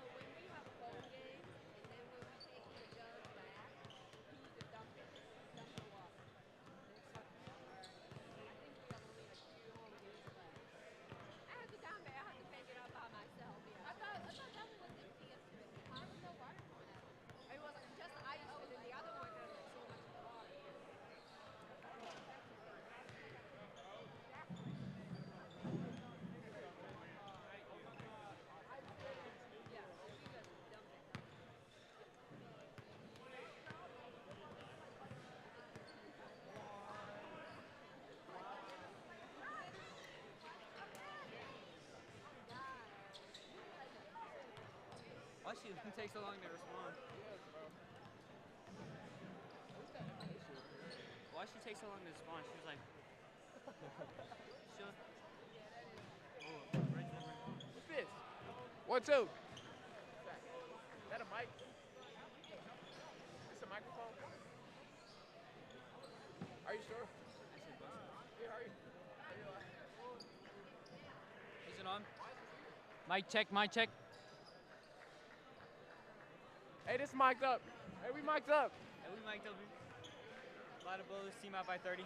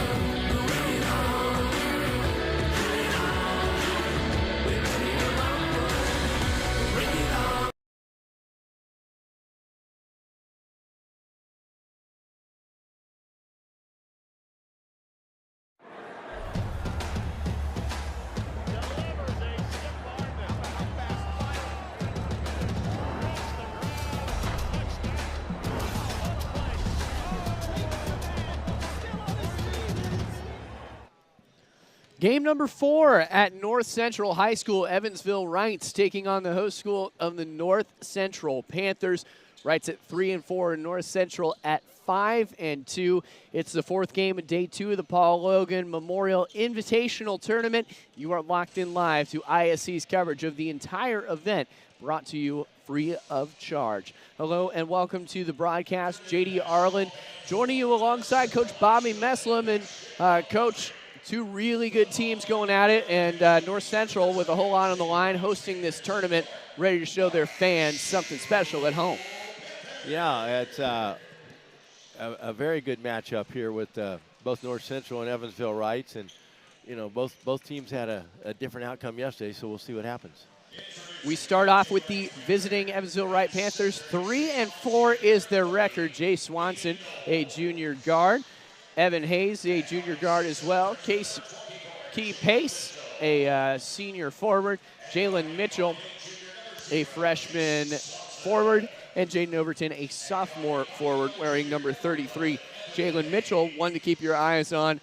Really big dude, only a freshman. We'll see how he can use that big frame to try to generate some points, standing at 6'8", ahead above everyone else on the court. Yeah, he's doing wonderful as a freshman, leading the team in both scoring and rebounding. Now it's over to the North Central Panthers. They sit at 5-2. Tim Williams, Jackson Bell, Nigel Jewell, Poppy Rivera, and Carter Klaus. Poppy Rivera, one of the most fun names in high school basketball and one of the most prolific shooters in the MIC. Yeah, he had a real good game yesterday. In fact, Bell hit a game-winning 3 with 14 seconds left. Coaches for today, Austin Brooks, 22-11 in his second year. Meets Kevin Gant for North Central in his third year at 34-19. This is the final game for 2023 for both squads. Next up for Wrights will be Jasper. After this, for North Central, will be at Ben Davis. Well, leading up to this, oh, check this out. That's got to be new. All right. On the home floor, pulling out all the stops. Told Wrights to get out of the way, didn't they? Hey, back up. We got a thing to do. Well, I think quickly, keys today, experience. North Central plays mostly upperclassmen, and Wrights has a mixture of underclassmen, with the freshman being the leading scorer. And you know, who could bounce back?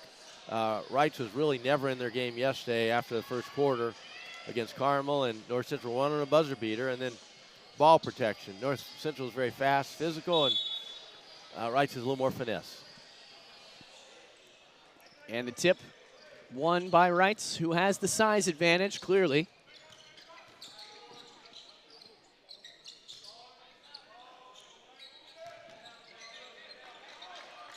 Trying to force it up under the rim.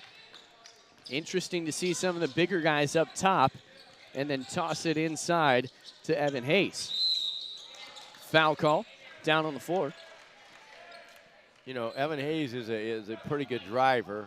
He's their second leading scorer. It was a nice drive, and then you know, as he does, Mitchell got to the offensive glass, was pushed from behind. So let's see if he can get untracked early. Jackson Bell, his first foul, team first to start the game off. Still scoreless here. About 30 seconds of left the clock in this game number 4. Wrights tossing around. Aiden Knowles, off-ball foul. And that'll go against Braylon Langley. So a pair of whistles, and North Central takes over. That foul was on Mitchell with the screen. Oh, unfortunate. Moving screen there. Jalen Mitchell, his first, obviously. Jalen Mitchell going to have to stay out of foul trouble. Like you mentioned in the opening, the leading scorer for this Wright squad. Yeah, he averages a double-double, almost 20 points a game, and just a tad under 11 rebounds a game. But yesterday seemed like he played a little passive. We'll see if he can get a little more energy today. 68-46 was the final score of that game against Park Tudor. If you tuned in a little earlier, you saw a very good Park Tudor team match up with the undefeated Lake Central Indians. Park Tudor barely lost that one after coming back from an 11-point halftime deficit. 1 minute is left and no score is on the board. Poppy Rivera touched it last, and so back to the Panthers of Evansville Wrights it goes. Well, we're even. 1 turnover for each side. It's like a new game. Panthers and Panthers. Refer to the navy blue kits as Wrights. Up and under. There's the first point to the game. Evan Haynes for 2. Very nice pass by Mitchell. And it's interesting to see Haynes matched up with Carter Klaus, who has the size advantage. But Haynes has the fundamentals to be able to get up there and finger roll it in. Rivera back on that outside to Nigel Newell. Driving in, Tim Williams eventually knotted up at 2. Kick it out wide, 3-point shot, Jalen Mitchell connects. That's a very nice shot for a catch and 3 for a freshman. And the interception. Wrights has it down the other end, maybe not. Tim Williams intercepts. Poppy Rivera will try the long 2 jumper and swish. Poppy Rivera, big basketball IQ, able to create offense, create space well, as you just saw there. Man defense up top. Switching back into that zone. Jackson Bell working on Jay Swanson. Up under the rim. Doesn't go for Aiden Knowles. Tim Williams kicks it over to Jackson Bell, who's off the mark. The toss ahead is to Jalen Mitchell. Spins. No dice this time. It's going to NC. Well, the shot selection has been a little bit hurried here in the first 3 minutes by both teams. Had a couple turnovers, and now we got a little token pressure by Evansville Wrights, and let's see if it bothers the Panthers. Full court press for Wrights. They toss it ahead, and down there to clean up the mess was Carter Klaus. Rivera intercepts this time. We talked in the open, one of your keys to the game, Coach, was ball protection, and neither squad really doing that right now. Well, Wright goes for about 14 turnovers a game, and unfortunately for North Central, they go for about 15. Ball security, usually job security, too. Up and under, Poppy Rivera on the defensive rebound. Just over 4.5 to go. 5-4. North Central, the away team today. Or the home team, excuse me, in the white jerseys.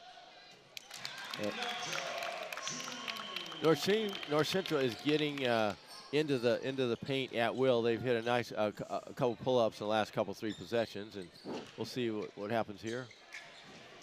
Up and in. Similar. Evan Hayes, his 4th point.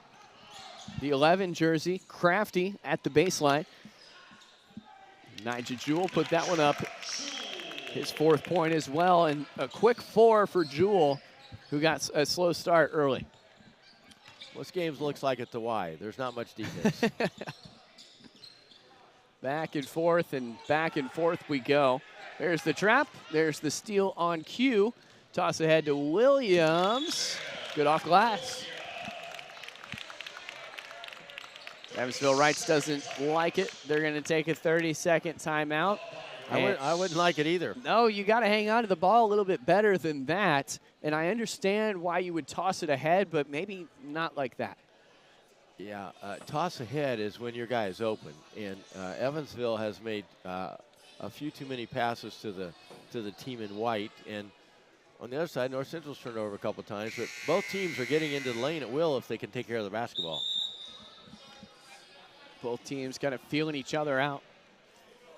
Still an even contest at 10-7. North Central yesterday beat Louisville Trinity, who we saw this morning beat Carmel. They won 52-50. Before that, North Central won at Carmel and lost at Cathedral. It's the last game in a 2-game homestand for the Panthers before they go to Ben Davis and Lutheran before returning home on the 19th against Lawrence North. At left side, Evan Hayes thought about it. He's so quick. Hayes not the biggest guy out there, but makes up for it in skill. Corner three, doesn't go. How about the jam? Put back. Braylon Langley for two.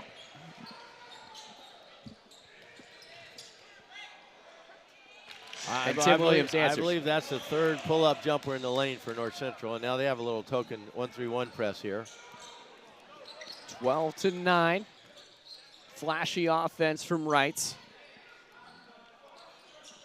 Braylon Langley, his first 2-point bucket. 3 Panthers have scored in Hayes, Langley, and Mitchell. Whistle blows. Goes against North Central, Christian Woodward, his first. Team number 2. So normally when they're in a 1-3-1, you're going to find open shots in the corner. Unfortunately for Wrights, they only shoot about 30% from 3. So if I was them, I'd try to get the ball inside to either Braylon Lango or Jalen Mitchell, who both have a huge presence inside. Langley, the 6'6" sophomore, is 1 for 2 from the line today. Toss ahead. They'll try to attack the rim, and it goes well this time. Jackson Bell is the 4th North Central Panther to score. He's got 2, and the Panthers lead 14-10. Full court passes are in no shortage today in Indianapolis. Braylon Langley. Jay Swanson trapped. Robert Goodlow gets him out of trouble. Keep pace. Interception. Back and forth we go. This one catches no backboard, no rim, and it's out of bounds. Well, we have a lot of running up and down the court. Not as productive as either coach would like, but the kids are playing hard, and they're throwing some really tough passes to catch. A test of conditioning today at North Central. That's why you got to run the floor so many times in practice. Papi Rivera will slow it down. A quick game so far. Just about 90 ticks of the clock left here in this opening frame. Rivera. Good toss behind. Didn't go where he wanted. Got a hand on it was Jalen Mitchell. Langley fakes out Rivera. Mitchell from downtown, his second 3. He has a nice touch for a big kid from outside. Even nicer touch when you remember he's a freshman. All of 6'8", 205, built like a D1 basketball player. Getting interest from several teams. In for the Panthers, Gavin Petty. Foul goes against Evansville Wrights. Number 2, Robert Goodlow, his first. Team number 2.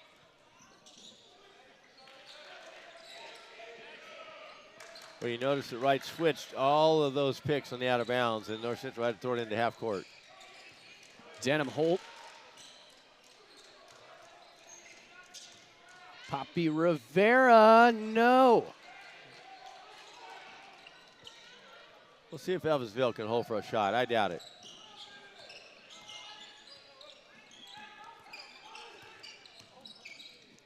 Still 35 seconds left to go. It'd be their longest possession if they hold on to it. Well, Mitchell got in the air and wasn't sure whether to pass or shoot. Rivera off the extra dribble. Finds no rim, but finds all nylon, and he's got 3. He's got 5 after that 3, I should say. Goodlow. North Central hangs on, 4 seconds to go down the court. We'll see if he'll heave with 1 second. It would have counted, but it didn't go in, so that'll do it. That's the end of the first quarter. North Central 17, Evansville Wrights 13. We've got second quarter action coming your way on the other side of this break. Don't go anywhere. You're watching the ISC Sports Network and our coverage of the Paul Logan Memorial Invitational. McCulling in time. Oh, no! It's good. This one is caught. There you go. Wow, Dawson makes a great catch. Spin, win, 3, bury it for Leland Walker. Tie the game they do with the dunk by Malik Edmonds. What a play. Oh, my goodness. I feel a little momentum starting to fall Ellen's way. That in the Wrestler! Whoa!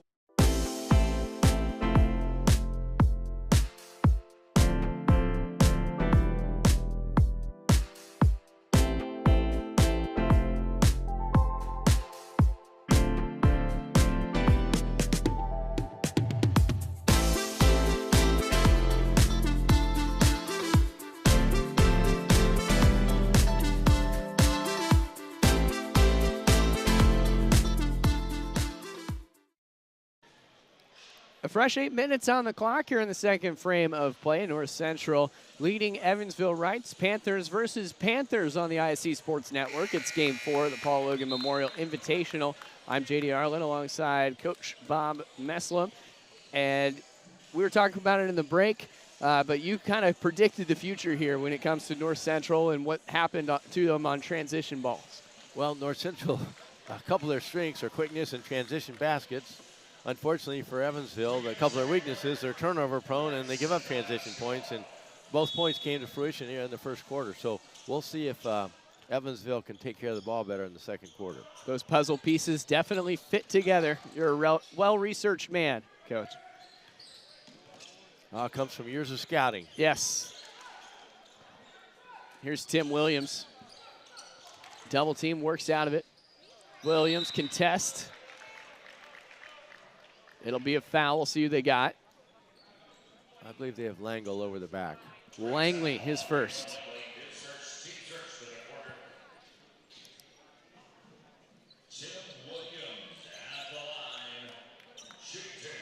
Tim Williams have an opportunity to shoot 2. North Central is getting into the paint at will for pull-up jumpers. They've made, I think, 3 in the first quarter, and they've gotten to the free throw line a couple times. But if they keep beating Evansville off the dribble into the paint, it's going to be a long afternoon for the Evansville Wrights. Williams makes them both.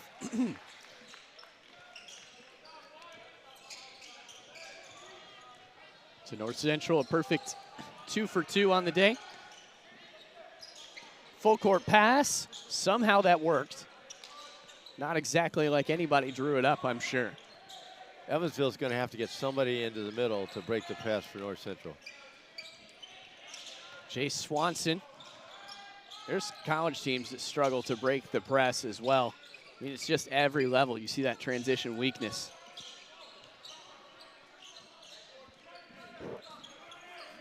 Jay Swanson letting it fly. Should have kept it corked. Tim Williams over to Ija Jewell. Jewell working on Mitchell. Petty feeds Denham Holtz off the neck of the basket. Back the other way we go. North Central still leads by 6. 6.5 to go.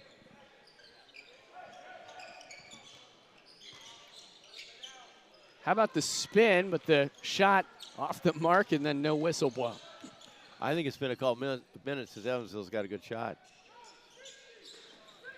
Very up-tempo offense. Krishan Woodward there for North Central.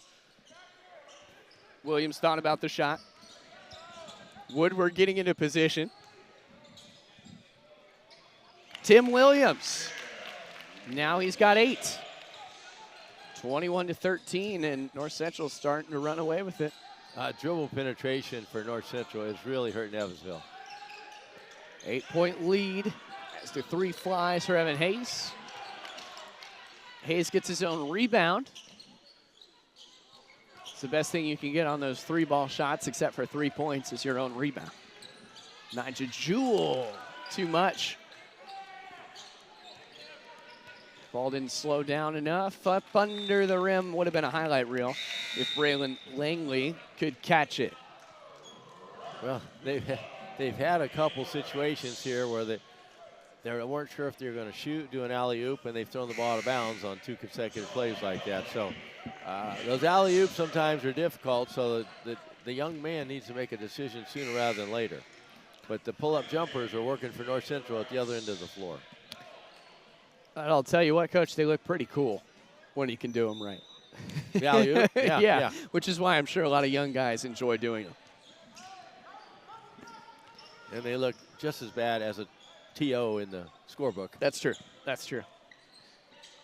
Yeah, no pictures in the scorebook. Phantom Holt, pass over to Gavin Petty. Petty goes for 3. Now North Central leads by 11. Up under the rim, Petty.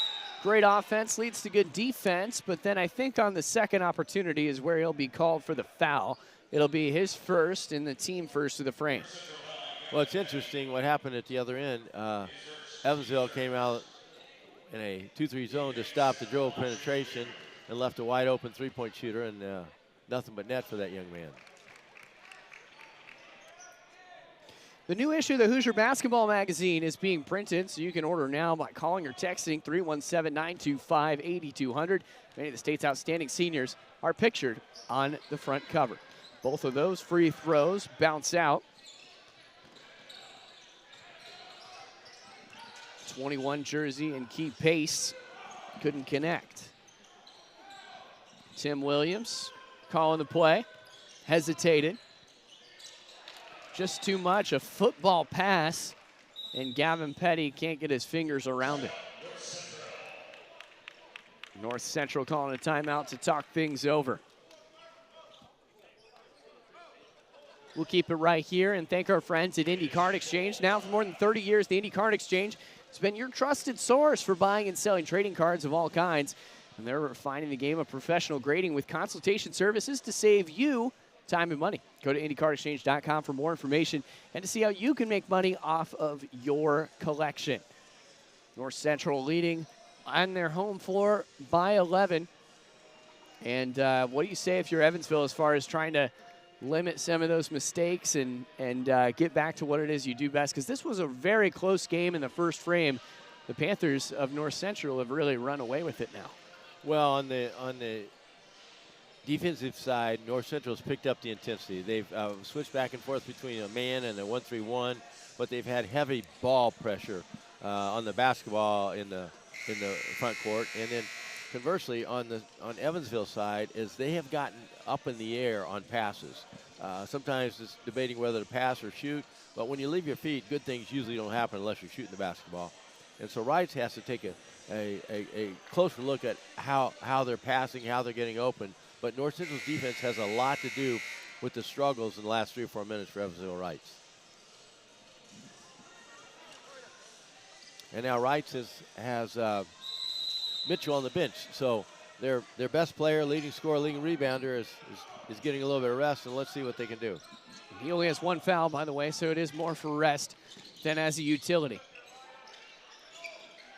Down in the middle, contested shot falls. Evan Hayes, who scored the first points of this game. He'll take a trip to the line. Foul is going to go against Nigel. Foul is going to go against, Nigel Jewell. His first, team second. Yeah, Evan Hayes, for a young man that's only about 5'10", has been inside the paint. I think he's got a couple baskets in there. Now he's at the free throw line trying to complete the old-fashioned three-point play, but that youngster goes right in with the big boys. Not afraid is Evan Hayes.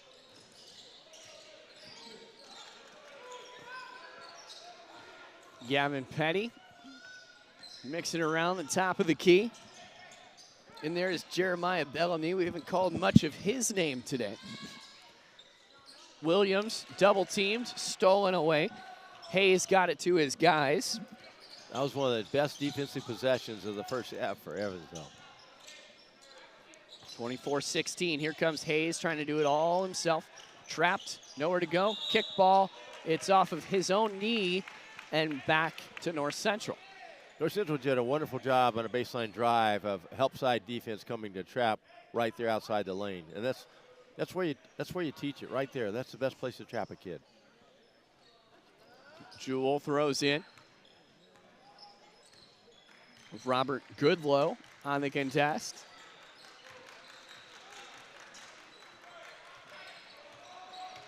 Austin Brooks' second year at Wrights. 22-11. Well over 500.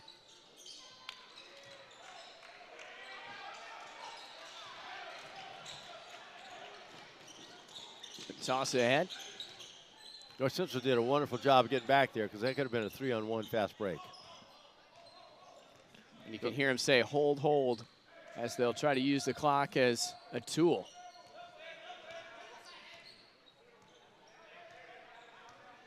Coming on up is Evan Hayes. Hayes off the mark on his pass, but great effort. Whistle blown. Just another lazy pass by Evansville Wrights. And they're not going to be able to stay in this basketball game making passes like that. It'll go against Hayes. Team number 2, his first. Two substitutions being made by North Central. Yes, that's Jackson Bell and Poppy Rivera, who will inbound for NC. Interestingly enough, North Central's made their run with Riviera on the bench. Nigel Jewell slipped, but kept a hold of it. Jackson Bell way too high off the glass and rebounded there by Jalen Mitchell.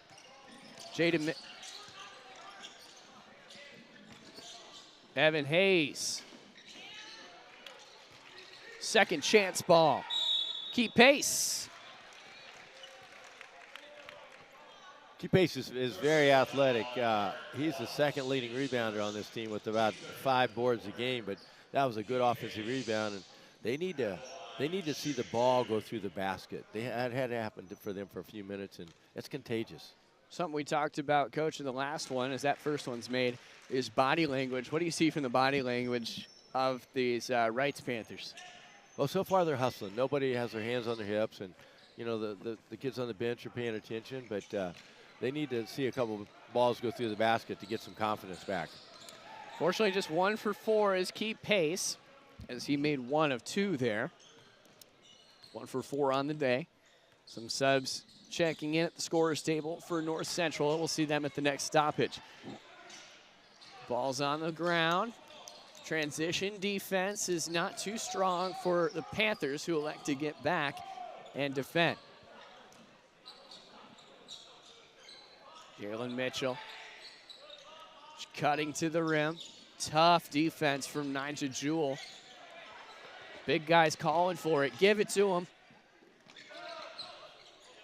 Gets his own rebound, and then he hits the deck, and no whistle blows. The officials are letting him play. You love to see that. Poppy Rivera down the other end. Jacks up the 3 and cashes in. Timeout on the floor. Wrights wants to talk about that. No, we had a travel. Is that right? in the open court. Whoops! Unfortunately, Goodlow didn't start dribbling before he started walking. That's my bad. North Central will have a second straight possession in that case after the Poppy Rivera 3. Tim Williams with under a minute and a half to go. Keeping it alive. Clock still rolling. Jay Swanson. It's just out of bounds. No foul called. Is trying to go up for the alley-oop was Braylon Langley.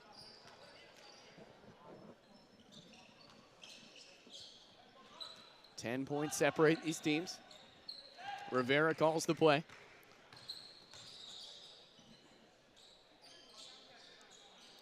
North Central runs some similar stuff to Park Tudor, who Wrights played yesterday, and they trailed on some of their cuts, and it's really hard to play defense when you're trailing your guy. Similar jersey color, same mascot. It's like deja vu for Wrights. That one goes up. Instead of watching it go in, immediately charging in after his own rebound was Jalen Mitchell. His buddy not able to hold on to it, and Braylon Langley. And Langley is such a offensive weapon under the basket. It's surprising that he hasn't been able to make more plays and get more rebounds. Got to get the strength up to rip it away from each defender. Yeah, what you've seen in the first half is what you call 50-50 balls. Right now it's about 70-30. All those 50-50 balls, most of them are going North Central's way, whether it's on the offense or defensive end, and you can't allow that to happen. It started out about 50-50, but now it's headed North Central's way, which, as you can see, has led to a 10-point advantage on the scoreboard. Some of that due to lack of experience. Of course, Langley only a sophomore. Aiden Knowles. He'll give it off to Swanson, rolls it in, and that one looks real nice. His first points of the contest. That's about their best ball movement possession of the second quarter. Only the fifth Wrights Panther to score today. 15 seconds before halftime. Rivera mix it over. Carter Klaus. Klaus has had a quiet day, but gets the job done when needed, and the clock stops at 2.7 from a whistle. Wrights will throw in. That's Robert Goodlow trying to set something up in 2.7. They'll heave it up. Doesn't go anywhere. The backboard turns red as we head into the break. Panthers 29, other Panthers 19. North Central is in front of Evansville Wrights. We'll break it all down for you on the ISC halftime show when we come back. Don't go anywhere. Game 4, the Paul Logan Memorial Invitational on ISC. Ball here. Harris scores. With 19 seconds left. Same players, big boy. I'm telling you right now, that's awesome. I love it. That's the finish. You get a layup to take it. And an and one. Fly ball. Out of here.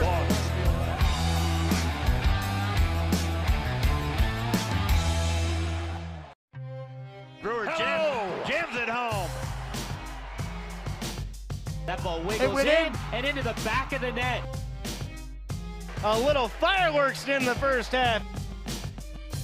Throw it up for Tillman. Whoa. My goodness.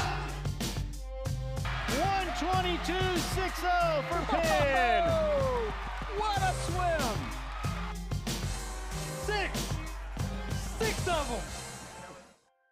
Shot at the buzzer. She got it! Oh my goodness, what a shot! Hello! Did it again. Hello! Made the highlight reel again. That goes to Mentor and all kinds of room to run. Down the middle of the field, and he will not be touched. Jackson, hello! There we go. Stokes throws it, caught, ball ricochets. Wow. A huge hit. Wow. This has been an amazing display of goal scoring. Jackson takes the handoff, throws the deep ball. He's got a man. Catch made. Rolling, throwing, has a man first down, the grab by Cyrus.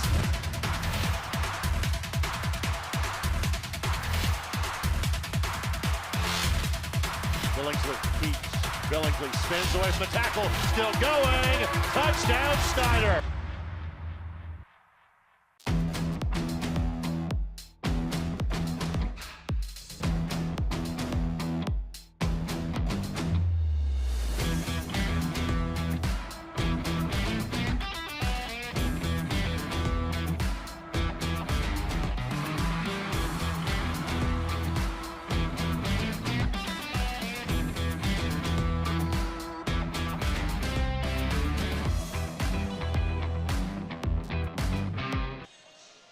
It is halftime of Game 4. North Central hosting Evansville Reitz. The Panthers meeting the Panthers, and a 10-point gap separates them. Coach, what did you see that needs to change in that second half? I know you had a few observations that you wrote down in the break. Well, as we talked about at the outset, you know, a little bit of experience and ball protection, who can bounce back.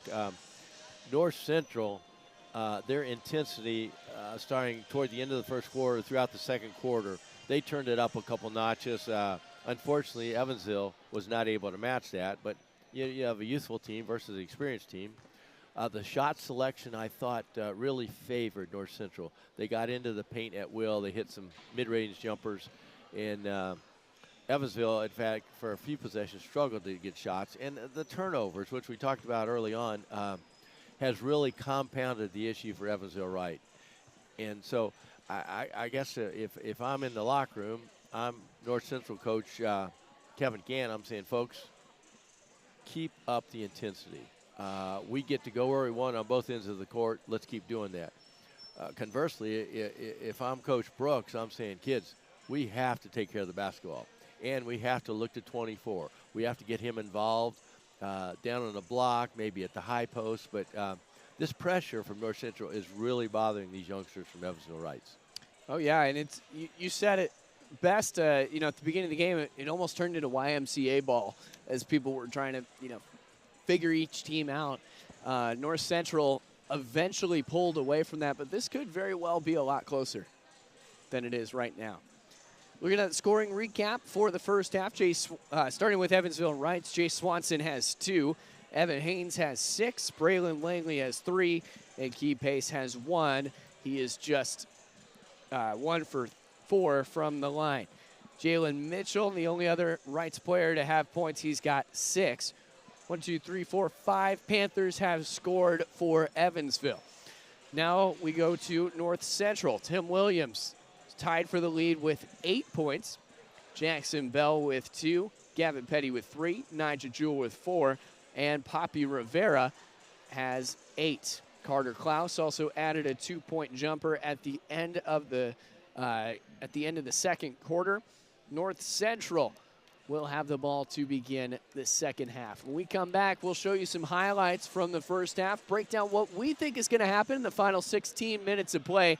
You are watching Game 4 on the ISC Sports Network, live from North Central High School.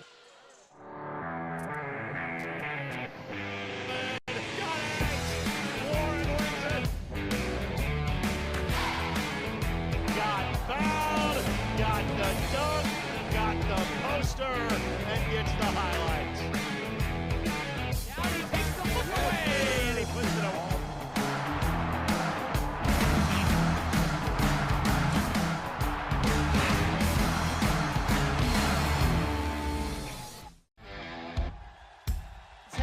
Leaps a man, still on his feet. Stevens lunges. Are you kidding me? Champions of Marion County. Unbelievable. Touchdown. Living up to that last name. Wabash has the lead for the first time today. So that was going to be a highlight reel. Oh, baby. Yeah, you can celebrate after that.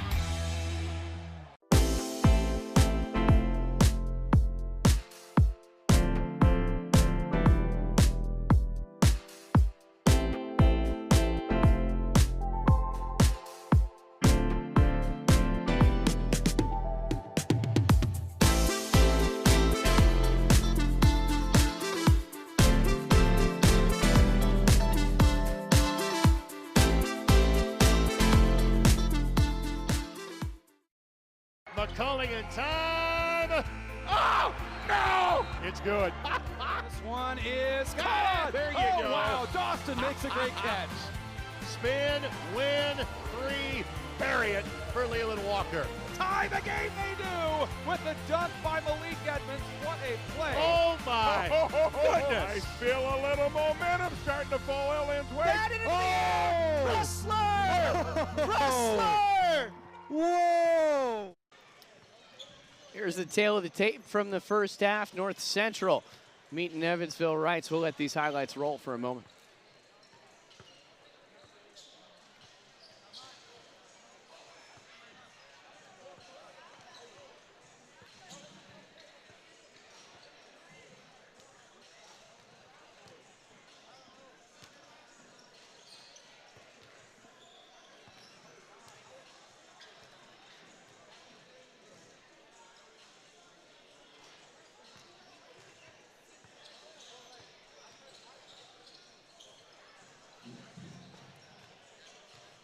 It's a much closer game than those 10 points suggest. And yeah, as you can see here, North Central is getting some very open looks, and unfortunately for Evansville, their shots are a lot more contested, and got a little baseline runner here by this young man, and we'll see what happens here in the second half, but Evansville has to take care of the basketball. Wright's finally coming back to the court. A little bit longer of a halftime meeting for them. North Central came out with about 2:20 on the clock, and Wright's comes down about a minute later to try to get something going. Obviously not their worst half. 29-19 the score. But they average about 56 points a game, so they're well below that, and North Central is about on pace for their average, but I think the biggest difference in the last quarter and a half was the intensity, especially at the defensive end that the North Central Panthers showed up with. Well, North Central is a first half team. If you look at the scoring averages broken down by quarter, NC usually scores about 21 points in the first and then 10 in the second, 8 in the third, 9 in the fourth. It kind of trails off throughout the game. Meanwhile, Evansville Rights, it's a different shaped graph. It's a U shape. The 14 points, 12 points, 13, and then 15. So Rights overwhelmingly a second half team. North Central, they'll come right out and punch you in the mouth. And the Panthers of NC definitely did that. We'll see if they can hold the lead. I think it's important to get guys like Poppy Rivera the ball a little bit more. Jackson Bell only has 2 points. Gavin Petty only has 2 points. These are guys that are scoring in double figures every single night. So look for either an explosion of offense for North Central, or they're just going to try to hold the line.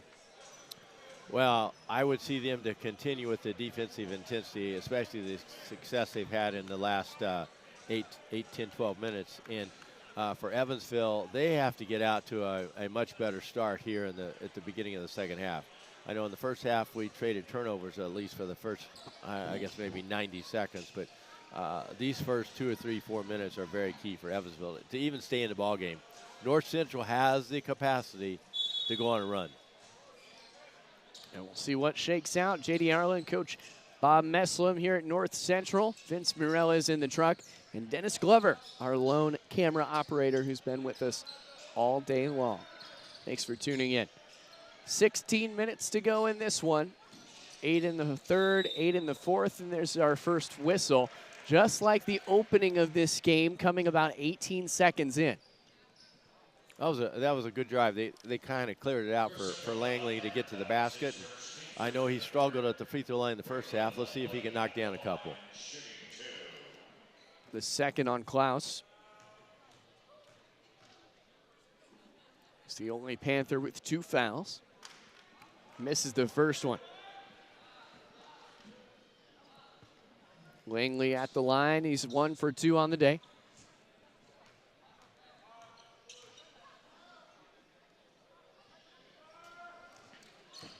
Overall, a good free throw shooting team. About 16 points above the national average at 76%. Rivera up and in. If Evansville is going to allow the direct sideline pass to get it across the midcourt line, they're going to be in trouble against North Central to keep their press on. Rivera now in double figures. First player to reach 10 points in this contest.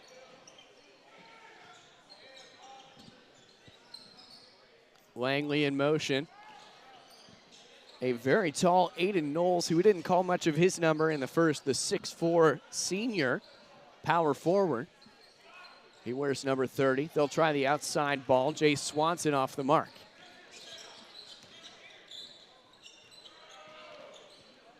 Bell back over to Nigel Jewell. Clangs out. Toss it ahead. Swanson. That time it worked. One of the first transition baskets they've had. The hack. You're going to get called for that every time. Aiden Knowles will pick up his first.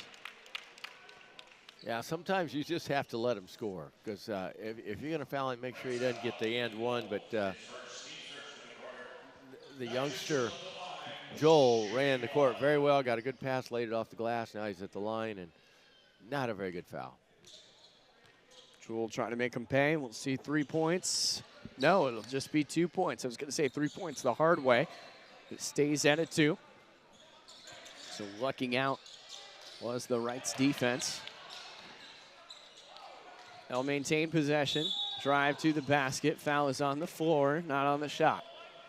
So you notice the pressure that North Central has on the press, and what they're struggling with, Evansville, is not only are they not making good passes, they're not coming to meet the pass.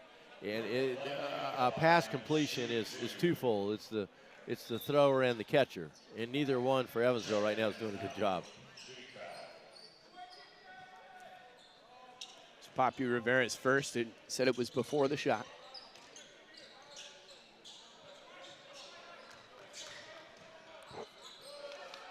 Losing control of it. Yeah, I'd be surprised if there wasn't a whistle. Well, the referee got the second foul. He missed the first foul.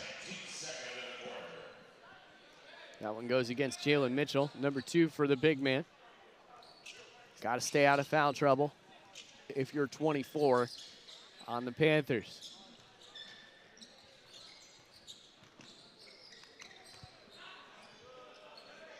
Jewel over to Rivera. No. Carter Klaus, the second chance ball. Tim Williams. How about another for Papi Rivera? He's not going to miss 2 in a row.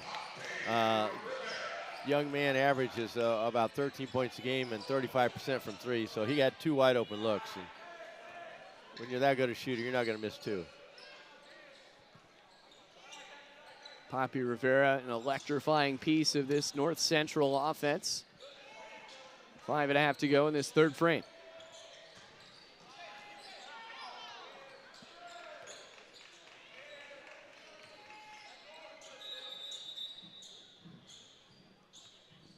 Whistle blows. Injury or equipment malfunction. One of the two. Aiden Knowles is going to be a little gimpy on his way over to the bench.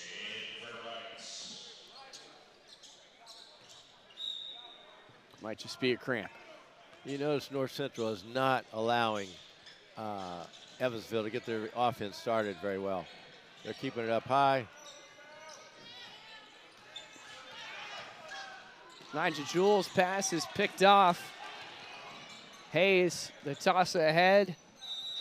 Whistle blown. Shot doesn't fall for Braylon Langley, excuse me. And the foul will go against Carter Klaus, number 3 for him.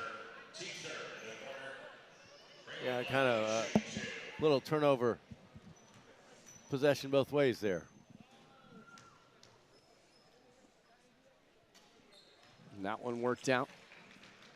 You might see in the background of some of our shots, some more teams arriving here to North Central High School, HSC to take on North Central. And then Decatur Central and Fort Wayne Carroll will meet. HSC, the new number 1 in the state. They're 13-1 on the season after a commanding 20-plus point victory over Decatur Central yesterday. Meanwhile, North Central coming off of a fun buzzer beater win against Avon. All that for free on the ISC Sports Network later on today. I was on the game for HSC's loss, and Columbia City played really well that night. And if you're a Columbia City fan, that'll be on the Hall of Fame Classic, also free. That's the championship. That game is late. It starts at 8 o'clock. It's in Newcastle. You see that on ISCSportsNetwork.com, our Twitter feed, our YouTube feed, our Twitch feed, or our TV station. Papi Rivera spinning in. And he's just such a threat down low. Very strong for a young guard. You notice most of the time Evansville's catching the ball, their back is to the basket, not ready to attack. There you go. Up and in. Evan Haynes continues to impress. Hayes is just such an instrumental piece of this offense. A shorter guy able to fit into those gaps. Up there for Wrightsky. Pace back out there as Rivera sinks another one. You know, that just runs in their family. Rivera's, they make shots. You know, I coached against his brothers, uncles, whatever, dad, but they just make shots. And he's had 3 wide open threes in the last couple minutes. He's knocked down 2 of them and had a mid-range. So the family scores. How's that? I love it. I love it. We'll keep it right here during this full timeout to thank our friend Perry Kitchen of Perry Kitchen Approved Mortgage. You may know Perry Kitchen from his days on an MLS pitch. Today, his pitch is this: finding your absolute best deal for your mortgage. Contact Perry and Approved Mortgage today, 317-509-0929. Approved Mortgage is Central Indiana's oldest locally owned and operated firm, and Perry is ready to help you find your dream home today. Call 317-509-0929. Papi Rivera heating up for North Central, one of my key players to the game today. And he's got 18 already. Well, he's got 8 in the last 45 seconds. That's pretty good. I'd say that's pretty good. But even with the 15-point lead, look at North Central. They're bringing some pressure because Evansville has not found a way to connect passes to attack this.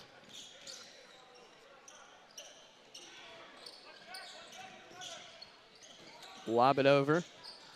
These full court passes are risky. When they work, they're great.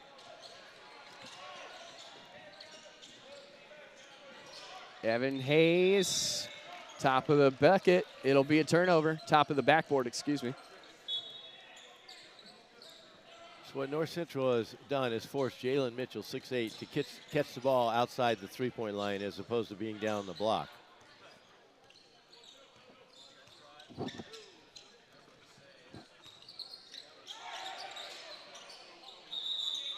All tied up.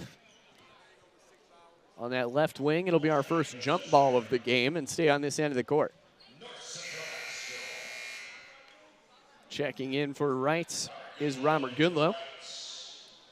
Goodlow, senior.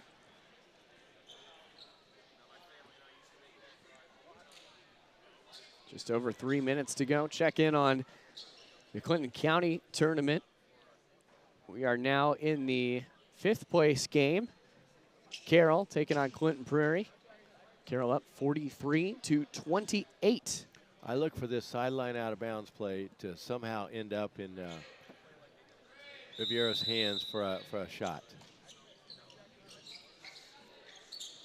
Woodward flicks it wide. Somehow North Central hung on to it. You're right, partner. Rivera thought about pulling up, instead unselfishly gives it to Williams, who can't haul it in. Key Pace made the rebound, and there's a foul called on North Central 1, Tim Williams. Really not sure what the call is there, Coach. I think you got a little too handsy. His first foul. Doesn't seem to phase him too much. Panthers have 4 team fouls. Wrights has 3.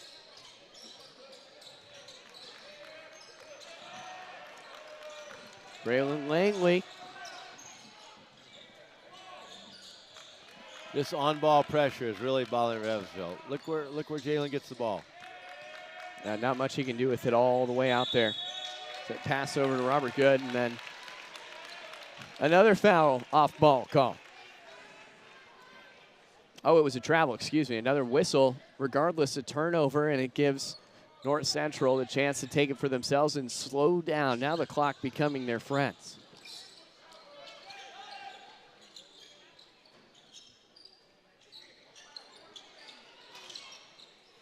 Jacking up the three, Gavin Penny trying to get a few more points on the day. He has a lone three-pointer.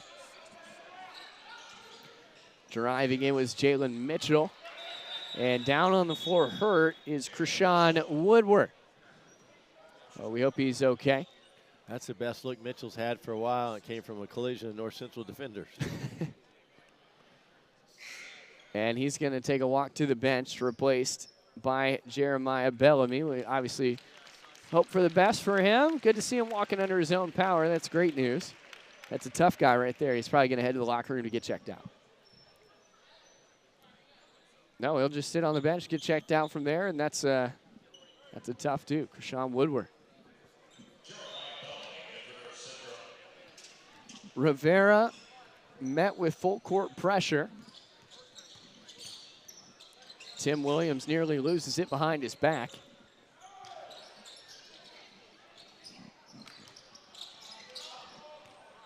(41-28), minute 42 to go here in this third quarter. You notice how North Central, every time they cross half court, when they turn their back, the opposite guard comes in and doubles. That's been a staple in their arsenal for many years.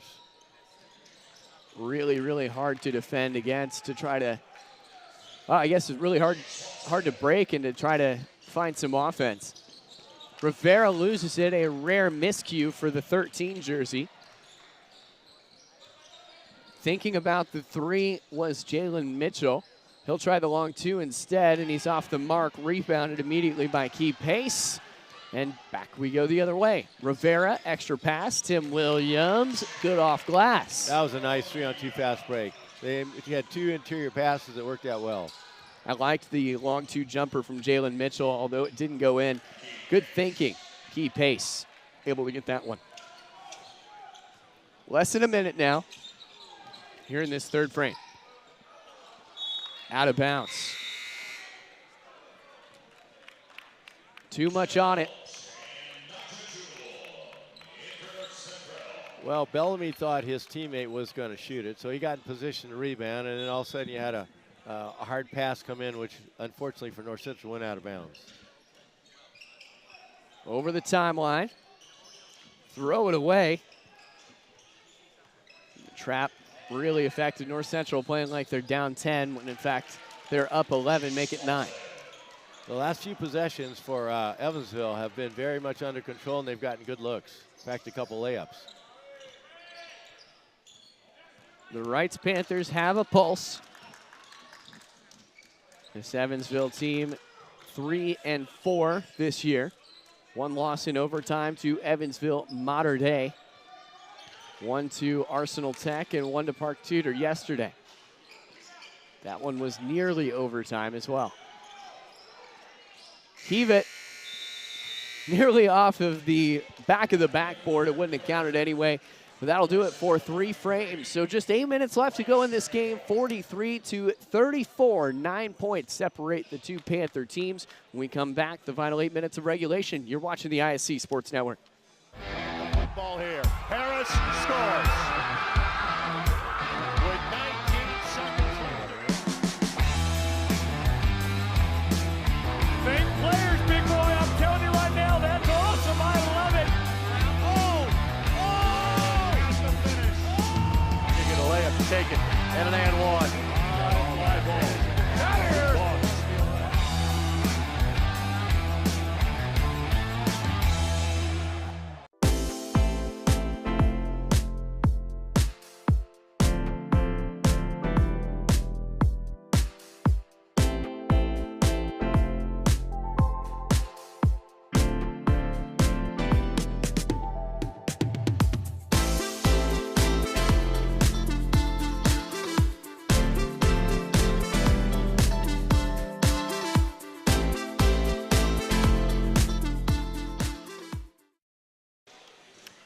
Fresh 8 minutes on the clock and 9 points separate the two Panther teams. North Central looking to close it out on their home floor. Make it 2 wins in a row.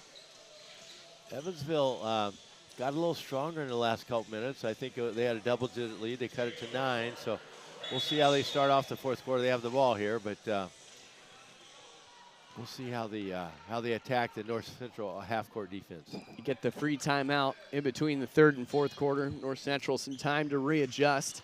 Try to force the issue, but instead the gap closes to be narrower. Jalen Mitchell. Wonderful off-balance finish by that young freshman. And if Mitchell gets heated up, that's dangerous for the Panthers. 3 ball falls for Gavin Petty, his second 3 of the day. He's got 6. The lead is 10. Jay Swanson. Throw it ahead for the jam. Braylon Langley, second time he's done that today. Did one right at the beginning of his scoring. Now closer to the end. He's got 10. Bellamy called for the offensive, lowering that shoulder, his first. You know, he had a mismatch, but he also thought it was first and goal. And he just ran right over that young kid.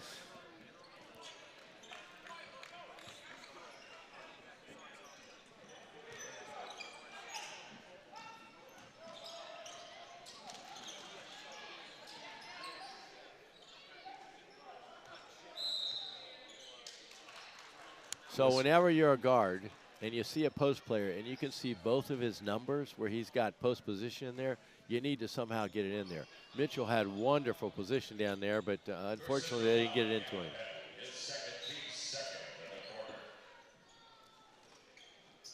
Panthers to throw in. Whistle blows down the other direction. Not happy about it is Robert Goodlow, who's called for his second personal. That's kind of 2 questionable calls by that young official. One in the middle of third quarter and one at this quarter. Both offensive fouls on Evansville. So I disagree with that call.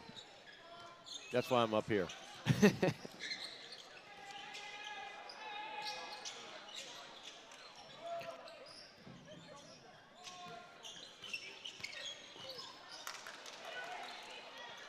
No whistle. Go ahead for Langley. Out of bounds, and we're going the other direction.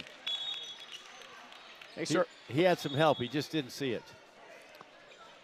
Thanks to our friends at the Rutland Financial Services. The Rutland Insurance Agency partner with Globe Life Liberty National Division, a proud sponsor of MIC basketball, for affordable life insurance, cancer, critical illness, and accident protection for individuals, family, the self-employed, and small business owners. Call Ron Rutland Jr. 317-489-5764. To the action here. Just over 6 minutes to play in this game.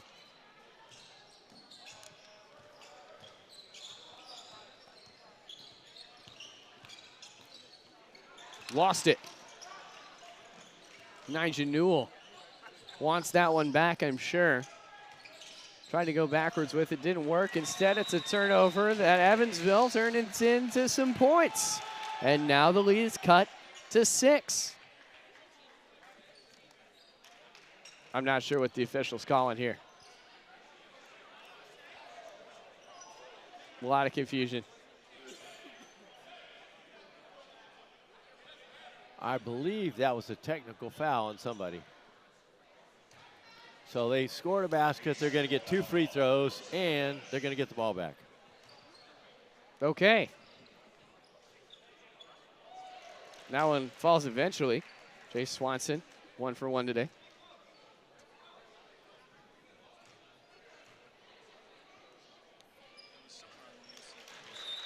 Okay, so our director, Vince Morella, is telling us it's the North Central bench that was assessed.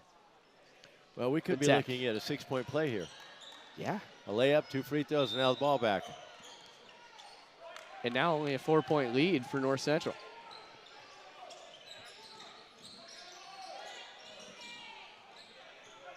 Jalen Mitchell. Now things are interesting. Oh, offensive foul. What a delayed call. That's unfortunate. That'd be his third.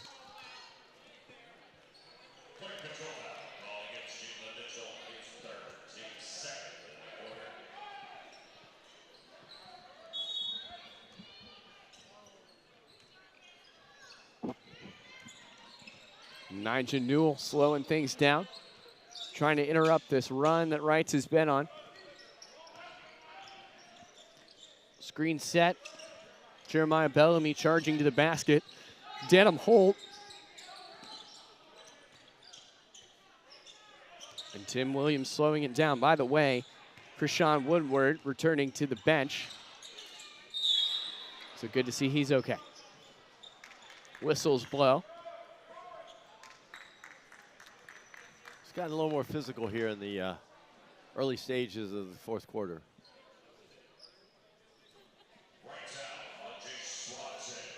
Jay Swanson call for the personal. It'll be his first. Giving the thumbs up to his bench, saying I'm okay, but still checks out to get checked out. Evan Hayes will replace him. I'd love to see a little bit more of that Hayes magic. I wonder how much longer Pappy will stay on the bench for North Central. You notice the run for Evansville has been while he's been resting.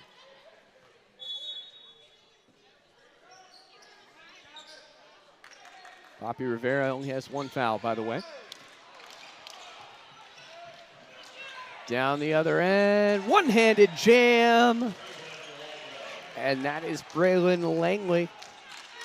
His third dunk of the game, by the way. And it's within 2 points. It's a one-possession game all of a sudden. Nigel Jewell. He's fouled, charging in. So with the foul count 4-3 here in the fourth quarter, this could become a free throw shooting contest because both teams will shoot two as soon as each team has 5 fouls.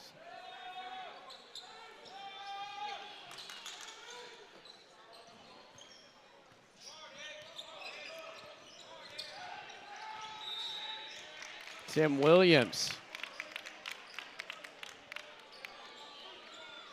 The North Central guards are too quick for Evansville to be able to guard them one-on-one on the perimeter. And you have, as a guard, you have to keep the person in front of you.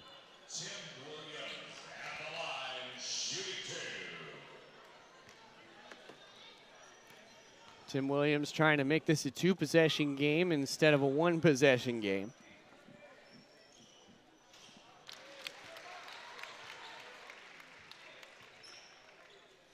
Makes his first.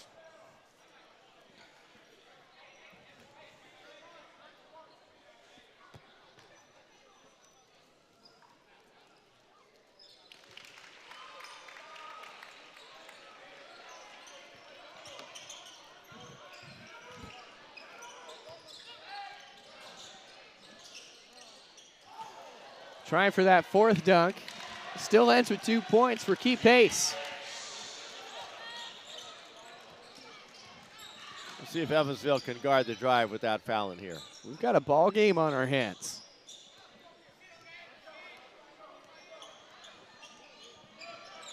Nigel Jewell looking for that perfect opportunity. Rejects the screen. Instead, he'll try to take it for himself.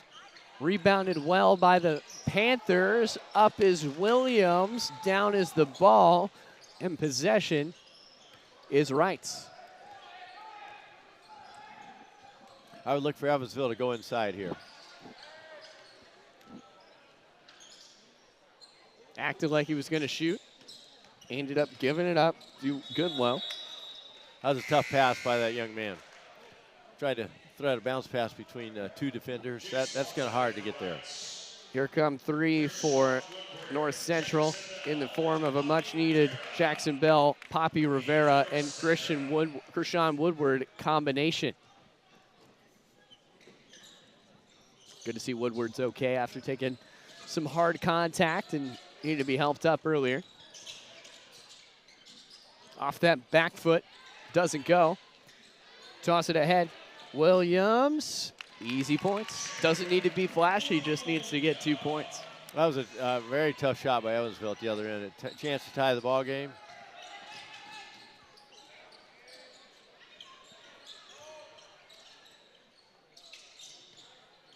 Whoa, almost lost it. That was a good no call by the official. Wide open corner three. Hey, take it again. Why not? On his way up to the rim, it might have been Nigel Jewell who had contact. I don't know where the foul came from. Yeah, it is on Nigel Jewell, his second. I think you got him on the elbow on the way up.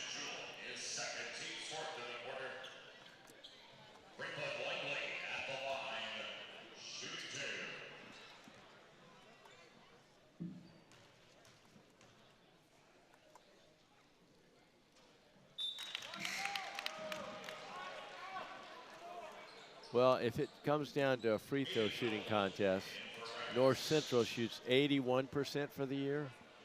Evansville is at 52%. Coach, you can't do that with the free throws. Was that a big focus of your practices? Yes. What happened to a player if they didn't make their free throws in a game? You just try again. You just try again. But, yeah, we lost a couple games with young folks missing free throws, but that's what happens. But we won a couple games with kids making free throws. So you hope it evens out in your favor. You know, you want it to be 50-50, but you want the top 50. Full timeout, but we'll keep it here. And thank Chris Shields, one of Indiana's top officials, who's responsible for the assignment of officials at major events, including this, the Paul Logan Memorial Invitational. If you want to become an IHSA official, we need you. Scan the QR code on your screen now. Find out how easy and rewarding it can be.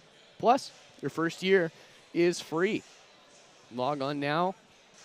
Hit that code. You can wear the stripes as soon as baseball season. That's when umpires are needed, and then football officials also in shortage around the state. If you want to become an IHSA official, scan that QR code on the bottom left of your screen. Well, talk about officials. They have a very tough job, but the game must be officiated fairly today because both coaches are complaining. Yeah, that's true. That's true. I like that.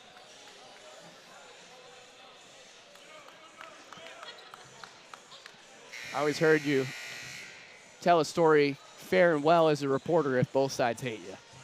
So that's the case again. Well, Evansville's gone small. They've taken a couple of the big kids off the court to see if they can stifle the North Central guards. But so far, the North Central guards in the second half have gotten to the basket very easily. Just 3 minutes to go. Only 3 points separate these teams. North Central had a commanding lead all game until late when Wrights came all the way back. Poppy Rivera calling for it. He's wide open. Well, Evansville's gone to a zone here, but you got to watch the weak side. You got to watch the weak side if you're Evansville. And also crash the player with the ball. In is Evan Hayes. So North Central got their wish. They pulled him out of the zone. Got man-to-man. Rivera charging. Can't do it all himself. Extra pass could have benefited him there. And he loses control of it. Knocked out. Good hustle by Goodlow. Wow. All the way down there, Goodlow to knock it out of the hands of Evan Eichorn, of Jackson Bell.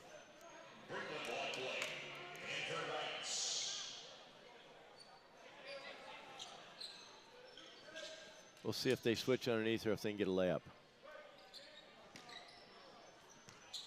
Bell going to try the same thing he just did. This time gets fouled and gets the extra trip to the line. Jackson Bell for two. Well, they kind of cleared out the lane for him and let him go one-on-one and got a nice roll. And unfortunately for Evansville, they fouled him on the play and going from maybe a 3-point game to a 6-point game. If he can hit this shot, that is. And it is. Jackson Bell. Clutch. 53-47. North Central just needs to hold the line for 2 more minutes. Panthers have a foul to give before the bonus, by the way. Boy, Hayes just refuses to give up. He just keeps going inside. Nice basket by that young man. Hayes with double figures now. He's got 10 points. Tim Williams And the only thing that you can't teach is speed or height. And Williams has them both. Krishan Woodward hitting the boards again. Knotted up with Evan Hayes. Foul is on Hayes' second.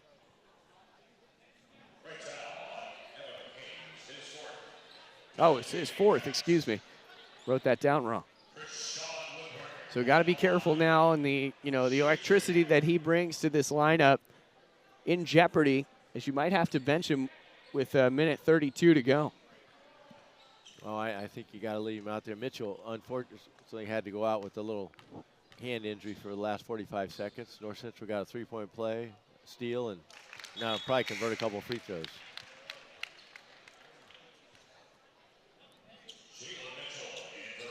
Jalen Mitchell back in. Official asked him if he's doing okay. He said, yeah.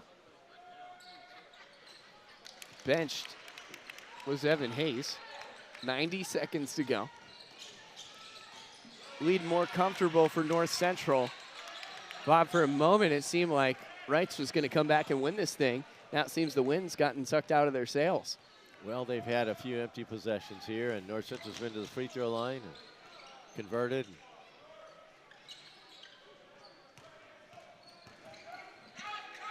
1 minute to go.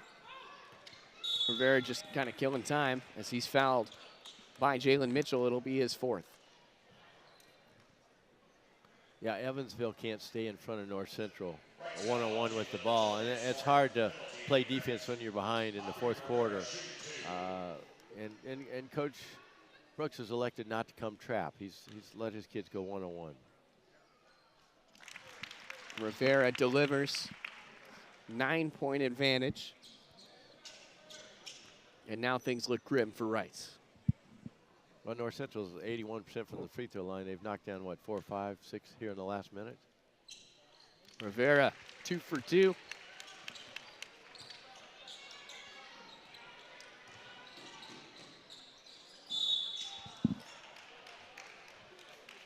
That one's on Krishan Woodward. His second. Usually, if it wasn't a shooting foul, it wouldn't have sent him to the line, but now both teams in the double bonus with 5 fouls apiece. Yeah, the only difference is North Central shoots about 30% better than Evansville. One of the easiest things to practice and often one of the hardest things to execute.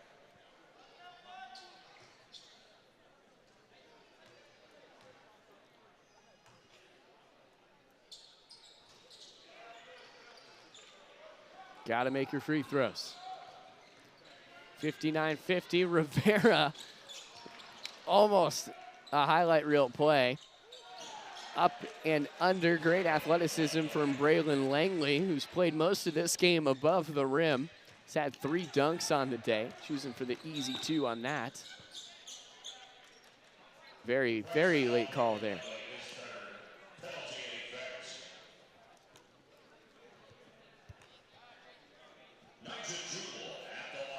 Jewell to shoot 2.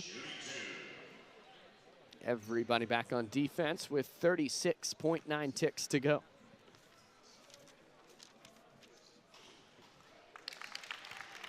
Well, we've got a treat for you. Obviously, this is the end of the men's slate here at North Central High School. Coming up at 5 p.m., HSE and North Central take the floor. Decatur Central and Fort Wayne Carroll to follow. Kurt Darling, Antoine Wynn on that call. You're in good hands here at the Paul Logan Memorial Invitational. 61-52. Try the 3, yeah, sure, why not? Robert Goodlow. And a timeout call.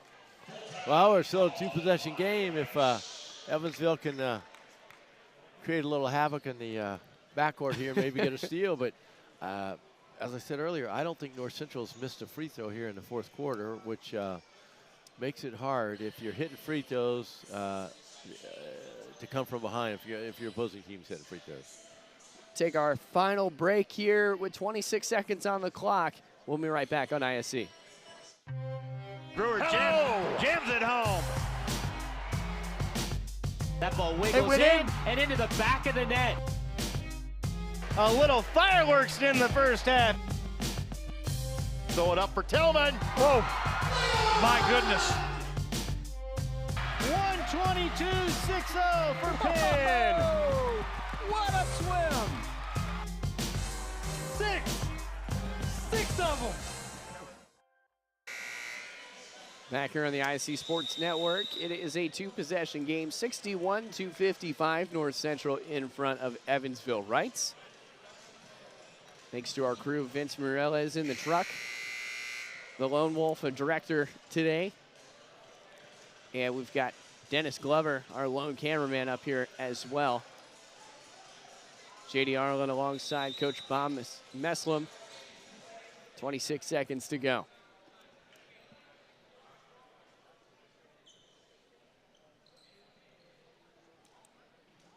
Equipment malfunction there. There's the trap. North Central breaks it. Trying for the dagger. Over to Rivera. He's fouled. Rivera, one of the best free throw shooters on one of the best free throw shooting teams in the state. Well, it's always a good play to get the ball back to the inbounder, but if you're Evansville and you're going to trap the corner like down the first pass, you have to make sure that that pass doesn't get out as cleanly, because all of a sudden now you're 4-on-3, 3-on-2. Jace Swanson, his second foul. And I'll look up exactly how good Rivera is from the line. 75%. Second only to Tim Williams for those over 14 shots.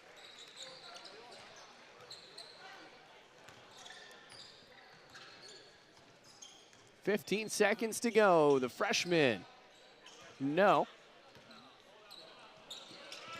Tim Williams, just hang on to it. White flags being raised. That does it. 63-55. North Central wins it. They improve their schedule to 6-2. Wrights falls to 5-3. Coach, what did you like about this from the homeschool Panthers? Well, I like how North Central was able to ratchet up their intensity on the defense, starting with the middle of the second quarter to the rest of the ball game. And Evansville's very young. I think they have a bright future in front of them, but I think North Central experience, their success at the free throw line really in the fourth quarter helped put the game away. The game is done, and we are too. We'll step aside as we prepare for the girls' slate for today. Again, HSE taking on North Central, and then Fort Wayne Carroll meets Decatur here at North Central High School. Alongside Coach Bob Meslam, I'm J.D. Arlen. Thanks so much for joining us, and we will see you next time.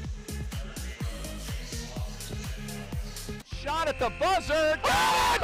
She got it! Oh my goodness, what a shot! Brady, hello! Did it again. Hello! Made the highlight reel again. That goes to Mentor and all kinds of room to run.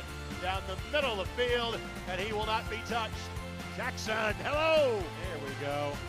Stokes throws it, caught, ball ricochets. Wow. A huge hit. Wow. This has been an amazing display of goal scoring.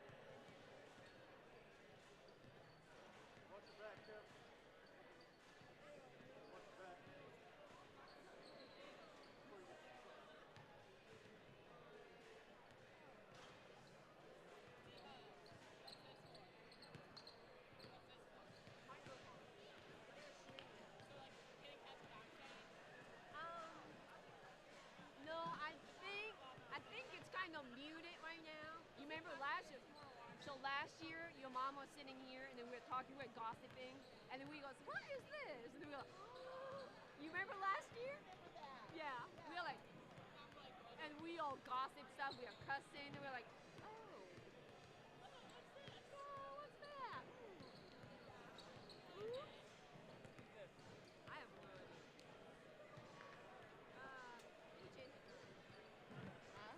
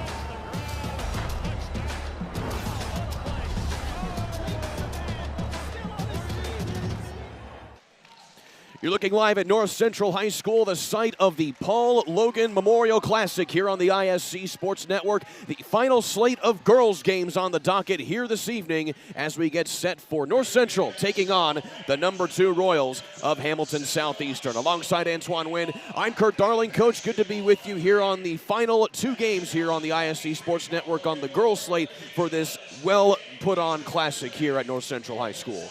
I'm glad to be here. Hadn't been here since I was a coach at Lawrence Central. It's always good to be here at North Central High School. North Central coming into this contest, Coach, kind of on a little bit of an upswing, but so of course, as you look at the starters here for Hamilton Southeastern, they are as good as any team in the state, 13-1 on the season. Yes, they're going to be a tough team to beat. They have great size, and they're coached, well coached by Mr. Brian Satterfield. He came from the boys' side. He's great at what he does, and they're going to cause problems for anybody. You're going to be seeing a lot of Maya McAlliskey, who is the Indiana commit, going to Bloomington next year. She is averaging 28 points per contest. She had a season high this season of 35 in a blowout win over Brownsburg just a few weeks ago. But now, Coach, we're getting into the final leg of the season here. Again, it's the final third of the season as we now take a look at the starting lineups for the North Central Panthers under head coach Deanne Ramey, who is in her 13th season as the head coach of the Panthers. Coach, this is a team that came off of a very close win to Avon just 24 hours ago. A last-second shot put into the iron by Kristen Deakins, but now you have to put all that aside and try and replicate some of that magic if you're North Central. Yes, excuse me. North Central is a very well-coached team. They've been Coach Ramey's been around a long time, and one thing about her teams will play hard. And right now, looking on paper, they're outmatched by Hamilton Southeastern, but they will compete. Any team that Coach Ramey coaches, they will compete. This is a team that is shooting only about 32% from the field over the last 3 games here, Coach. And that seems to be one thing that I've been looking at over just looking at some film is that they know how to get some good shots. It's a matter of just actually making them and just getting them to fall for the Panthers. And the keys for me for North Central is they need to take care of the basketball and play North Central Panther basketball and not getting to the style that Hamilton Southeastern plays. They have to be very calm, cool, and collective to beat this second-ranked team in the state of Indiana. And as I was mentioning, Coach, we're getting into the final third of the regular season here on the girls' slate. Before we know it, it'll be sectional time. What is the mindset of a coach and a team at this juncture of the season, knowing you only have a few more games left in the regular season? Right now, as a coach, you basically want to keep everybody healthy. You pray that everyone stays healthy, and then you pretty much you want to know who you're going to go with when the tournament time comes around, because you know a lot of times you'll go 7 or 8 deep or whatnot, but you want to pretty much know what you're going to have. So Hamilton Southeastern takes the opening tip, conceded right there by North Central. We're underway in Game 5 of number 6 here in this Paul Loggan Memorial Classic. And going right down the lane immediately that time. Nicely done there by Kennedy Holman to get things going for the Royals. As you can see, the HSC wants to be aggressive to come downhill. That's certainly how Coach Satterfield has this team playing, using their size to their advantage. Meanwhile, right down the left side of the lane that time goes Caitlin Hoff again. Nothing there that time. But here is Holman left wide open, and she makes them pay. Yeah, NC has to get back in defensive transition. They have to get back. So a quick 5-0 lead here for the Royals. Again, 13-1 on the season. Hamilton Southeastern, number 2 in both polls, both in 4A and the coaches poll as well, as that goes out of bounds. And another turnover here by North Central. But again, NC does not need to get panic right now, but they need to make shots and get stops.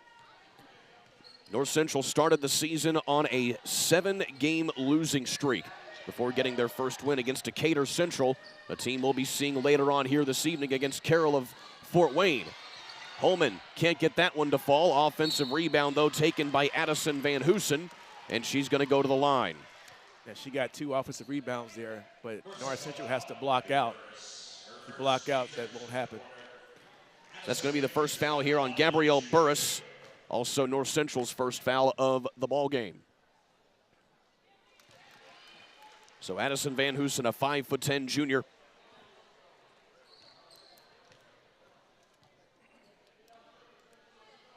And she makes both foul shots. So it's all Hamilton Southeastern here in the early going. And again, another turnover. So 3 empty possessions here for North Central right out of the gate. Yeah, Kurt, a team like Hamilton Southeast, you have to make them play on both ends. Right now, NC's not making them play. You have to make them play defense. So here's our first look at McCallowski. She gets it off to Stidham, back to McCallowski from deep, and there is why she is going to IU next year, Coach. She's silky smooth. Got a nice release, nice touch. Hand in her face as well. It doesn't hurt that she's 6'3" as well. No kidding. So here's Harrington going in down low. That time is Hoff. And it's thrown off of the hands there of Hamilton Southeastern. Zoe Lawless, the last one to touch it.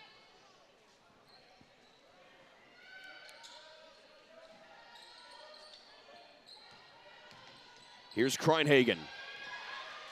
And she gets her pocket pick there by Hamilton Southeastern. That's Stidham. McCallowski. Double teamed, nearly turns the ball over. That's good D. And fadeaway jumper that time by Holman again. I think if I was Coach Ramey, I would probably get a timeout. It's 12-0 right now. So already through the first few minutes, North Central finding themselves in an early hole. Everything they do, HSC is making it difficult for them. Burris spins inside, just throws it up off the glass, nothing there. I think she was a little off balance. She's got to get back, though. Holman tries to push it down low to Van Hosen, and there's HSC's first turnover of the afternoon. So Macy Loy will check into the ball game. She's a player that knows how to create turnovers for head coach Deanne Ramey. And that's certainly what they'll need out of her with Hamilton Southeastern hitting pay dirt on pretty much every possession so far. Long ball this time from Gabrielle Burris off the mark. Nearly tipped up, as we mentioned, there by Loy, but still Holman able to take it down low. Good rebound by number 5. And that's Loy who checked in.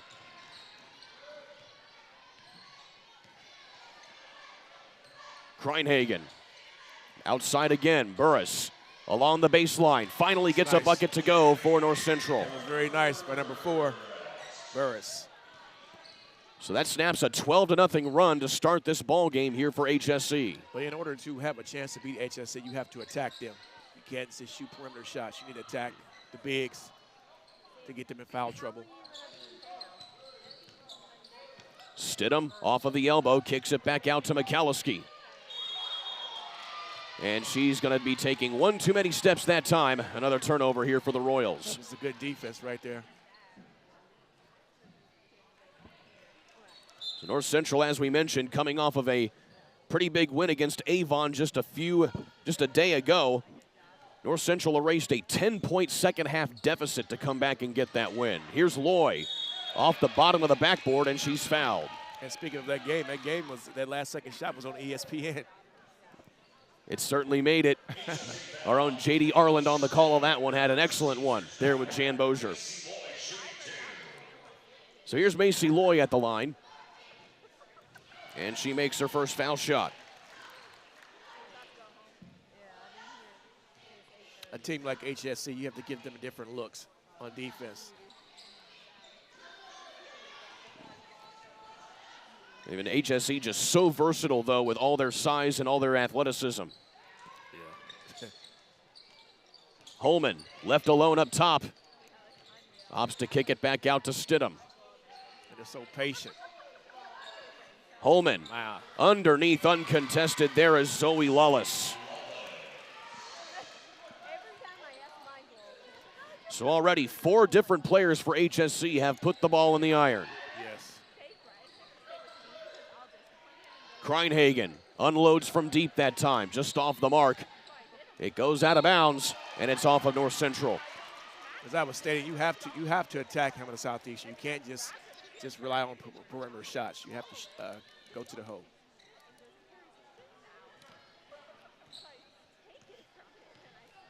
Because you want to get those bigs in the air, get them in foul trouble. Lawless Looks into one of her bigs, kicks it back out. Holman unloads from 3 again. And Kennedy Holman is on fire to start this ball game. Yes, she is. 5'8" sophomore. And she now has 10 points already. 10 of the 17 points scored here by the Royals. And she averages 8 points a game.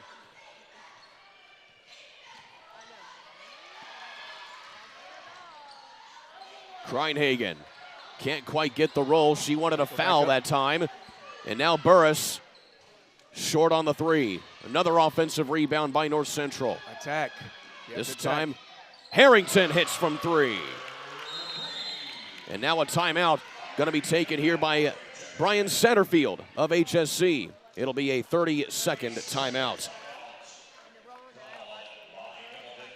So while we have a moment, you may know that Perry Kitchen from his days on the MLS pitch.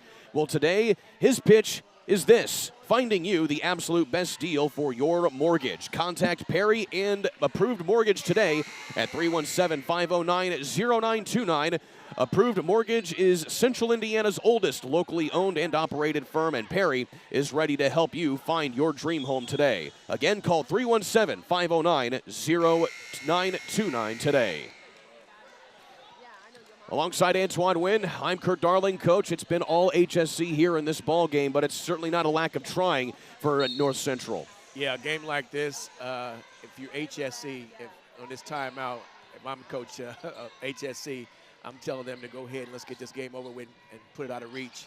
Because you let a good team like North Central hang around, it can be trouble for you later on.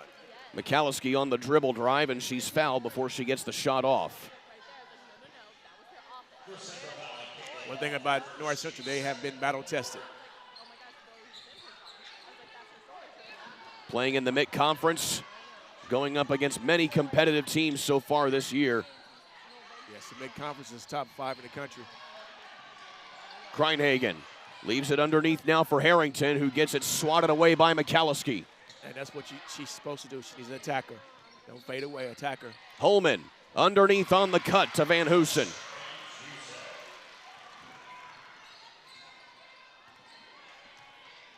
So Hamilton Southeastern demonstrating how well they can move the ball in transition there. Another block, that time by Holman. McCallowski runs the court, looking for Van Hoosen down low, and it goes out of bounds off of North Central.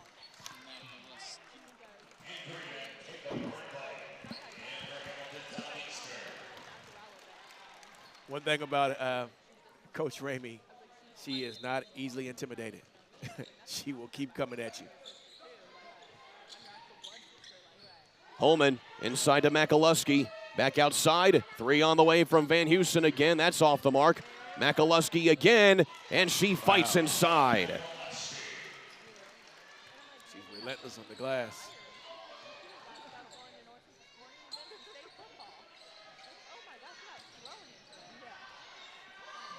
Burris. Another one. Burris has got a couple threes, doesn't she? She now has 2 threes on the day, which have certainly helped.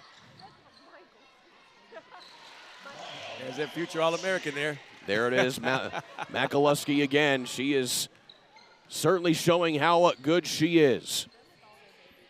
I can see her being a McDonald's All-American.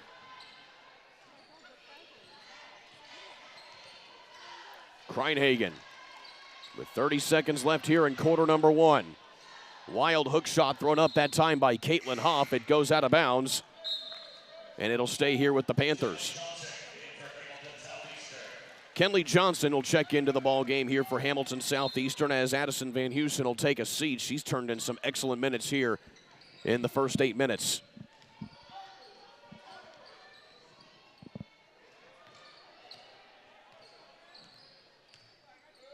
And middle's wide open. Somebody needs to cut to the middle. Hoff. Middle's wide open. Outside to Kreinhagen, working on McCallowski here.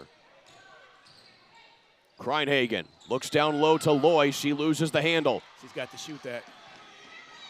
And going behind the back there, another turnover there by HSC. As a coach, you hate to see those unforced turnovers. It's certainly been something that has hampered North Central all season long. That's the end of quarter number 1. So far, it has been all HSC in this one. 23-9 here at the Paul Logan Memorial Classic on the ISC Sports Network. McCulling in time. Oh, no! It's good. This one is caught. There you oh, go. Wow, Dawson makes a great catch.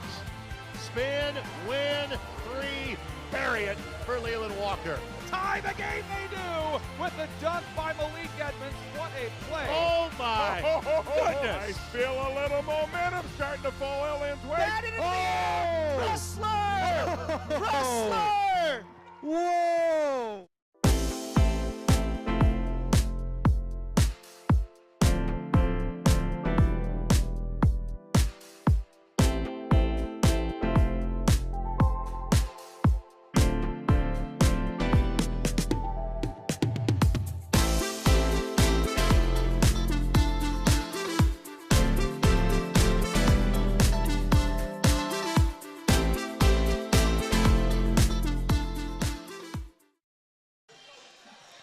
There you see Coach Brian Satterfield, the head coach of Hamilton Southeastern, coaching up his Royals as they've jumped out to a sizable lead here in game number 5 of the day here at the Paul Logan Memorial Classic. Alongside Coach Antoine Wynn, I'm Kurt Darling. Coach, your thoughts on that first quarter?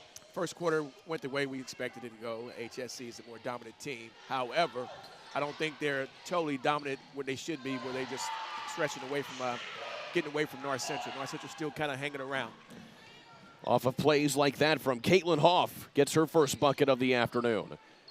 Trying to answer, though, there is Kayla Brindley, and she's a little too strong on that one. Yeah, like I said, North Central will hang around as long as you allow them to do so.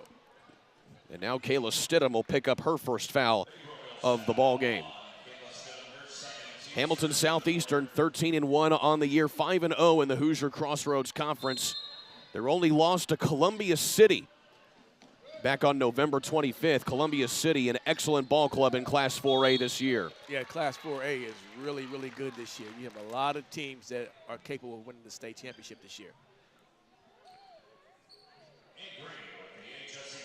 Antoinette Green picking up her first.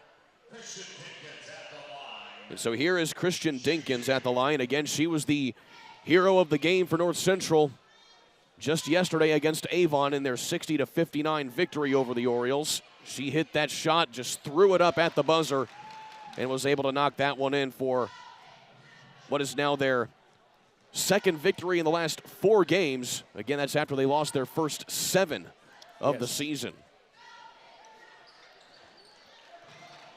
And Dinkins is able to make both of those foul shots. So she's got good defense on her, North Central.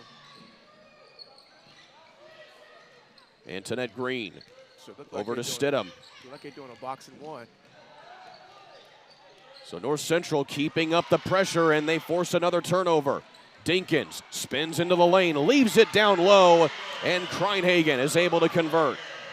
So they're doing, North Central's doing a box and one on number 11 for Hamilton Southeastern, Holman. So North Central off to a quick run here. See how she's following her everywhere? That's the old famous box and one. Cutting inside, Stidham leaves it short. So the game plan is to have the others beat them instead of Holman. The Panthers get it across the line, and a foul as Burris was trying to drive inside. So the foul is already racking up here for Hamilton Southeastern as Kennedy Holman now picks up her first. And already the third here of the quarter for HSC. So now they have number 3 back in there, so they'll probably take the box and one off now. Makaluski got some breathing room, but had to come back in for obvious reasons as North Central starting to flex their muscle a little bit here as they have scored so far 6 unanswered points. Yes. You're talking about an 8-point ball game.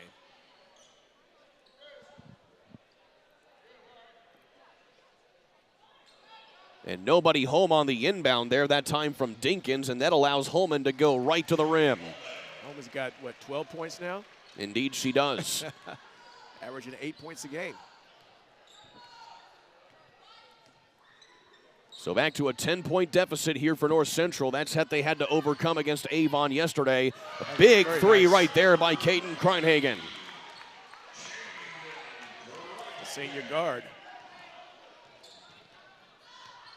So already that is the third made three-pointer today for North Central.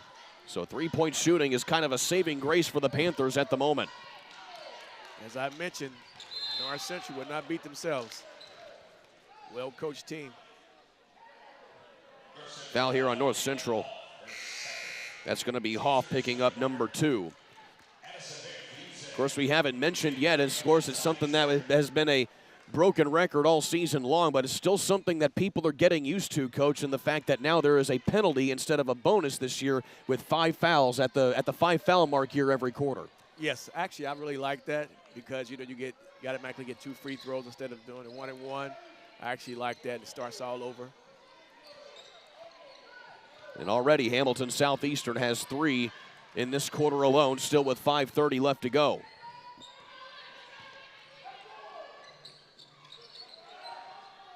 So North Central has ramped up the defensive pressure here in this quarter, still making it tough for Holman, but she goes right to the rim, and North Central lucks out that she missed that shot. Yes. Pushing it up the floor. Dinkins along the baseline, and she's fouled. If you can see, the body language for North Central is better now. They feel a sense of confidence now. Showing the replay. She's attacking like you should.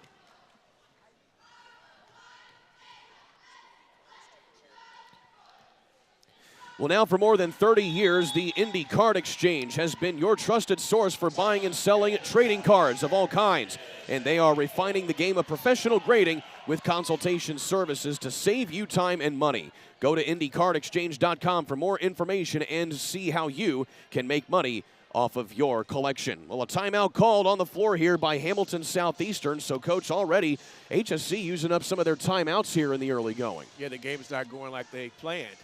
And I had mentioned earlier that North Central is has a state caliber coach that's been in these type of basketball games and know what it takes. And so Coach Ramey has made adjustments when their big gun went out, number 3. When she went out, they made adjustments and guarded their second best player with a box and 1. And then so he has to make other adjustments. But again, if you let a team like North Central hang around, it could be a disaster for Coach Satterfield. Brian Satterfield at the center of that huddle in his 3rd year as the head coach of the Royals. He took the job after having been the boys coach at HSC for 19 seasons, having coached players like Gary Harris, for example. Yes. But then he came over to the girls' side because, well, his daughter Blair was coming up in middle school, and she made the comment to him one day that she loves being coached by him. Well, he took that to heart and decided to coach her. So he went over to the girls' side in 2020. That was a great move for him. So here's Christian Dinkins again back at the line. And she goes 1 of 2 at the foul stripe.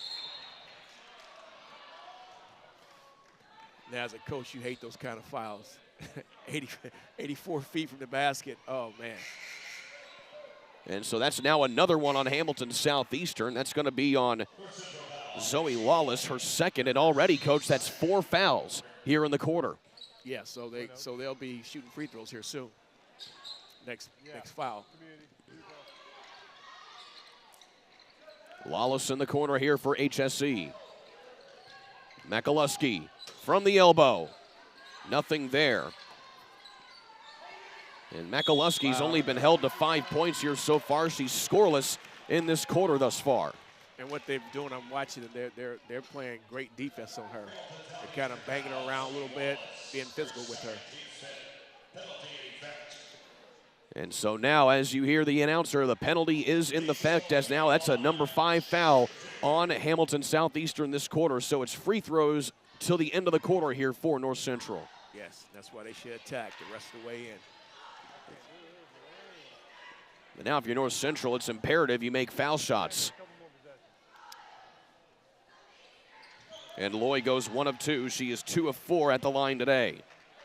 As you can see, Coach Ramey is not rattled one bit. Coach Ramey in her 13th year here at North Central, 20th year coaching overall. Holman tries to split the defenders. Somehow she does to Van Heusen, but she's called for traveling. Actually, North Central had the ball. That was Burris who came away with the turnover, but then she traveled, so it stays here with HSC.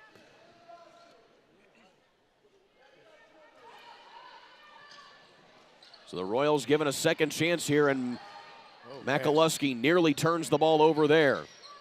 From about 15 feet out that time is Brindley. Offensive rebound by Van Heusen. Holman tries it from deep again.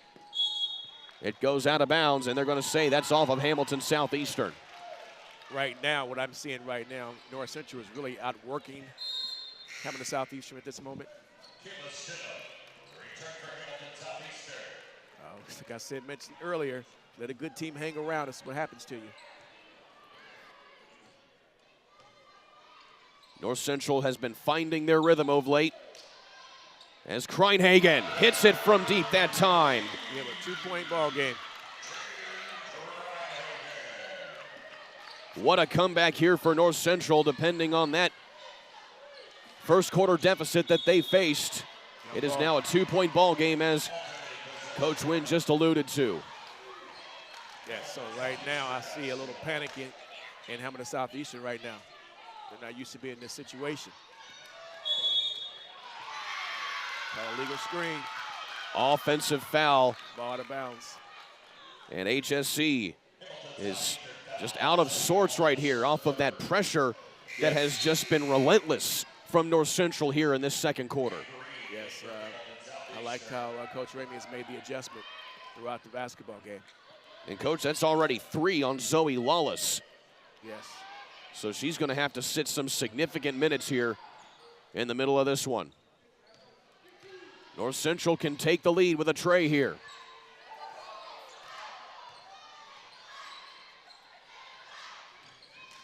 Up top is Rutland, and Holman. Holman is good. Goes right to the rim again. Holman is nice. She's only a sophomore. She got tired of wow how the Royals have been playing here of late. 14 points. Working it up top now here is Loy.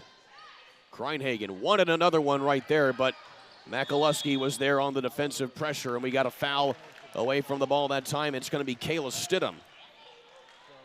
So fouls keep pouring on here for HSC. And that's number 3 on Kayla Stidham, who is your second leading scorer on this team. And now she may have to sit here for a while as Loy misses the front end. Yeah, the 6-foot sophomore forward, averaging 13 points a game. Although Stidham only has 2 points in this one so far. So she's been held in check for the most part. Loy goes 1 of 2 again. She is 3 of 6 for a perfect 50%. And it's back to a 3-point deficit here for North Central. Green working it up top. Van Heusen into Makaluski, and a foul here on North Central. Yeah, they're posting number 3 up for Hamilton Southeastern, and that's a mismatch.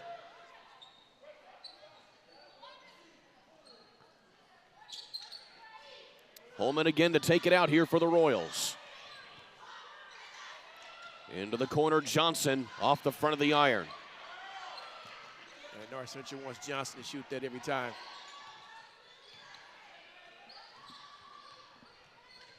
Burris making it tough there on Green. Driving the baseline that time is Dinkins, no dice. And that's what you want, to her to drive the basketball. Holman, physical to the rim that time. I like how the refs are letting them play. And Green back up top here. So Hamilton Southeastern has been able to hold the lead in spite of a fierce comeback here in this quarter by North Central. And they're going to get a foul here on the Panthers. But if I'm Satterfield, I am very, very upset.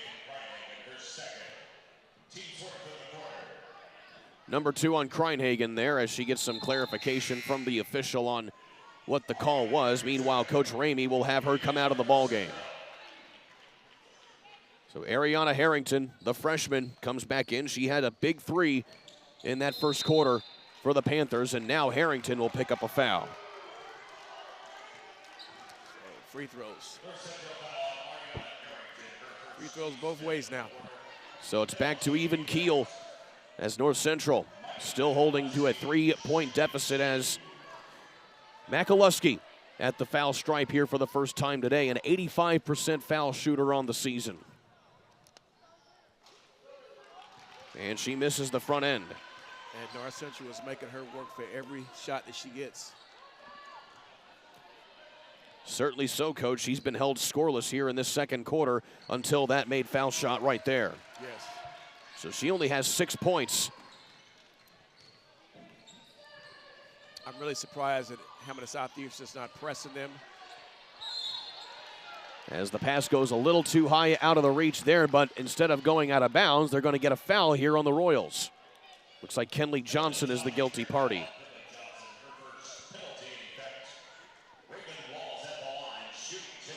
So here is Raven Walls, the sophomore center. Looked like she had 2 blocks in the Avon game. Indeed she did. Again, one of the many plays that North Central made to get back in that ball game. And she goes 1 of 2.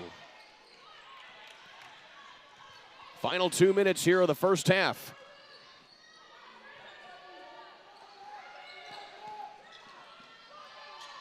Wing 3 that time from Antoinette Green. And it's tipped out of bounds there by North Central. I'm really surprised that HSC is not throwing the ball in the paint because they have the size, especially with them being in the bonus. McAlusky short on the 3 that time. Yeah, she's too good to have to settle for a shot like that. Quick back the other way. North Central trying to make it work from deep with Dinkins that time, but the put back in that time. At least maybe not. No, it's going to be a foul here on North Central, so that's going to be Raven Walls, the guilty party. The shot does not count. Still, though, A for effort that time. Yeah, I respectfully disagree with that call. So that'll be Walls first here as we take a look at it again. Yeah, that's getting her for what the you get the proverbial over the back call, I guess. Yes. But either way, it's free throws here for Holman. Still hanging around.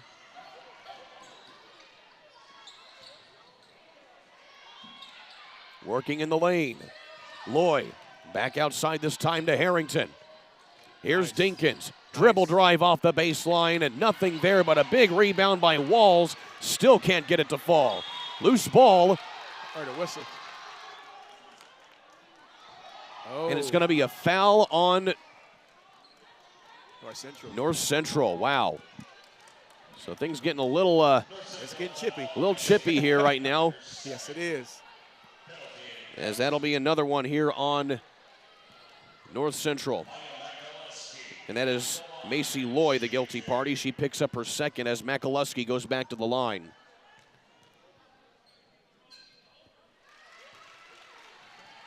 But McAlusky, she has to really step up because she's too good, in my opinion, to have to shoot all jump shots. She has a nice post game, nice mid-range game as well. So she needs to utilize that. The inbound too strong there for the Panthers. Yeah, North Central can't beat themselves like that. So Hamilton Southeastern has found a way to at least negate some of the pressure here defensively from North Central.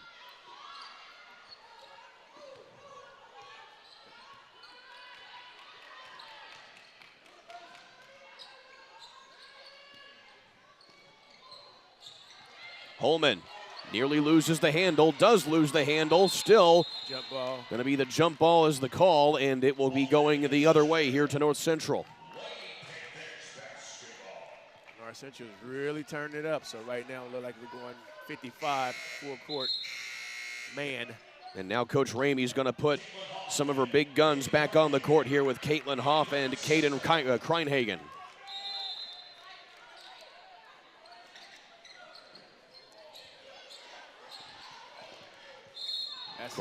Kreinhagen has to get it off. Fouled her. And that is going to be number 2 on Kennedy Holman. So lots of fouls here in the second quarter as both these teams trying each other's patience. A lot of these fouls are unnecessary fouls. They're 80-plus feet from the basket. So Burris at the line for the first time this evening. And she makes the first foul shot. Meanwhile, Raven Wall's going to add some size back into the lineup, as will Macy Lloyd. So a freshman and a sophomore to compete down low with the junior, Maya Makaluski.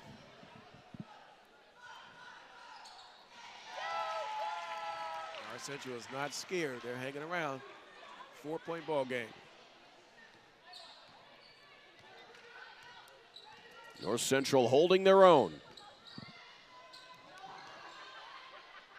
Makaluski from the wing, off the mark that time.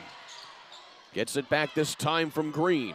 Now Green back on the wing, nothing there. Walls secures the rebound. And a foul. Burris with lots of hands in her face. Here's Dinkins, leaves it underneath for Walls off the glass. Wow.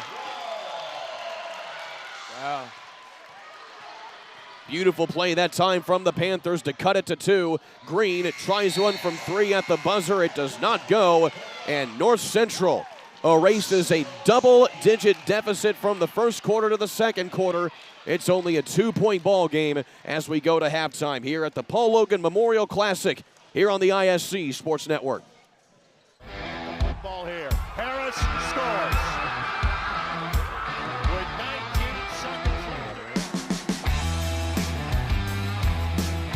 Fake players, big boy. I'm telling you right now, that's awesome. I love it.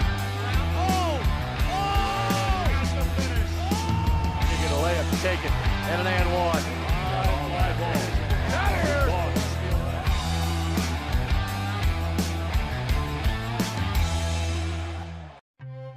Brewer jams it home.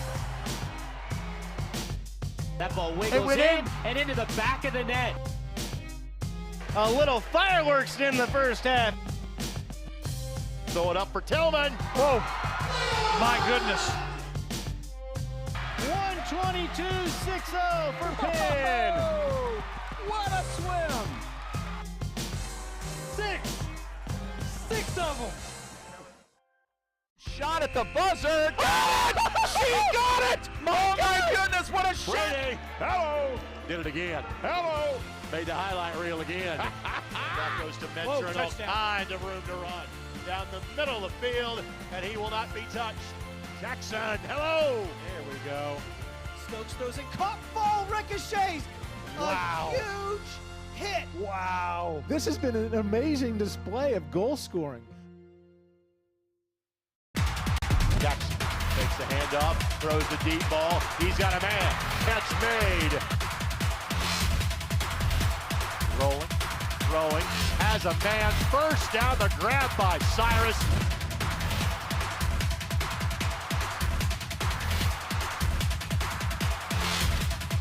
Billingsley keeps. Billingsley spins away from the tackle. Still going. Touchdown, Snyder. Well, be sure to get the new issue of Hoosier Basketball Magazine, which is being printed as we speak, so you can order now by calling or texting 317-925-8200. Many of the state's outstanding seniors are pictured on the front cover. Be sure to get your copy of the Hoosier Basketball Magazine today. It is a 2-point ball game here inside of North Central High School. Alongside Antoine Wynn, I'm Kurt Darling, coach. An excellent ball game, all things considered, that has been playing out so far. Hamilton Southeastern had a huge lead at the end of quarter number 1. Well, North Central outscores the Royals 20-8 in that second quarter to make it a 2-point ball game. And the reason why it was like that is because North Central gained confidence. They gained the confidence because of Hamilton Southeastern, the way they start playing them and things of that nature. And for me, I think they thought North Central was going to just lie down, just take the butt whipping, but they did not. They reversed it, playing hard, and they've taken it right back at HSC. HSC hasn't been able to come back from that.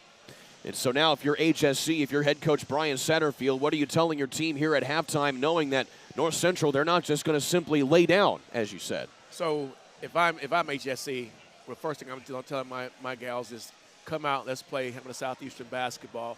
Let's go out here and impose our will, and let's use our size. Let's attack. Let's get them in foul trouble, and let's put pressure on their point guards.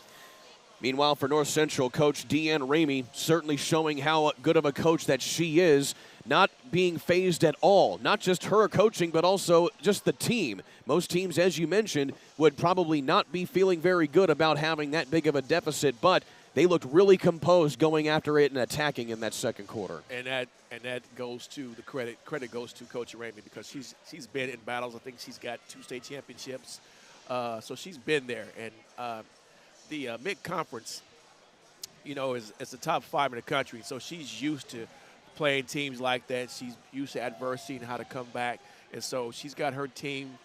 She's got the pulse for her team. She's got her team very calm, cool, collective right now. Indeed she does. It's halftime here at the Paul Loggan Memorial Classic. We'll have some highlights when we come back here on the ISC Sports Network.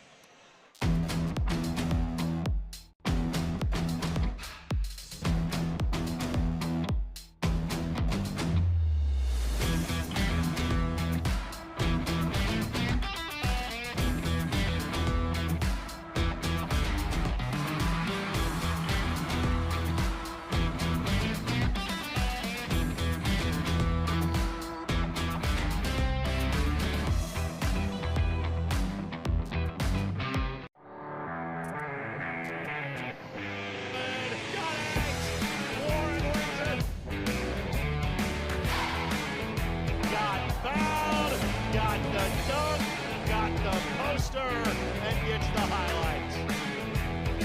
Now he takes the look away, and he puts it away.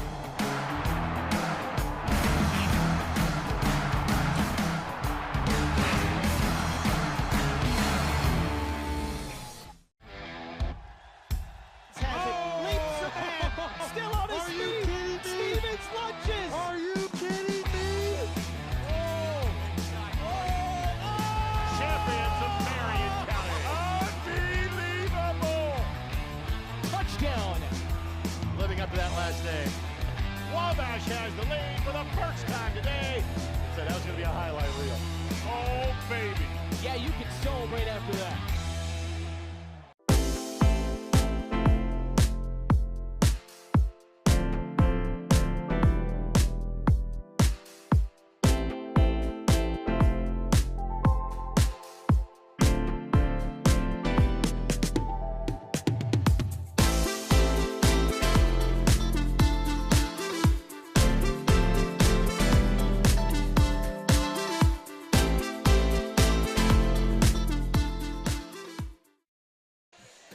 First half highlights here of this one here at the Paul Loggan Memorial Classic. Coach, it was all Kennedy Holman in the first half, in the first quarter rather, for Hamilton Southeastern. She scored a bunch of her 15 points right there, and still, that first quarter, it was just devastating there for North Central.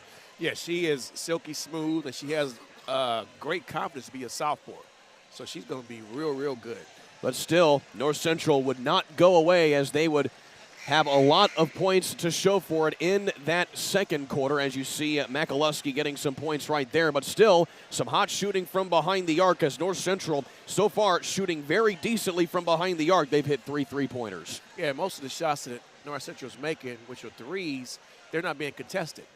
So you have to contest it better, close out better than what North HSC has been showing.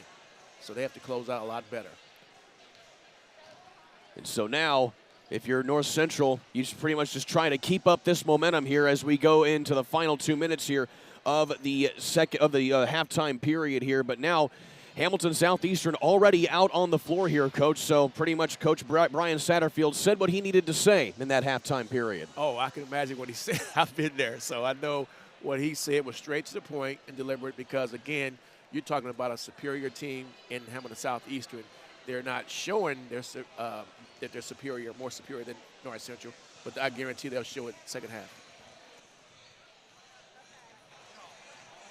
So again, Maya McAlusky, averaging 28 points per contest, only held to 8 points in that first half by North Central.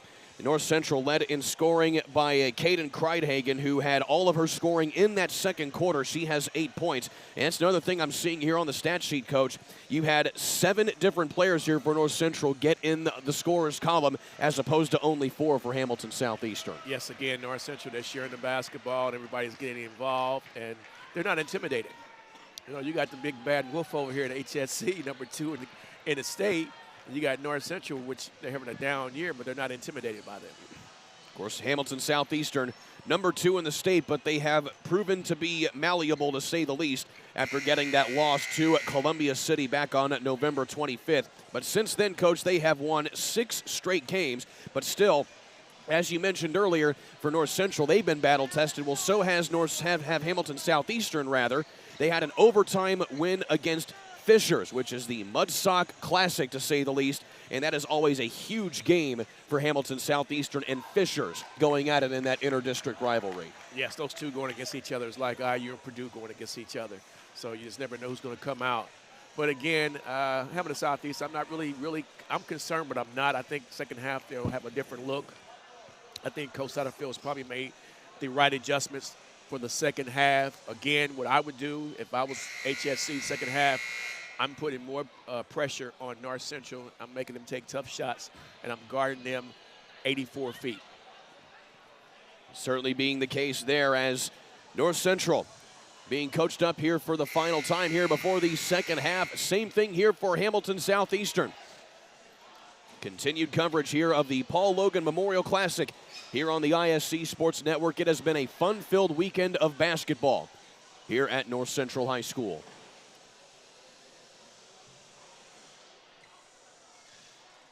So it'll be Hamilton Southeastern to get the ball to start the second half as they hold a 2-point advantage. North Central has never led in this ball game. Hamilton Southeastern went off to a 12-0 run to start this contest. But North Central has been able to battle back so far as McAlusky forces one up there from the paint. Again, I'd like to see her more in the post. Step back 3, nothing there for Caitlin Hoff. Holman's gone to the and Holman picking up right where she left off from the first half, trying to get the scoring going. She has 15 points. McAlusky from deep behind the arc. Nice shot, but again, she has the height and the size advantage. I like to see her get in the post to make the game easier for her, because she's using a lot of energy trying to get open. Trying to answer, and she does, is Gabrielle Burris. They're not going away. 2-point ball game. She has 10 points. North Central right now matching HSE shot for shot. McAlusky does it again. She's coming off those down screens. So she's picking up the scoring after having what can be described as an anemic first half. 6 quick points. Holman forces the turnover. This is the third time today she's gone uncontested to the rim. She's got a great anticipation. Looking at her, she is definitely a D1 player. It's already a new season high for Holman. She has 17 points. Her previous season high was 12 against Franklin back in week 2 of the season. Kreidhagen tries to answer with a 3. Nothing there. And I like how she stays aggressive. And right now, the Panthers certainly appear to not have an answer for Kennedy Holman here, who has come out blazing here in this second half. She's putting the team on her back right now. Burris picks up her second foul here, as Kennedy Holman back at the line for the second time today. So it's an 8-point ball game right now. So again, they have to keep adding to that and just take everything out of NC to make them just surrender, so to speak. So they'll bring Christian Dinkins back onto the court here.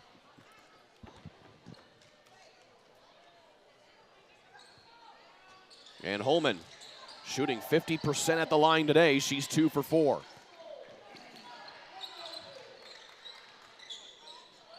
Holman plays that suffocating defense. She gets right up in you. And she's good at anticipating things. Burris from the top, just off the mark. So North Central has been forcing some shots here over the last few minutes. Bad pass. Underneath, Holman left alone. Right now, you can start to get separation now. It's a good timeout by Coach Ramey. And North Central calls a timeout here. Coach Ramey has seen enough as they'll try and regroup after this full timeout. Big run here for the Royals out of the half. Timeout on the court. We'll take one with them here on the ISC Sports Network. McCulling in time. Oh, no! It's good. This one is Ah, caught. there you Oh, go. wow, Dawson makes a great catch. Spin, win, 3, bury it for Leland Walker. Tie the game they do with the dunk by Malik Edmonds. What a play. Oh, my goodness. I feel a little momentum starting to fall Ellen's way. Wrestler! Wrestler! Whoa! Ball here. Harris scores. With 19 seconds remaining. Fake players, big boy. I'm telling you right now, that's awesome. I love it. That's the finish. You get a layup taken and an and one. Out of here.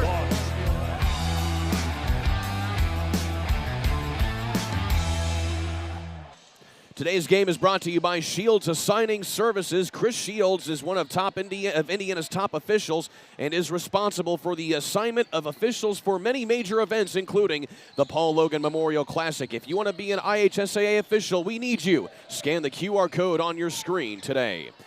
Getting right back to the action here on the ISC Sports Network as big run there by Christian Dinkins. It goes out of bounds and it stays here with North Central.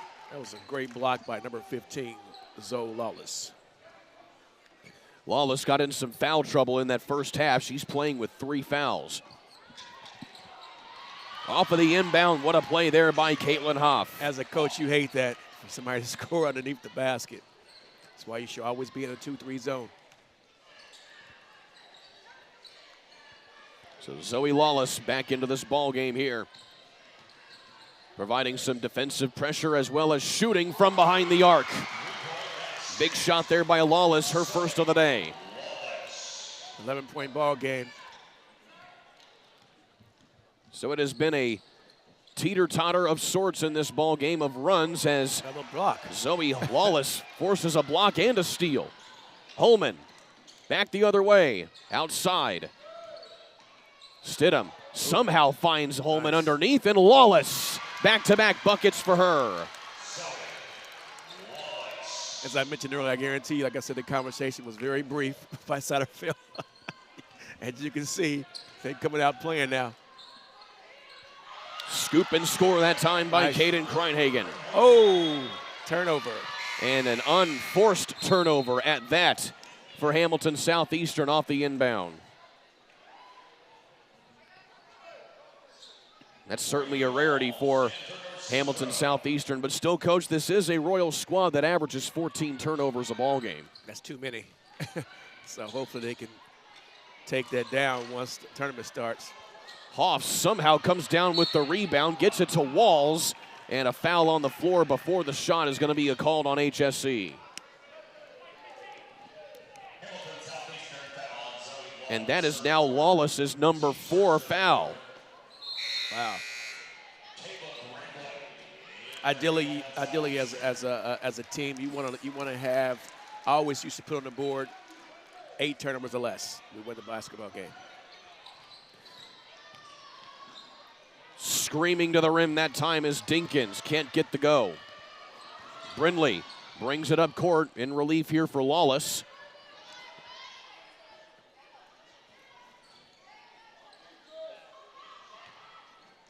And Hamilton Southeastern again has their largest lead since late in the first quarter. Van Heusen back outside. Brindley can't rattle that one home. Quick up the court come the Panthers. Oh, man. Kreinhagen goes behind the back and brings it back outside. Walls. Dazzle. Turnaround jumper. The bank is open for Raven Walls. Yes, it is. Cut it down to 9 now.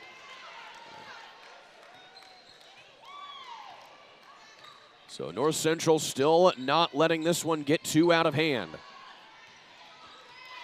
Stidham falls to the ground, has Holman. Into the corner, Brindley able to set her feet on that shot, gets her own rebound on the outside. I'm still baffled why HSC just shooting only jump shots and not driving the basketball. You have these superb athletes. They keep going from behind the arc with Makaluski, excuse me. And nothing there. Nice step back. Dinkins just off the mark that time from the baseline. Holman screaming with the Euro step. Makaluski gets the and one. Way to follow. That would have been a heck of a shot had she made that. By Holman. Holman is relentless. He's got a motor, the kind I like. Again, 17 points now for Kennedy Holman. She leads all scorers. As Hamilton Southeastern will get some size back into the lineup here with Kenley Johnson. I still don't understand why they're not pounding the basketball down low. If they would just pound it down low, it would be a 30-point game right now. Makaluski hits the end one. 12-point lead here for the Royals.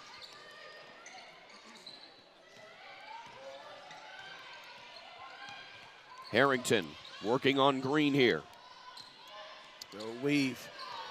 Burris behind the back into the lane, kicks it outside. Harrington along the baseline. Wild shot, rebound by Walls. She can't get it to go either. It's touched out of bounds there by Makaluski. It stays with the Panthers. A 12-point ball game.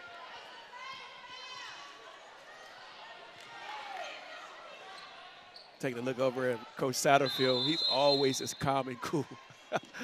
He never gets excited. Holman with the steal, right to the basket again. 4 times she's done that today, yes, Coach. She's getting close to 20 points, if not 20 points. 19 to be precise. She's got her nose for the basketball. Hoff, coast to coast, can't get the bunny layup to go, but Walls is there for the putback. She can't get the shot, but she goes to the line for 2. That cannot happen.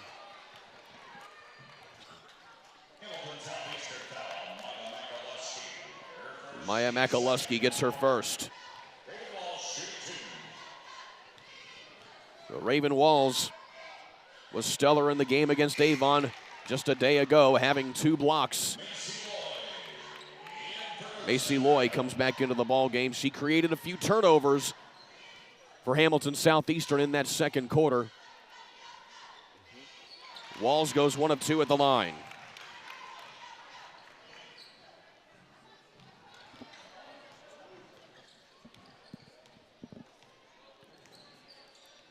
See, if you watch Makaluski, she uses a lot of energy that she shouldn't have to. Nearly a turnover right there. Instead, it's a foul here on North Central.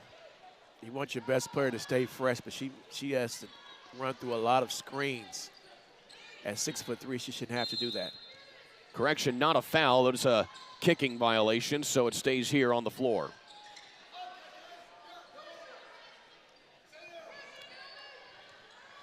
Green here working on Burris. Ooh, a big swat that time by Walls, but they're going to say she got some skin. I don't know. I'd like to see that again. I don't know about that one. Oh. Ever so slightly on the forearm there. I guess that's why I'm up here and they're down there. So here is Kyla Brindley. Gets her first points of the evening with that foul shot. And she goes 2 for 2 at the line. Got a 15-point game now. Largest lead of the game here for Hamilton Southeastern. And in my opinion, that's what they should have been doing all along. And so the Royals put some pressure here on North Central. Oh, but a bad inbound there from Holman. North Central gets it right back. Burris waits and draws the foul on Makaluski. Makaluski should have known that's coming.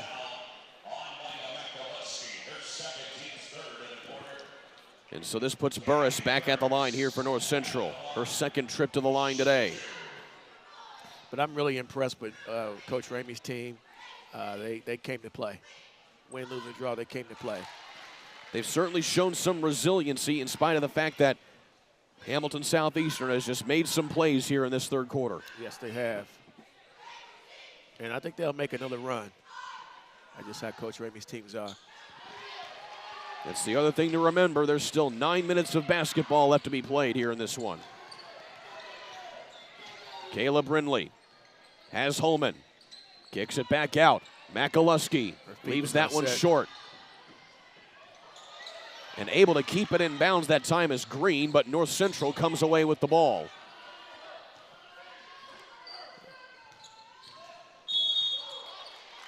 And before the steal there on Green, it's going to be a foul on Green. Getting close to the penalty. That's actually going to be Brindley picking up her first. And you are correct, Coach. One more foul before the penalty here in the quarter. Still 45 seconds left to go. And now a timeout here going to be called by Coach Ramey here. A 30-second timeout taken by the Panthers. Yeah, you hate that as a coach to have to use a timeout with 45 seconds to go because we can't get the ball in bounds. Still, yeah. Go ahead. Still though, 3 timeouts apiece here for each team here as we move into the final quarter. Yeah, I mean, in a situation like that, when you take the ball on the side like that, for me, they should have went with more of a stack, different directions out of the stack formation, and you can usually get the basketball in. Well, despite the close proximity between these two ball clubs, this is only the 9th time that they have faced each other in the last 20 years. Wow. The last time they faced each other was back in 2018. That was a 55-44 win for HSC, but North Central leads the all-time series between these two squads at 6-2 all-time. Yeah, it's not surprising because North Central has always been a powerhouse, and HSC, they really just started coming into their own probably last 5 or 6 years ago. If I'm not mistaken, they have a young lady that played at HSC Miss Basketball. She transferred there from Oregon. That was Sydney Parrish, yes, you are referring to, who is now a standout at Indiana University for head coach Terry Morin.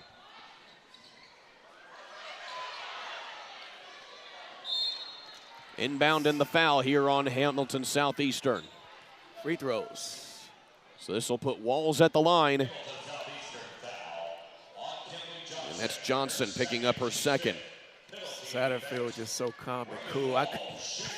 I couldn't be that way. It would show on my face. Walls misses the first one. Unfortunately, Coach, I never had the privilege to actually see you in person when you were on the sideline. I had a scowl, man, I tell you. Of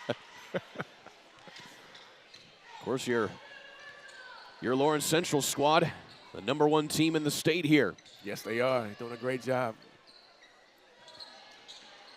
Certainly a team that North Central is very familiar with here in the MIC Conference. Yes, they've played twice already. And LC was victorious both games.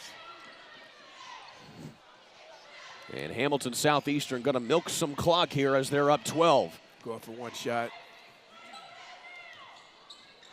Holman splits inside, nearly loses the handle, somehow gets it back outside. Makaluski hits a three, trying to draw the foul that time. She can't get it, but what a shot there by Maya Makaluski, and that'll bring us to the end of quarter number 3. That's the shot you want right there if you're Brian Satterfield, all things considered. So, yeah, great shot. So good highlights from that third quarter. One more to go here on the ISC Sports Network. How many does she have right now? Number 3.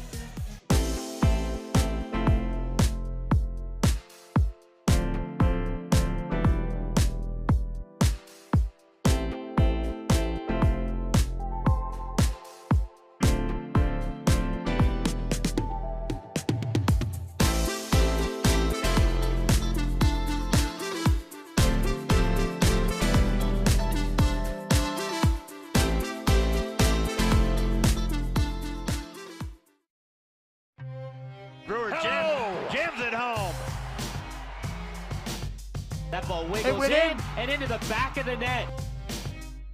A little fireworks in the first half. Throw it up for Tillman. Oh, my goodness. 122-6-0 for Penn. What a swim. Six of them. 20 points now for Maya Makaluski for Hamilton Southeastern, 12 of those coming in the previous quarter, and she has certainly come on strong, number 3 there for Hamilton Southeastern, as the Royals lead the Panthers here in the Paul Logan Memorial Classic, 57-42. Alongside Antoine Wynn, I'm Kurt Darling. Coach, one more quarter to go here. Well, North Central, they went on a run in the second quarter. Can they do it again here in the fourth quarter? They're more than capable of doing that. And that certainly off of shots like that right there from Gabrielle Burris. Yeah, she answered the bell. She's had a solid game thus far as well. 15 points for her. So that brings it back now to a 12-point ball game. Good defense. North Central gets a steal, but Hamilton Southeastern steals it right back with Lawless, and Makaluski goes right to the rim. That was a nice left-handed layup. Certainly what you want to see out of her. Yes. Come downhill. After she's been doing a lot of her scoring from deep here today. Ooh, double dribble. Even Coach Ramey was saying it was a double dribble. She won't let it go either. Walls along the baseline. Loy can't come down with the rebound.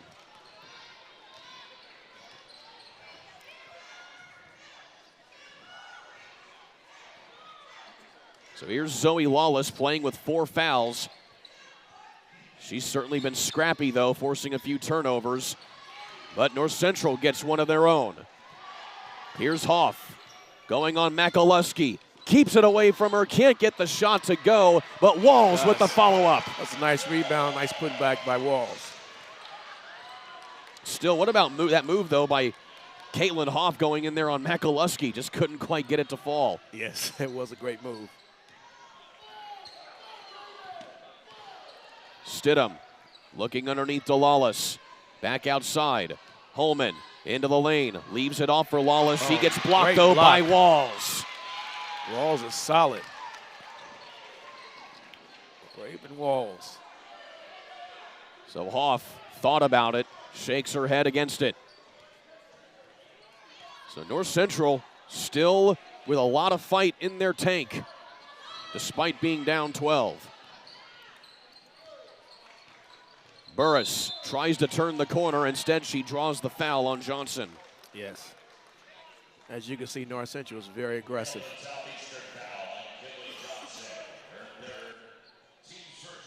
Certainly goes to show how this team has been able to kind of find their way after losing their first 7 games in a row.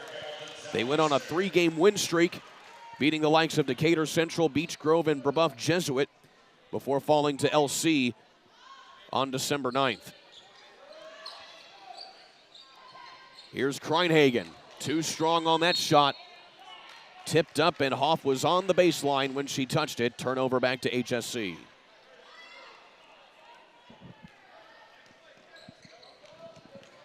For me, the best player on the floor today for me has been Holman. Holman has been solid on both sides of the basketball. New season high, 19 points for her. Only a sophomore. So certainly a look at the present, but also the future. Yes. For HSC on the floor with her as the Royals draw another foul there with Stidham. Yeah, Holman has a nice all-around game. She's got a nice mid-range game. She's got a nice three-point game, and she can drive the basketball with the best of them. Kayla Stidham at the line now here for Hamilton Southeastern. She's had a quiet day, averaging 13.5 points per contest. She only has 3 now in this one with that made foul shot. And she goes 1 of 2.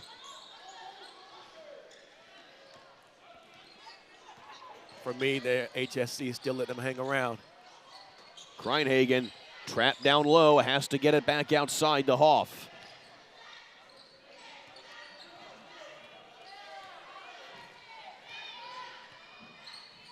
Burris has an opening, and she takes advantage of it.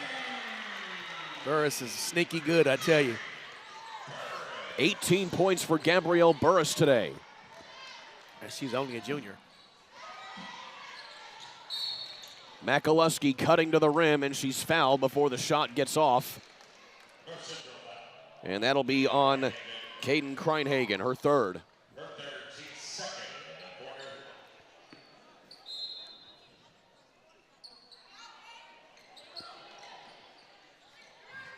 So here's Stidham.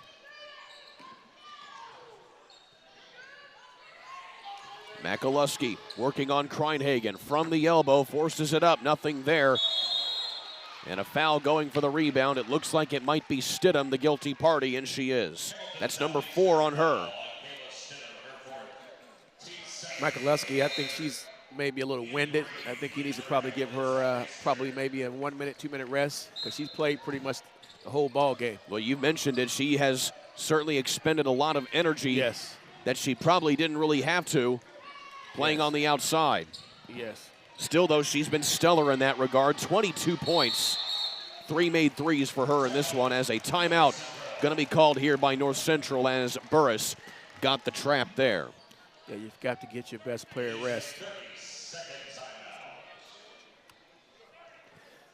So while we have a moment, the Rutland Insurance Agency, partnered with Global Life Liberty National Division, is a proud sponsor of MIC basketball for affordable life insurance, cancer, critical illness, and accident protection for individual and families, as well as the self-employed and small business owners. Call Ron Rutland Jr. today at 317-489-5764. So still a 10-point deficit for North Central, as Coach Satterfield talking up his players here to try and close this one out with 4.5 to go. But Coach Satterfield has to manage number 3's minutes a little better, because I could see on that last jump shot, it was a mid-range shot, and she didn't have any legs in her. Maya McAlusky has put in a lot of effort here, especially in this second half. She scored 12 over 22 points in the third quarter.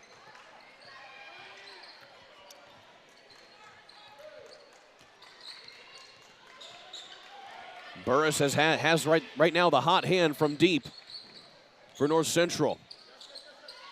She gets it underneath. Nice. Loy waiting underneath. That's a nice pass by Burris. Burris kept her head up and found the open player. And still, Coach, just like that, it's back to an 8-point ball game. That's what I said. Let the good team hang around. Van Heusen. Now she's posting up. And that's what she should have been doing, in my opinion, a long time ago, because she has a size difference. And Van Heusen just holding it in the corner right now, as North Central daring her to pass it. They want them to come out of that zone. North Central, though, is not budging. Yes. That's good strategy by Satterfield. Make them come out and guard, because North Central cannot guard in space. Meanwhile, Hamilton Southeastern eating precious clock here for North Central. McAlusky cutting to the rim, touched out of bounds off of North Central. It's good defense. I believe that was by Miss Walls. Raven Walls has been stellar in this ball game today, as North Central will call another timeout. It is a full timeout. We will take one with them. 3:22 to go, an 8-point ball game here. HSC on top here on the ISC Sports Network. Shot at the buzzer. Got it! She got it! Oh my goodness, what a shot! Brady, hello! Did it again. Hello! Made the highlight reel again. That goes to Mentor, and all kind of room to run. Down the middle of the field, and he will not be touched.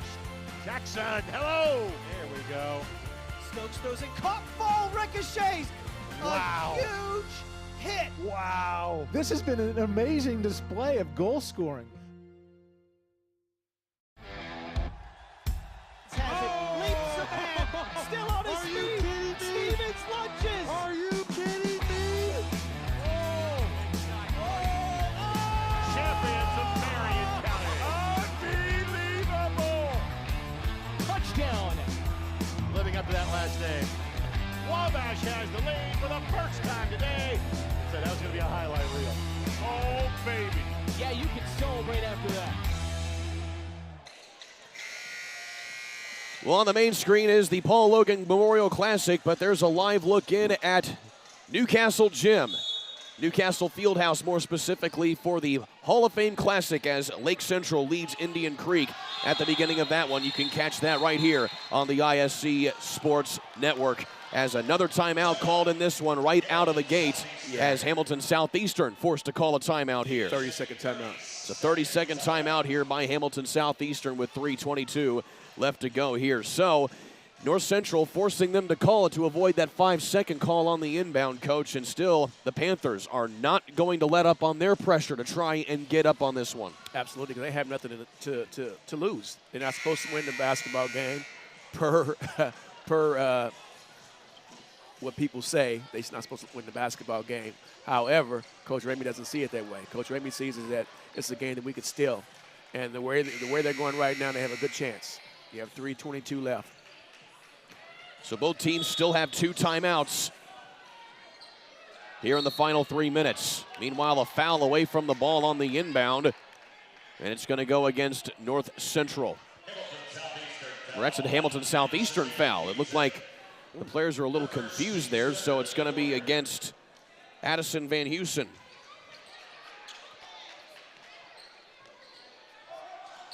Holman saves the ball right there. Wow. And they're going to say that it was off of North Central on the out of bounds. So it looked like it was Kreinhagen who had a foot on the line when she took possession of it off of that save from Holman. What a play there. Yes, Holman, she's been the best basketball player today, in my opinion. She has put in a heck of an effort. She is the MVP. Lawless up top to Holman again.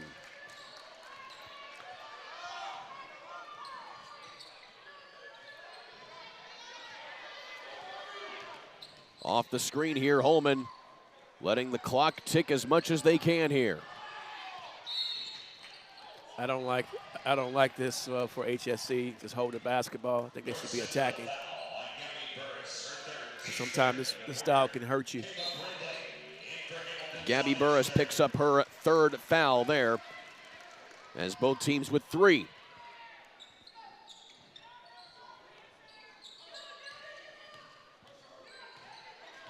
Kayla Brindley leaves it for Holman between the circles. Brindley has an opening, attacks along the sideline, and she gets that one to go. Wow. MVP. Her first bucket of the 4th quarter, though. Still, she has 21. Trying to do the same thing there is Kreinhagen, and she's going to draw a foul, and it looks like it's going to be on Makaluski. It should be 3 on her. Yes, it is. And it is Makaluski's 3rd foul. It looked like it may have been on Zoe Lawless as well. She was lobbying with the official there to get some clarification because that would have been number 5 on her if they had called it on her. Meanwhile, Kreinhagen at the line for the first time today.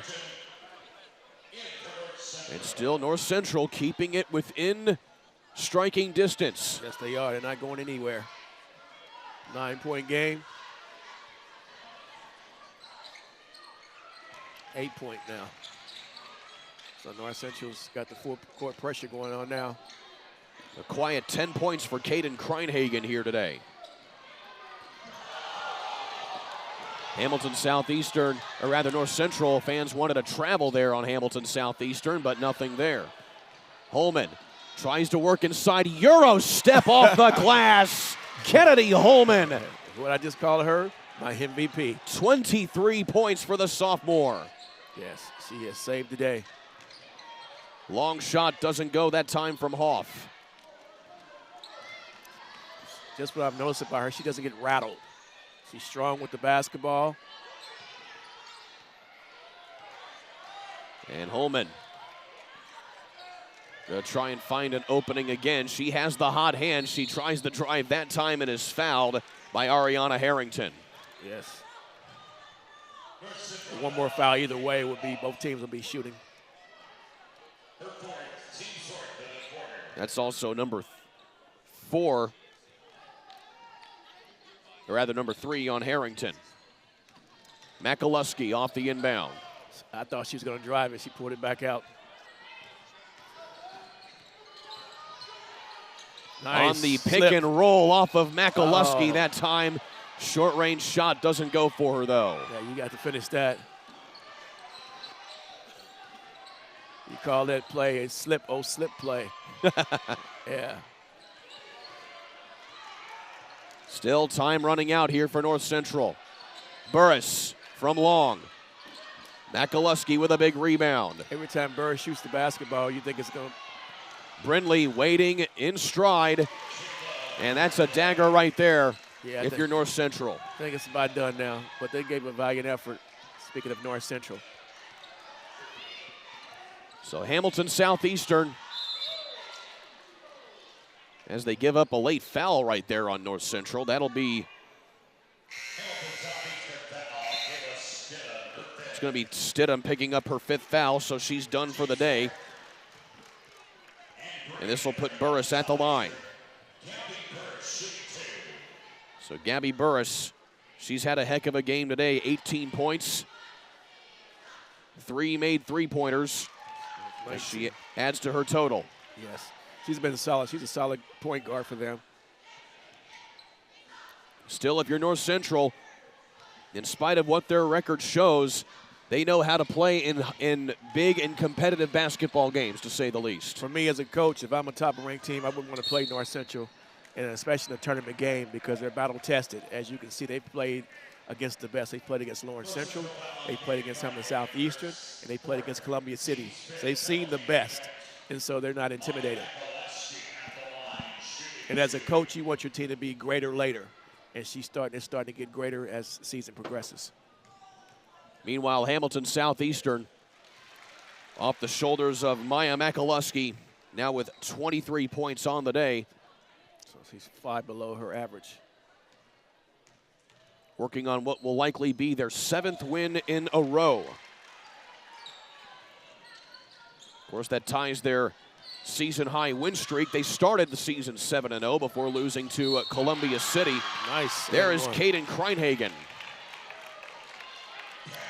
She's been good, too, as well. Certainly no quit in this Panthers squad despite the situation. And so now Zoe Lawless fouls out.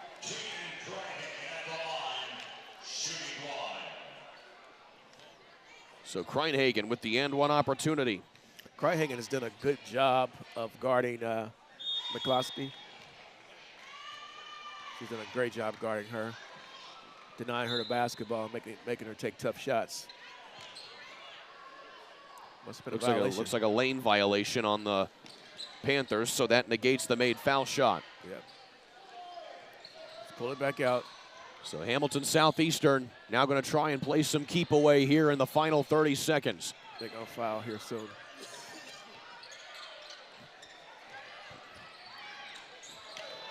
So Hamilton Southeastern will keep their schedule in the MIC Conference coming up in the new year. January 4th is their next game at home against Warren Central. Yes. Another tough squad out of the MIC Conference. 10-5 on the year are the Warriors. Meanwhile, North Central, they'll have another home game on January 2nd to start the new year, as Homestead will come down from Fort Wayne to take on the Panthers. Yeah, as you can see, if you look at North Central's schedule, they have a tough schedule. She's always scheduled like that. Certainly have a lot of games. Bedford North Lawrence, she's played them. She's played everybody. And they'll also be taking on South Bend, Washington on the road. Yes. Which is always a tough environment to go play in. Yeah. When you play a tough schedule like that, it makes you tough during tournament time. As I was mentioning, you're battle tested. North Central playing in the tough sectional 10, which will be played at Cathedral this year. LC and LN, two of the better teams in the state, along with Warren Central. Yes, absolutely. North Central is down this year. Ben Davis is down this year, and Pike is down. So you'll see a lot of those three teams, as we mentioned. Hamilton Southeastern in Sectional 8, they'll be hosting their own sectional this year, which is affectionately known as the Hoosier Crossroads sectional, including Carmel as well. Yes. Zionsville, Fishers, Westfield, and Noblesville all contesting in that one. Makaluski with her second miss at the line today. And I think that's from being fatigued because she's only came out maybe 2 minutes the whole basketball game. And the style that she plays, a lot of movement, that wears you down. So the final 6 seconds will tick off here as North Central will just get one last bucket. And instead, it'll be one last foul. Adding to the total. That has certainly been the name of the game. We've hit the penalty 2 times. Yes. In the second quarter and now here in the fourth quarter.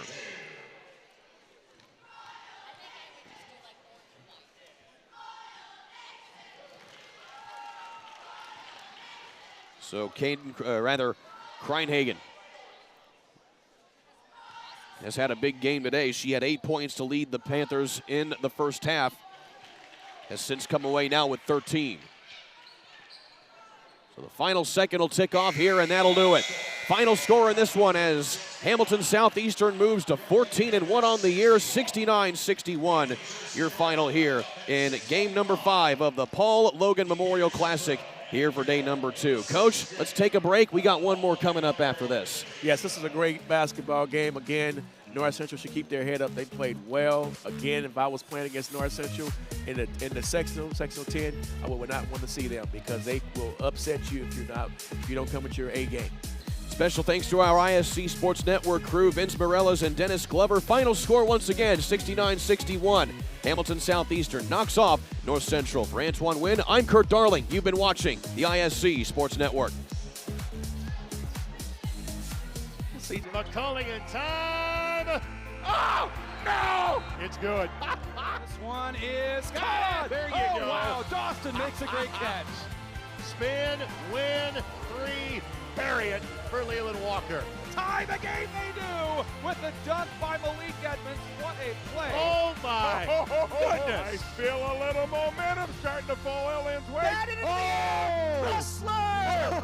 Wrestler! Whoa!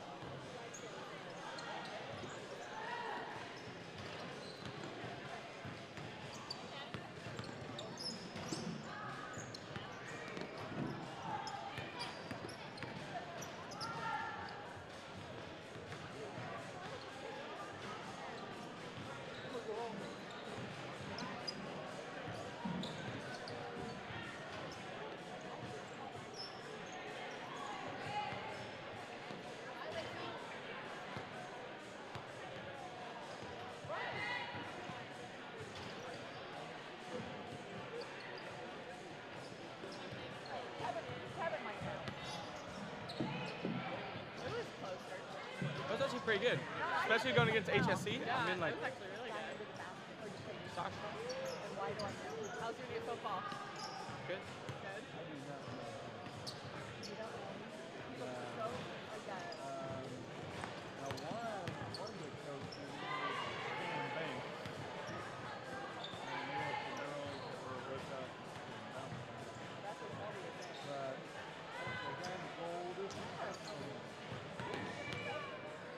Ready for baseball? Kendall, I know. Yeah.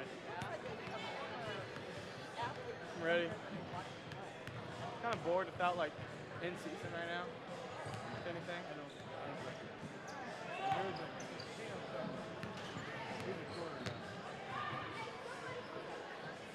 Look how they say. That was a very. What up? Yes, they played well. They all played well. Get out of here! What's going on? Hey, how are you? Oh my goodness!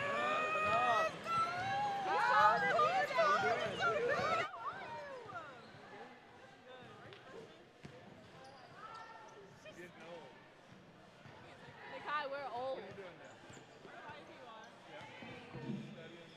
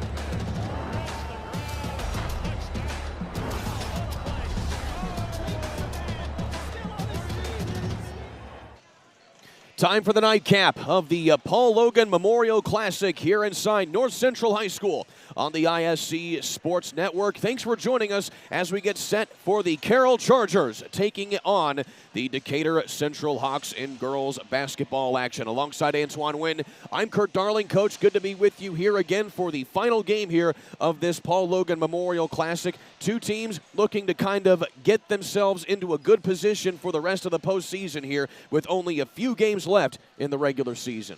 Yes, Carroll, they made a long trip all the way from Fort Wayne. Their record is 4-9, and Decatur Central, they're 7-8. And both teams are well coached, by the way.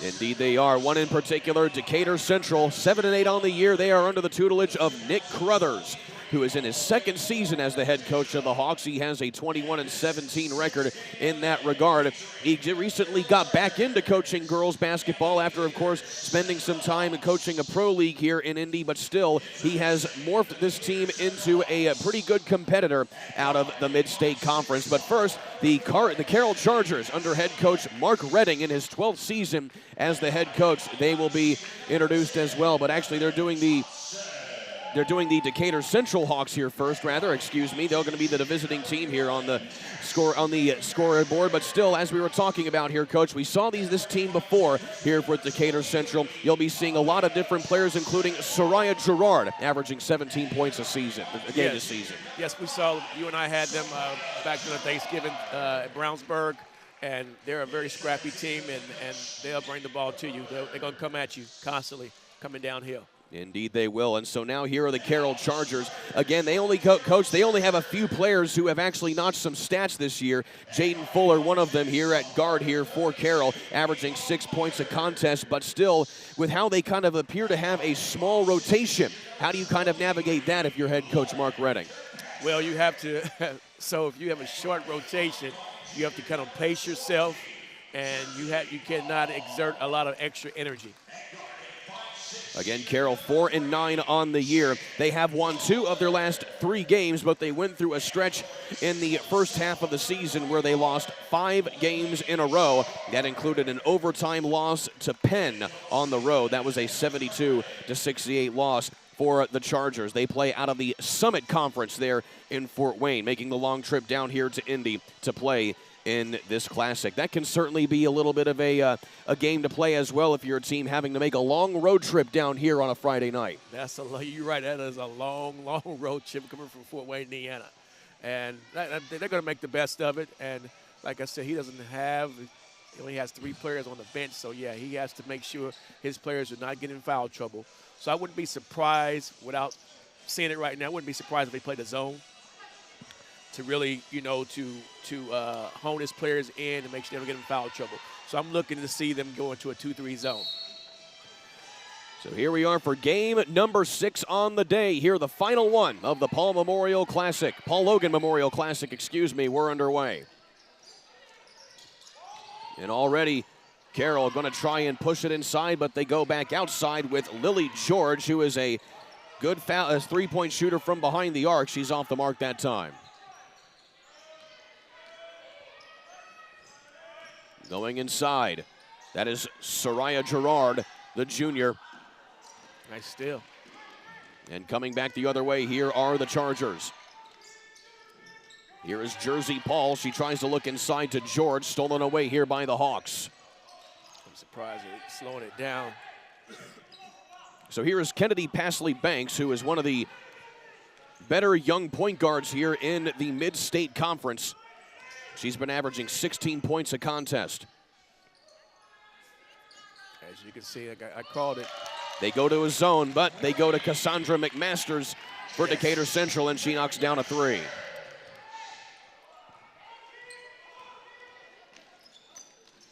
Trying to answer with a 3 of her own. That time is Jersey Paul. Right back at you. Jersey Paul shooting 34% from behind the arc this season. She's averaging 13 points a contest. Yes, she is. So again, back to the zone here for Carroll. As you mentioned, Coach, kind of a way to play good defense while conserving some energy if you're the Chargers. Yeah, and again, what I was seeing, and I figured they would go to a 2-3 because you don't have the numbers. And you can't try to go man and get up and down with a team like Decatur Central and expect to be able to play 4 solid quarters. Here is Havana Thompson. She leaves that one short. Long ball for Carroll. Step back. Jersey Paul can't get that one to connect. And Lily George, the sophomore, trying to get the rebound, goes out of bounds and goes back to Decatur Central. Again, Mark Redding in his 12th season as the head coach of Carroll. Still 29th year as a head coach here in Indiana. 368 wins. Yeah, he's been around a long time if he has those many wins. He won a state championship with Fort Wayne Elmhurst back in 2009, leading that team to a 25-2 record that year. Oh, yeah. I think that school is actually closed now. Indeed it is. So Jaden Fuller feeling the pressure that time from Pasley Banks. And on the floor, the jump ball is the call, and it will go back to Decatur Central. And Carroll doesn't put up a ton of points. They averaging just under 50 points a game, 49.8 to be exact.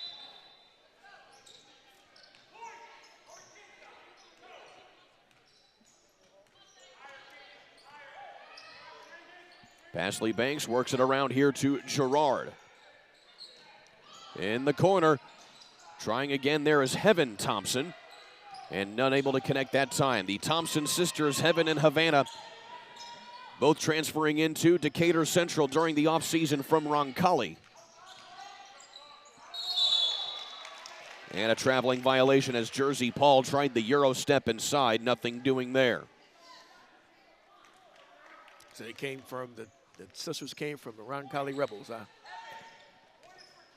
Of course, now the Roncalli Royals with the name change from a couple of years ago. So already 3 minutes gone here in this opening quarter, and the scoring has been lacking here from both sides so far as they feel each other out. But breaking that stalemate right there is Cassandra McMaster. She's done all the scoring so far here for the Hawks. And Carroll is making Decatur Central a jump shot team. Decatur Central, though, not afraid to take those shots. They're shooting 43% from the field this year. That was too strong by George. Gerard from the wing, knocking it down from deep. It's a nice shot by number 5. The 5'9" junior guard. Trying it from deep again, that time is Ava Myers, the sophomore, shooting 43% from behind the arc as she this year.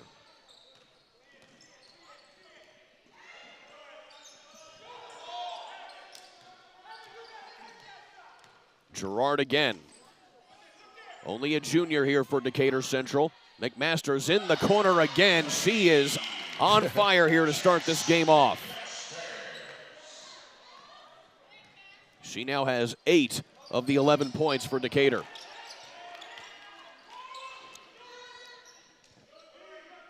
In the corner here is Fuller.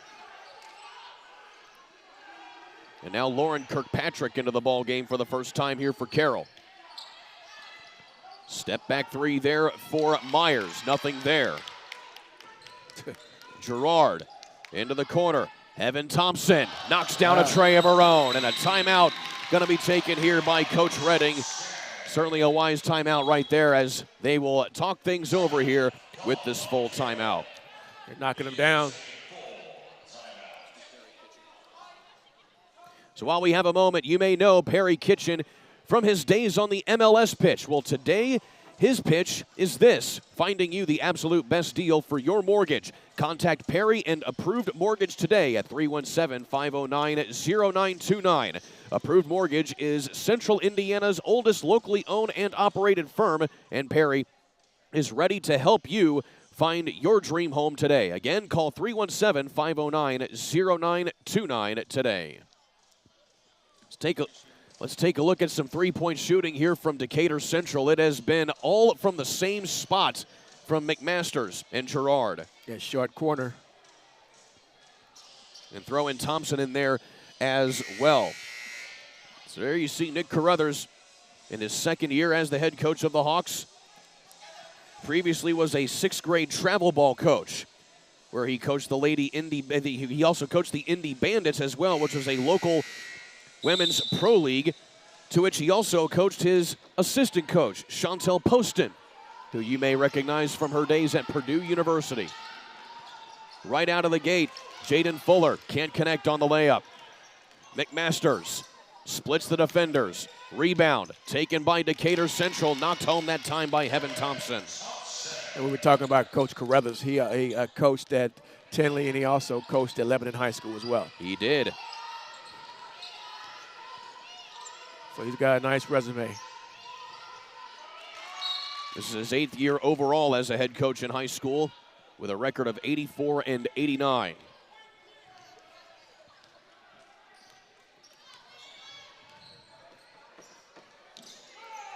Long ball to Gerard. She's left open. A little too strong that time.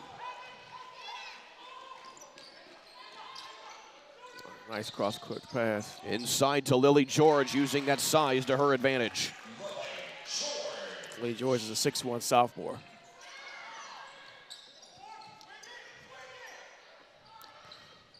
They're trying to shift that 2-3 zone. Pasley Banks. Well, Coach, they've made more threes than they have 2-point baskets, have the Hawks. Yes, they've been falling. They've made 5 here in this opening quarter. Good ball. And the ball will be staying here with Carroll off of the possession arrow, as Callie Mitchell will check back in here for Carroll. It's a good call by longtime official Dion Smith.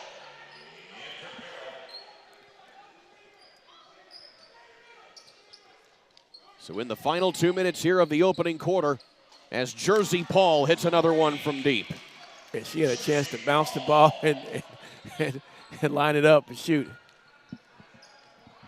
So Carroll keeping this one within arm's length here as they settle back into that 2-3 zone. Can you believe we haven't had any fouls yet? We have not had any fouls yet, but we've had plenty of threes. Yeah, absolutely. Another one here from Heaven Thompson. Let me be quiet. Something happens. 11-point ball game. 6 made three-pointers in this opening quarter by Decatur. Wow. Keeping it going from behind the arc there is Jersey Paul. Nothing there, though. Oh, nice pass. In transition, Soraya Gerard off the feed from McMasters.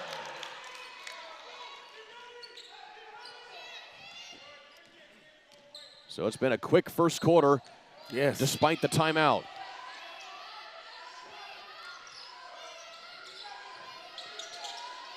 Mitchell inside to George. Nice jump hook.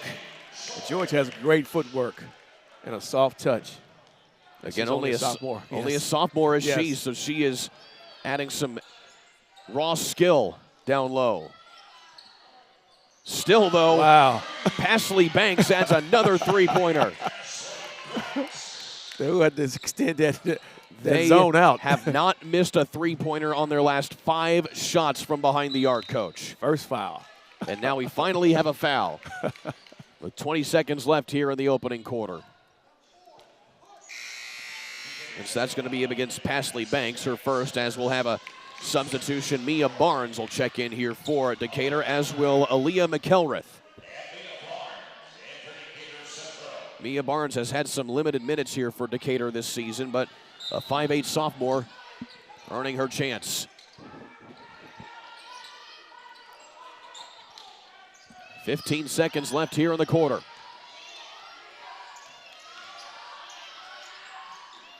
Here's Mitchell. Up top to Kirkpatrick, underneath to George. George, she can go over either shoulder. And the final heave doesn't go there for Thompson, but still, it has been a unique quarter to say the least, but Decatur Central all over Carroll here in this one. Back in a moment here on the ISC Sports Network. McCulling in time. Oh, no! It's good. This one is caught. There you go. Wow, Dawson makes a great catch. Spin, win, 3, bury it for Leland Walker. Tie the game they do with the dunk by Malik Edmonds. What a play. Oh, my. goodness. I feel a little momentum starting to fall Ellen's way. Wrestler! Wrestler! Whoa!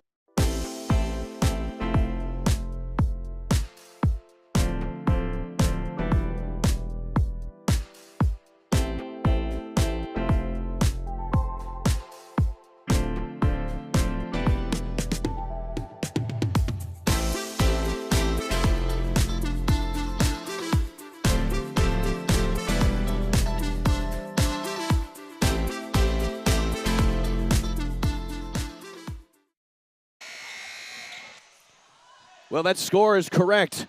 27-15 in that first quarter going to the second here on the ISC Sports Network. Alongside Coach Antoine Wynn, I'm Kurt Darling. Coach, you mentioned it before we got back here. 42 points combined in that first quarter.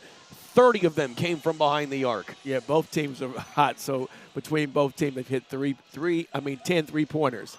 And so both teams are hot right now from the three-point line. So Decatur Central will try to keep the heat going here as McMasters has made the most of them so far. She has 2 3-pointers to her credit. That's also with Havana Thompson and Kennedy Pasley Banks, each with 2 3-pointers for Decatur. Aaliyah McElrath almost pulled the trigger right there as Decatur looking to try and get back to 500 on the year. They're 7-8. In fact, they opened the year on a 4-game win streak before their first loss to Zionsville. That was at Sneakers for Santa there at Brownsburg. And, Coach, that started what would end up being a 7-game losing streak for Decatur. Wow. So the Hawks going through some adversity in the middle of the season before getting 2 wins in a row. And keeping things going is Havana Thompson. So you know Fort Wayne Carroll's here to answer the bell. Again, Carroll with a very short rotation. They only have 3 players on the bench with 5 on the floor. Here's Fuller. Tries to find an opening. Kicks it back outside to Paul. There it is. Looking underneath. Paul, give it an opening, and she takes advantage. 12 three-pointers. Wow. Combined for both teams. We may have to have our director, Vince Morellas, put a 3-point graphic up or something because this is a lot of 3-pointers that have been made by both squads here today. I've never seen that many this and early. Still going. 13 three-pointers. That is Mia Barnes. That's got to be a record. I've never seen that many made this early in the game. Keep in mind, folks, we aren't even halfway through the second quarter yet.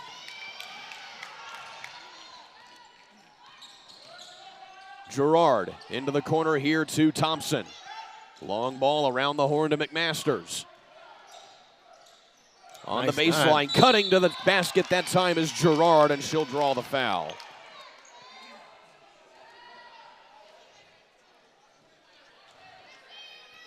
McMasters from Decatur, since she's very shifty. And so that's going to be called on Kirkpatrick. That'll be her first. And the first on Carroll here of this quarter. So here is Soraya Gerard, again a junior, leads the team in rebounding and blocks. He's averaging a double-double on the season.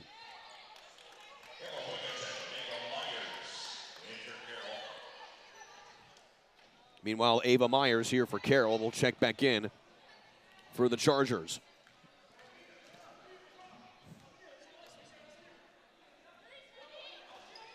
Gerard goes 1 of 2 at the line.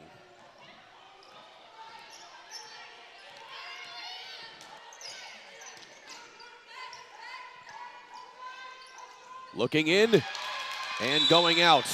That time off of Decatur. I'm watching right now. They're double teaming George in the post, which they should. So they got somebody in the front and somebody in the back. Although Carroll putting in their 2 bigs now here as Emma Wigington is into the ball game for the first time here.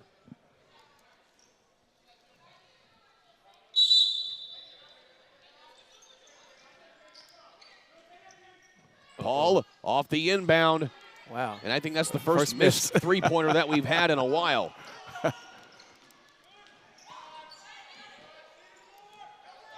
So Barnes working it back here to the wing.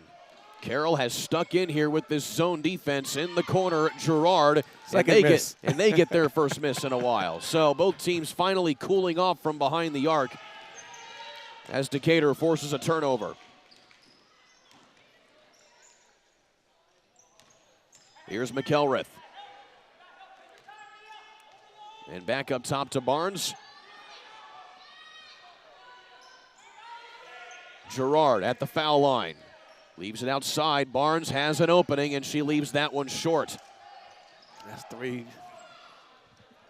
three-point field goals missed combined for both teams in a row.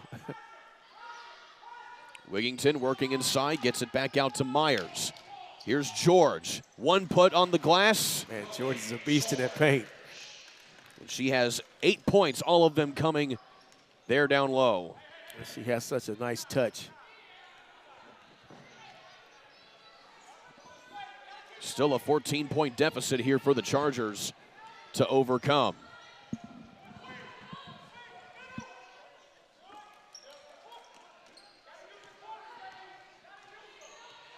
McElrath, the sophomore guard, gives it to her sophomore teammate Barnes.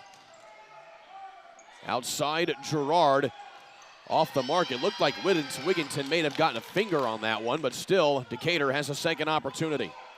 Yeah, both teams are cooled off the three-point line. And Barnes misses another one. Still a third opportunity here for Decatur. Pasley Banks can't get the friendly roll that time. Both teams have gone cold at the same time. And now a long turnover there by Carroll. Attacking the basket, trying to find outside to Thompson. It goes off of the hip of Myers. And now we have a foul here on Decatur.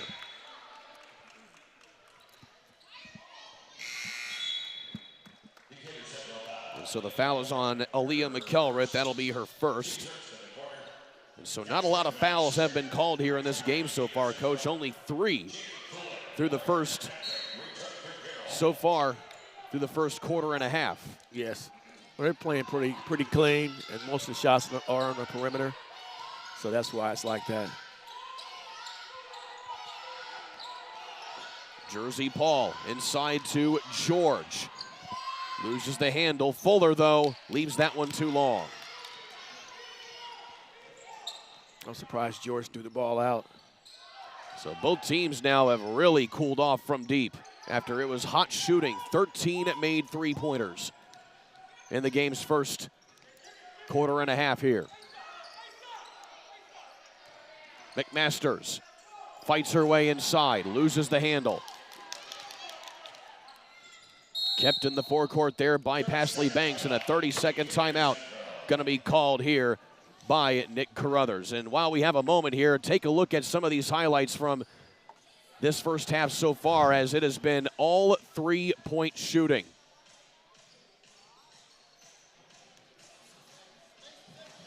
There we have it, as Gerard kept things moving there for Decatur, but as has Ava Myers and many other supporting characters here in this one, as they were just making shot after shot. Yes. Everybody joined in on the party, didn't they? Indeed they did, as it was Jersey Paul leading the way for Carroll on the other side. Thompson getting in on it as well. And what I like about the three-point shots that they're making, all the shooters are they're nice and square to the basket. Certainly getting plenty of open looks too as well, and taking advantage of some of those opportunities. And now seems both teams have cooled off here, as it has been 34-20 for the last 2.5 minutes. Neither team has gotten a bucket in that span. Yeah, we're almost at halftime. It's already been a quick game as well. So out of the timeout here, Nick Carruthers coaching up his team, as did Mark Redding. Pasley Banks fighting inside, back outside to Barnes. That one rattles in and out.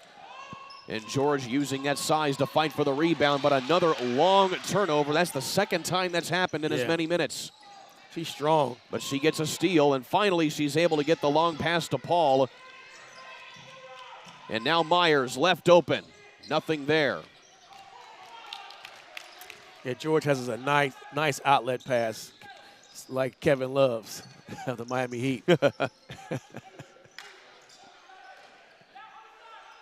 McMasters fights off a defender, goes just inside the arc and rattles home a long two.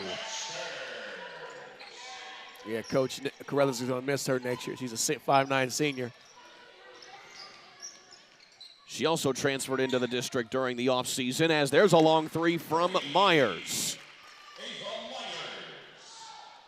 McMasters transferred in. She averaged 14 points a game at Southport a season ago.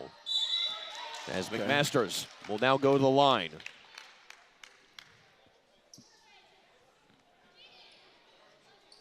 And so Cassandra McMasters, an 83% foul shooter.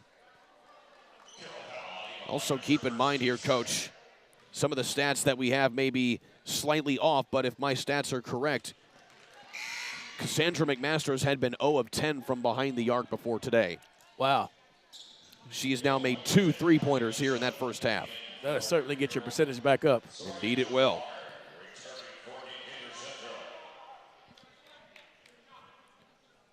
So a few lineup changes here as Gerard comes back into the lineup for Decatur, as does Havana Thompson, the freshman. McMasters goes 1 of 2 at the line. Almost getting the rebound there was Gerard. And it goes out of bounds off of Carroll. So that was a good play there by Gerard to keep possession here for the Hawks. And a 5-second violation called on McMasters. So the big play there by Gerard is null and void as Carroll tries to stop the bleeding here late in this one. So I see Carroll took George out of the basketball game and put number 40 in. And that is Emma Wigginton. Meanwhile, McMasters picks up another foul.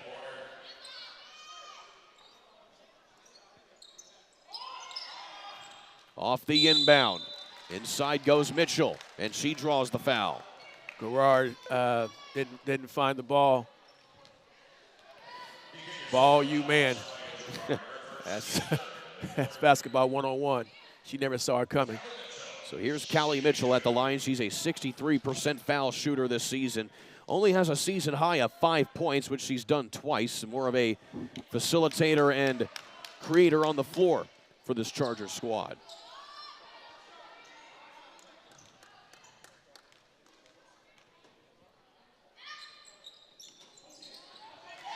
And 2 misses there by Mitchell.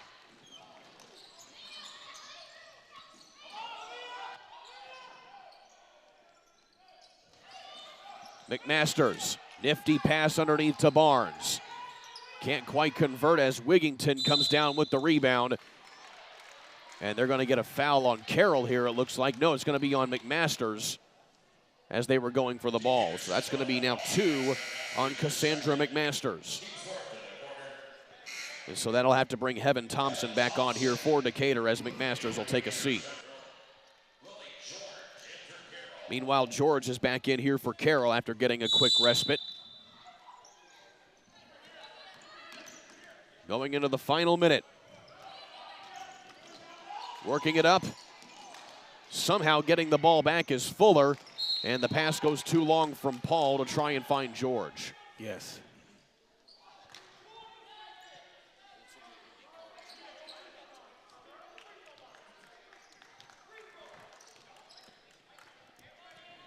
Havana Thompson has it now for Soraya Gerard. Nearly stolen that time by Carroll. 3 ball on the way, and a big one there from Aaliyah McElrath. Long ball goes the other way, and another turnover by Carroll. That's another time they just keep throwing it long down the court here, Coach, and just keeps, more often than not, turning out badly.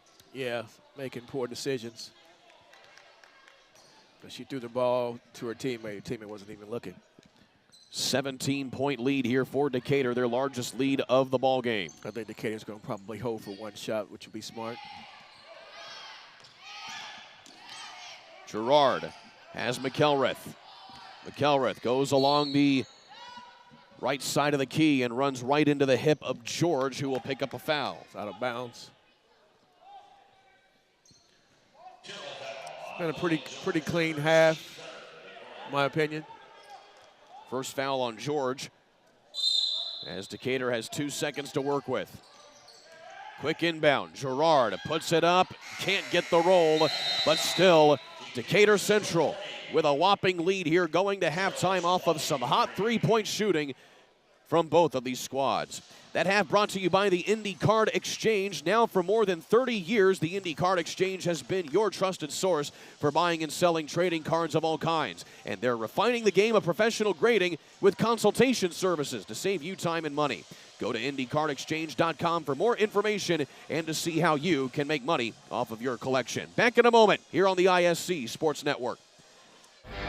Ball here. Harris scores. With 19 seconds left. Fake players, big boy. I'm telling you right now, that's awesome. I love it. Here's the finish. You get a layup taken and an and one. Fly ball. Out of here.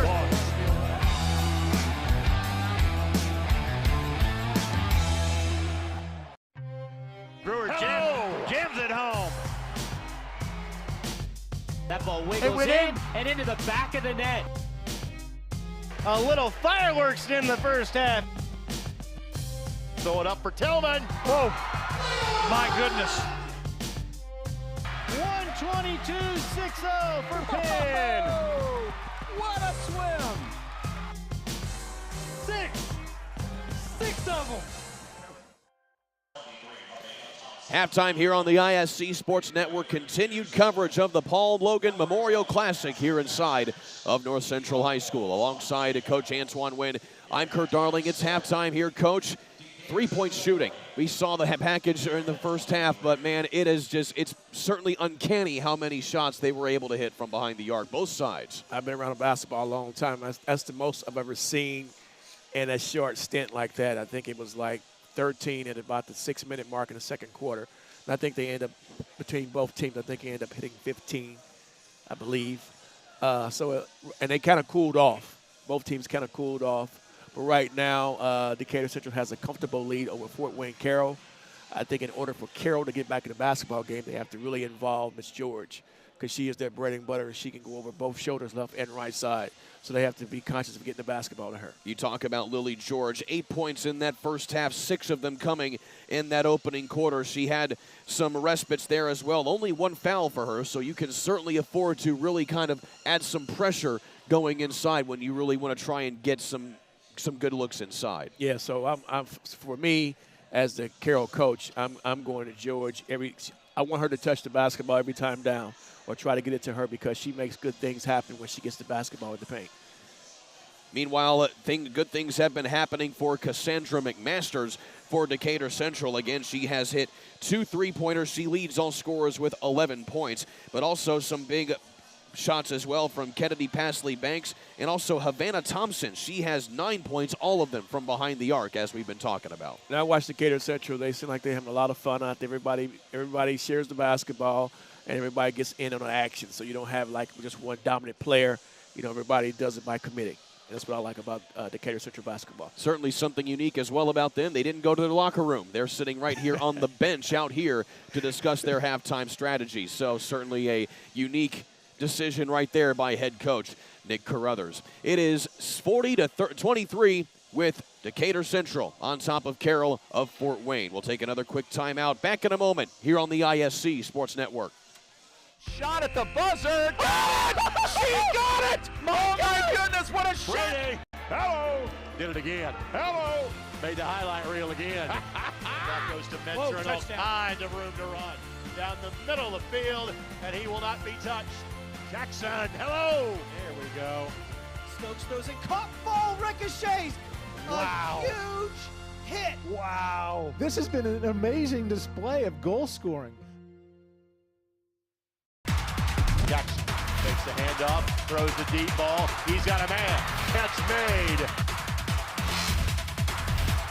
Rolling. throwing.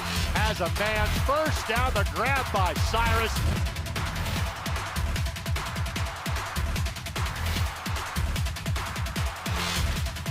Billingsley keeps.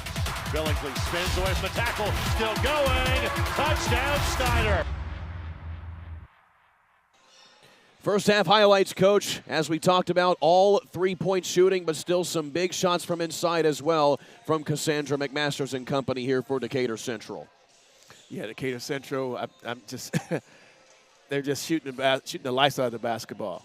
And what I'm most impressed about, I'm speaking for both teams, their shoulders are all square and they have nice forms. Still, though, Lily George has been able to get things going inside for Carroll. Yes, for young basketball players, take notes on the form shooting of both teams. Feet are set, they're square to the basket, nice releases. Soraya Gerard has gotten it done inside as well. She had 6 points in that opening half. She was held scoreless from the field in that second quarter, though, but still other players coming to her aid in that regard. One of them, of course, Havana Thompson, who hit 3 3-pointers, 9 points in that opening half. Yes. The sisters are doing well out there. Mia Barnes as well, but still George has been able to be dominant down low. She's also gotten a few key blocks as well, but still some turnovers as well have certainly played Carroll in the long run. Yeah, Carroll can get back in this basketball game if they were utilize George a little more. Like I said, when they come down, half-court sets, the ball should touch her every time coming down. Well, be sure to check out the new issue of Hoosier Basketball Magazine, which is being printed as we speak, so you can order now by calling or texting 317-925-8200. Many of the state's outstanding seniors are pictured on the front cover. Again, get your copy of Hoosier Basketball Magazine today. We'll take another quick timeout. It's halftime here at the Paul Logan Memorial Classic.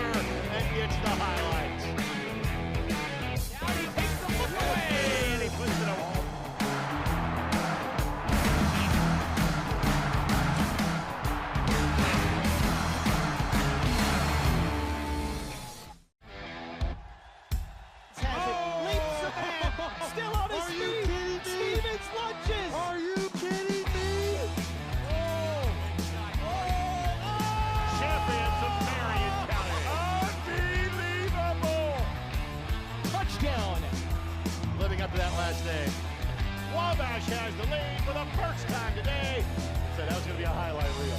Oh, baby. Yeah, you can celebrate after that.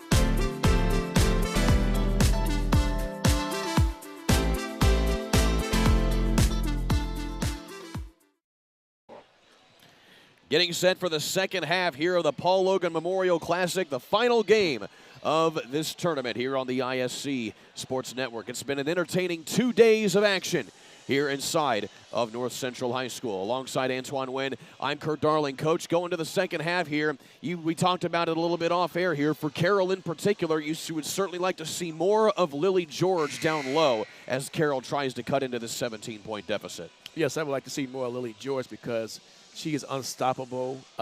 She makes things happen, and she can score the basketball over either shoulder, either her left shoulder or her right shoulder. So for me, I would go down low to her. She would touch the ball every time down. That's the only chance they really have because right now they're doing everything from the perimeter. And as you see, they're kind of, cold right now from the perimeter.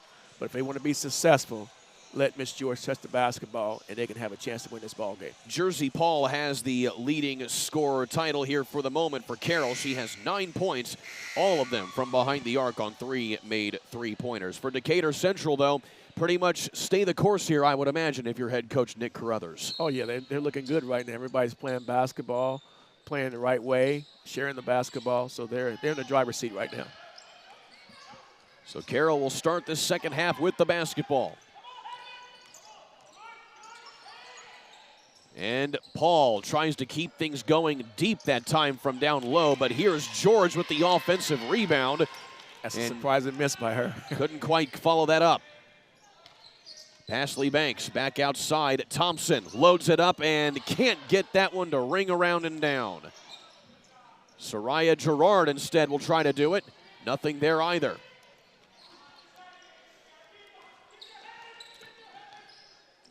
Pushing it up now are the Chargers. She's got a mismatch, George. Paul is double teamed. Here's Fuller. Kicks it back up top now. Fuller now leaves it for Myers. George inside again as there's the mismatch as you said, Coach. Yes. And here is Paul with a lane down low off the back of the iron. That's a frustrating miss. And by them giving the ball to George, it opened up things. That's why her teammate was able to come downhill. No look pass from McMasters to Gerard. And now Gerard has 8 points.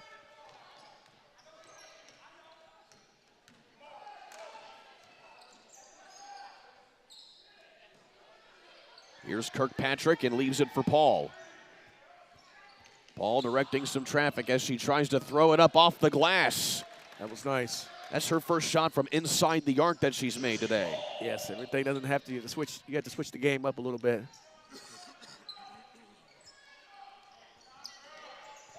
On the elbow, Thompson kicks it back out here to Banks.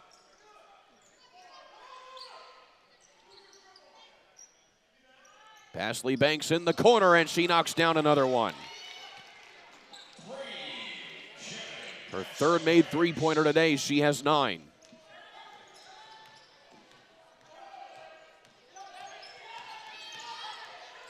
That's 5 seconds. That's certainly an awfully long time to be dribbling.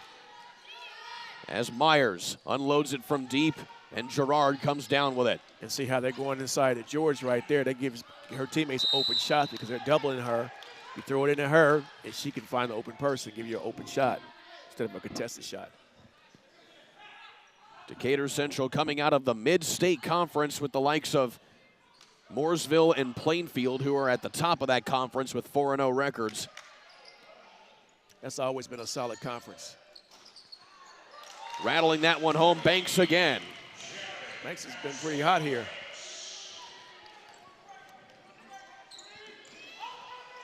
And so Decatur Central continuing to pull away in this one, but there is George with the kiss. So somebody must have heard what I said. She touched the ball 3 or 4 times. So it's certainly not for lack of trying here for Carroll to get it inside, but Decatur Central keeps up their hot hand from behind the arc. Jersey Paul answers with a deep 3 of her own, and a full timeout going to be called here by Coach Redding here for Carroll. That's a good timeout by Coach because right now, as you can see, Carroll is getting a rhythm right now. And he sees it. Coach Carruthers sees that. That's why he called a timeout. So while we have a moment here during this timeout, Chris Shields is one of Indiana's top officials and is responsible for the assignment of officials for many major events, including the Paul Loggan Memorial Classic. If you want to become an IHSAA official, well, we need you. Scan the QR code on your screen now to find out how easy and rewarding it can be. Plus, your first year license is free. Again, get in touch with Chris Shields and Shields Assigning Services today. Alongside Coach Antoine Wynn, I'm Kurt Darling. Mark Redding trying to keep the fire under the sail of this team here for the Carroll Chargers here. Still down 18 points, but still, Coach, even in spite of the fact that they're down as much as they are, Carroll shows like a lot of good organization whenever they're actually able to get good ball movement up and down the court. Yeah, it's simple basketball. You have to go with your best player. For me, the best player is George. So every time down, the ball should touch her hands first and let her make a decision because they're doubling her. You have one in the front, one in the back of her. And so she's going to dictate the pace and where the ball should go. Here's McMasters, has yet to get a bucket here today. She splits the defenders and tries to get a shot up, but not before she's fouled there by Carroll. Call it on 32, looks like. And that'll be Myers' second foul of the day. And again, Coach, that's the first foul of the second half. It's been very few fouls here in this ball game as it's another 5-second violation on Decatur. It's been a smooth basketball game, and it allowed them to play as well.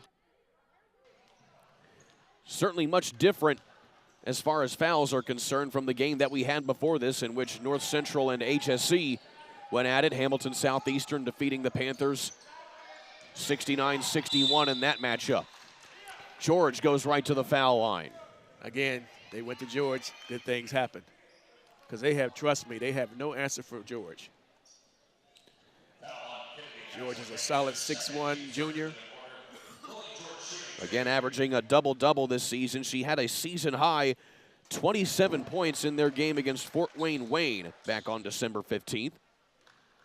I'm sorry, George is a sophomore. I said junior, she's a sophomore. And she made her first foul shot with another one coming.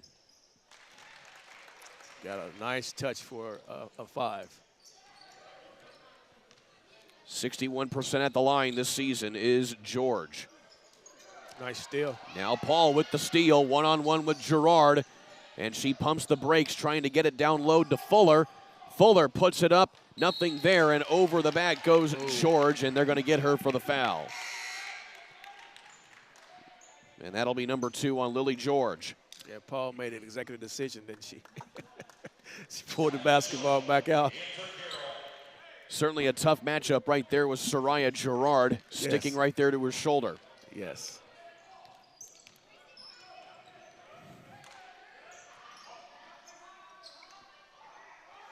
As you can see, Carroll still in that 2-3 zone. It has worked for them a little bit tonight, but in other times, yes, that forces you to shoot, and Decatur Central has shot very well tonight. Yes, they have. But the last play, they shifted that 2-3 over there. Everybody was in the area.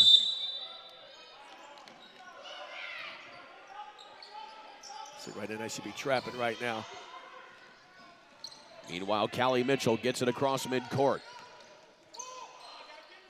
Paul, nice pass inside to George. As you said, Coach. That's all day. I know what I see. It's back to a 14-point deficit. It had been as many as 20. If they continue to feed her every time down, this could be, they can steal this basketball game from Decatur Central. Lily George has 14 points so far today to lead all scorers. Pasley Banks back outside to McElrath. She puts the floater up along the baseline, and a big rebound that time hauled down by Lauren Kirkpatrick. Mitchell has Fuller again, feeding it to George, one-on-one on Gerard. She missed that bucket, Coach, but still, that's a tough matchup right there if you're Gerard. It is, and it was a great look. So you might want to give her a rest right now, speaking of George. Just a quick rest. And so she'll come out of the ball game earning her rest right there. And she has 3 fouls as well, too. Indeed she does. So still, either way, strategy game here for Coach Redding.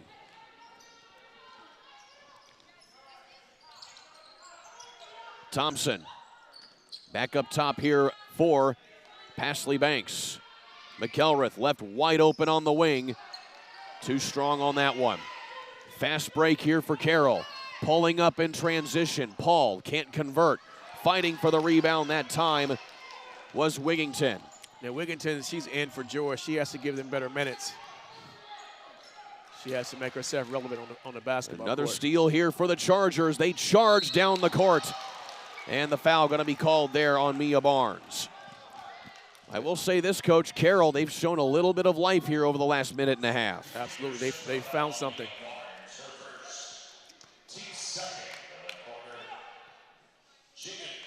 Wiggins is in the basketball game for George. Now she has to really go out there and get some rebounds and try to get some scoring as well. So here is Fuller at the line, a 64% foul shooter. She misses the front end.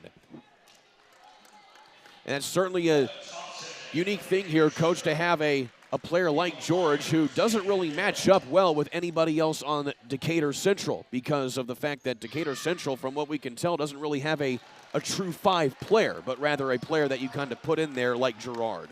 That's right. That's why when you have a team like Carroll, bigger players, and you go against smaller players, that's why you have to play a zone, which they play in a 2-3 zone, because they don't have the foot speed to continue with the smaller guards.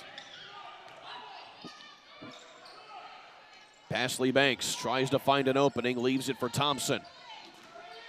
And Carroll does a pretty good job in that 2-3 zone. Pasley Banks from the top of the key, off the front of the iron. See, right now, Coach is trying to buy time to get George back in, so he's gonna probably leave her on the bench into the fourth quarter. Decatur's gone the last 2 minutes without a bucket. So this is called stealing time.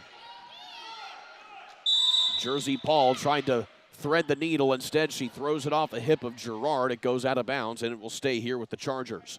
In a situation like that, I would like to see her keep the basketball because you have to know your personnel. I don't think that number 40 would have made that shot, in my opinion. I think she should have kept that basketball. So you have to know your personnel. Comes to Paul. She is left wide open. And a rare miss right there from Jersey Paul. Yeah, she should have followed her shot. It was a long rebound.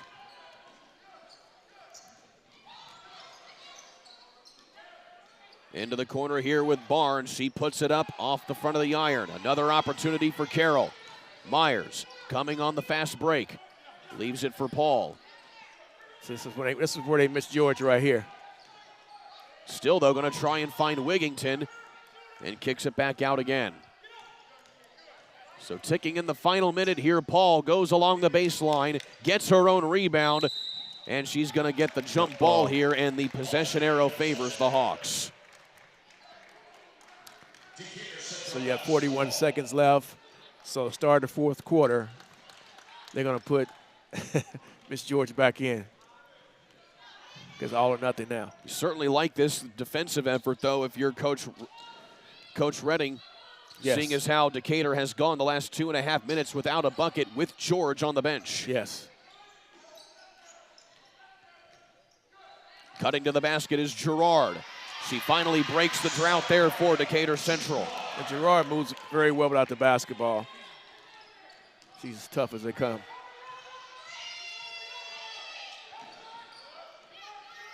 Fuller trying to hold for the final shot here for Carroll. They look to attack.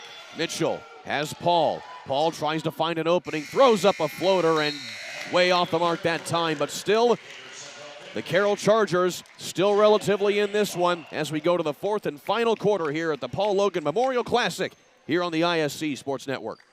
McCulling in time. Oh, no! It's good. This one is caught. There you go. Wow, Dawson makes a great catch. Spin, win, 3, bury it for Leland Walker. Tie the game they do with the dunk by Malik Edmonds. What a play. Oh, my goodness. I feel a little momentum starting to fall Ellen's way. That is Wrestler! Wrestler! Whoa! Ball here. Harris scores. With 19 seconds left. Fake players, big boy. I'm telling you right now, that's awesome. I love it. That's the finish. You get a layup to take it. And an and one. Out of here.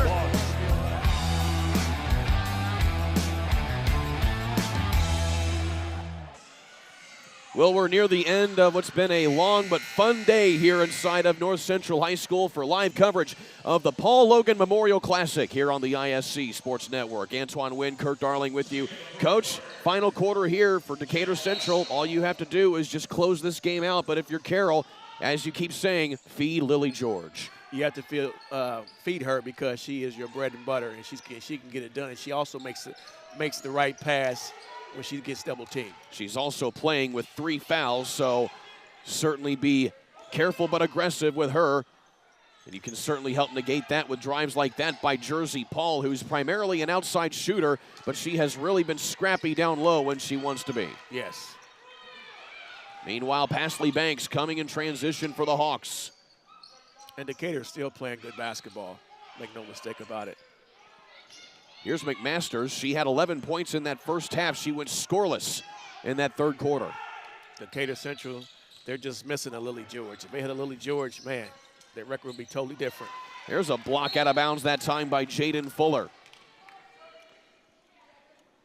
They don't have a lot of size.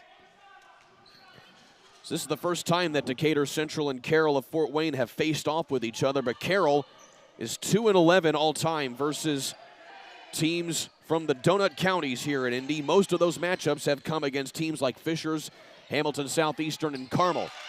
As there's a big shot there for Decatur. That's Banks. Banks has been solid the whole game. Give it to George. Myers, line drive, three-pointer, doesn't quite fall, and there's number 4 on Lily George. That's a pretty cheap one right there if you're Coach Mark Redding. For me, seeing that's a frustration foul. She was calling for the basketball. Teammates didn't give it to her. Teammate shot the basketball, and the girl had her blocked out. So that was strictly a frustration foul. But if you're Coach Redding at this point, you kind of have no choice but to keep her in the game. Yes. With 6:40 left to go.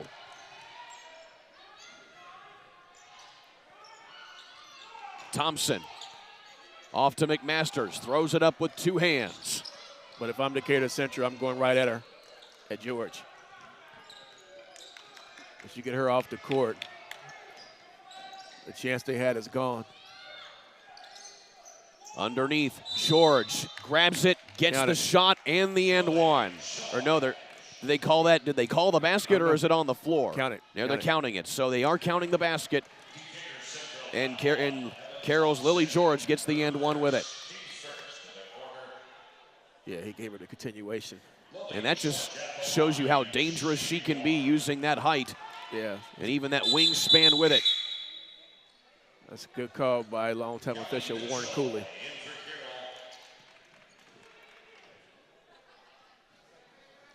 So Lily George finished the third quarter with 14 points. She now has 16 off of that bucket. And she misses the and one. Still, though, she is right at her season average scoring-wise at 14 a game. She's also probably up there as well with as many rebounds.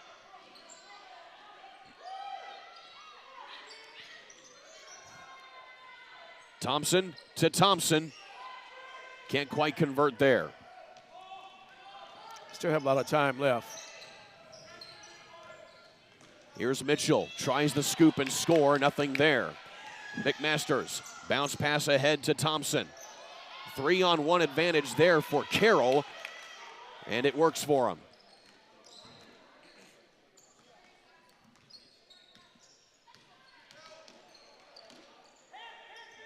Up top, this time to Kirkpatrick. George with a hand in her face, misses it there point blank. Yes, but a good entry pass though. McMasters along the baseline trying to attack George, and it's a traveling violation on McMasters. And you said it right there, Coach. They're going to go at George knowing she has 4 fouls. And George has to be smart to know that she has 4 fouls and how much she means to her team, so she's got to let that go. If she swatted down, they could have called a foul. Nearly turned over, and instead it's going to be a foul here on Pasley Banks. And certainly have to make mention, too, of how few fouls have been called in this game, Coach. We haven't even gotten close to the new penalty rule in this ball game. You're right. But I got a strong feeling it's going to happen this quarter. So Fuller will work it up. Myers cross court now to Paul. Threads the needle there to George, and she'll go to the line.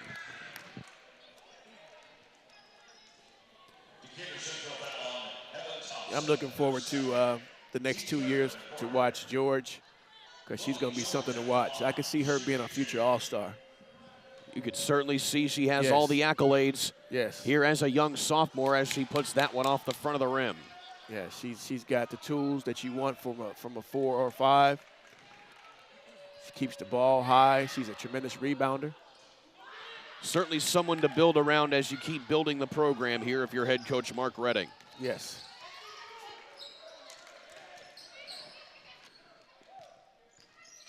Along the baseline comes Thompson. Stolen away here by Fuller.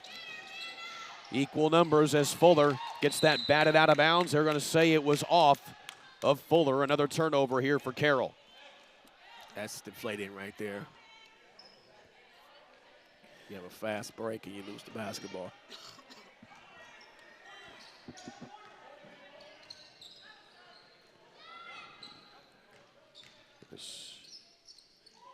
Inside Soraya. Nice. Nicely done there by Gerard. Got to delay a game. And a technical foul going to be called on Gerard here after the fact. Looked like she swatted the ball down. That's actually her second time doing it. And so that's going to be free throws here for Carroll. And that's also going to be Gerard's second foul of the day, her first technical.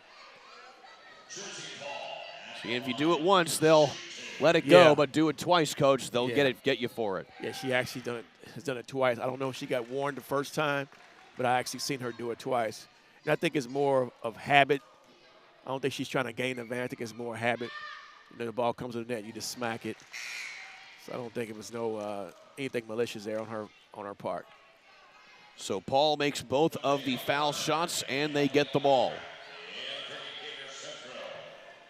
So we mentioned Mark Redding here a few times tonight. 12th year as the head coach of Carroll. He was hired back in 2013 to take over this Carroll squad after Fort Wayne Elmhurst closed. And there's a hard play right there by Carroll, and they turn it over. I don't know about that one, Kurt. I want to see that again. I don't know about that one. That's going to be Fuller's first foul there as Decatur Central quickly gets the ball back. So some sticky fouls, to say the least, called here over the last few minutes. One more foul, by the way, on Decatur, and that will put Carroll in the penalty. Yeah, if I'm Coach Carruthers right now, they're still in that 2-3 zone. I'm making them come out of that zone right now. I have a 15-point lead, so I'm just going to spread the basketball around and spread the floor and make them come out. Thompson hooks her way out. Ashley Banks threads the needle there to McElrath, who tries the floater inside, gets her own rebound, still can't get it to go, but McMasters is there for the follow-up. They had 3 shots attempts on there. That's McMasters' first bucket since early in the second quarter. Meanwhile, Myers goes along the baseline.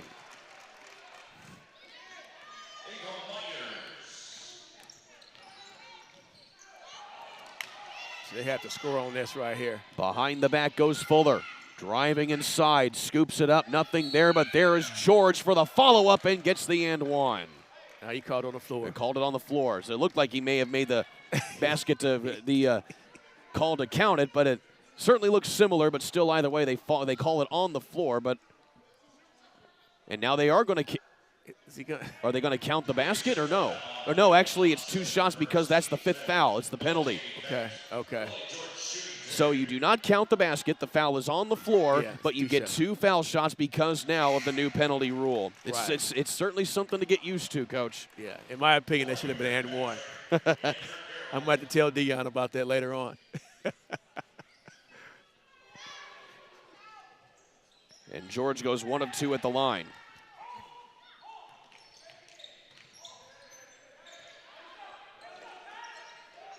Don't see George is too aggressive. Here's McMasters. Gets out of the kerfuffle there, goes to the basket, and will go to the line to shoot 2 foul shots. So while we have a moment, the Rutland Insurance Agency, partnered with Global Life Liberty National Division, is a proud sponsor of MIC basketball for affordable life insurance, cancer, critical illness, and accident protection for individual families, the self-employed, and small business owners. Call Ron Rutland Jr. at 317-489-5764 today. McMasters hits both foul shots.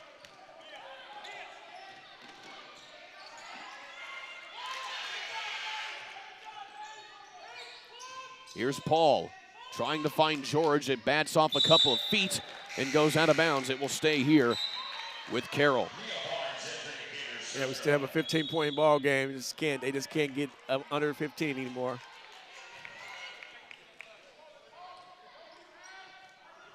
Still, though, some props to Lily George here. She has played this whole quarter here with 4 fouls and has not picked up that 5th. She's been close to getting it. George, triple team, back outside, around the horn. Back to her. Inside again, off the fingertip. Man, I tell you, she is special. Soft touch.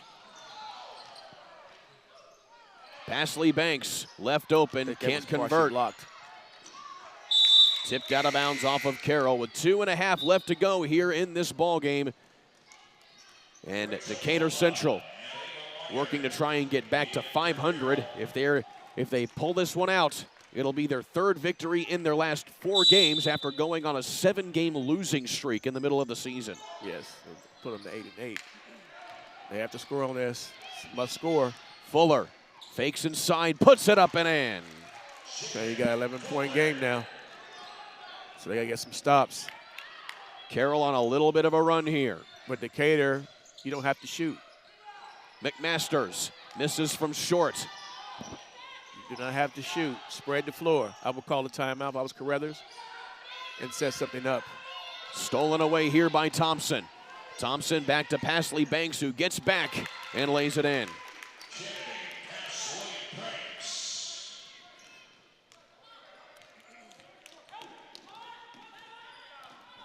That was a tough one to give up there if you're Carroll. Fuller underneath to George, and it's blocked out of bounds there by Mia Barnes.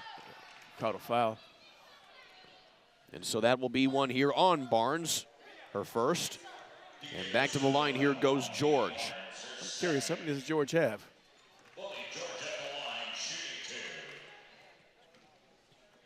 George has 19 points to lead all scorers here in this one. And she makes it 20. Yeah, she is solid. Again, her season high scoring, 27, came against Fort Wayne back on December 15th, just 2 games ago. Yes. Of course, that's not the leading season high on this Carroll Chargers squad. Jersey Paul had 31 points in that same game against Fort Wayne. Wow, they must have been cooking that game. That was a 74-62 win in that Summit League conference game. Good call. So turnovers here for Carroll, resulting in some, or rather for Decatur, resulting in some opportunities here for the Chargers. Ava Myers from deep, off the front of the iron. See, again, that basketball should have touched George's hand. She was waiting for it. Evan Thompson loses the handle on that one. Tightly guarded is Soraya Gerard. Good defense there by George. So if they score here, I would get a timeout. If I'm Fort Wayne Carroll, give it to her. And a foul called here on Carroll. It's away from the ball. It is on Lily George away from the ball. Man. That is number 5. Yeah. That's a tough way to get that foul. Yeah. But again, I blame her teammates for that too, because they didn't give her the ball the first time. So she posted the girl up. So they are forced to put Emma Wigginton back in here for Carroll. Yeah. For the final minute. But all in all, it was a valiant effort for Fort Wayne Carroll. Meanwhile, Decatur Central, after going through those midseason woes, starting to get their mojo back as a team, as Pasley Banks puts some icing on the cake with that one. Yep.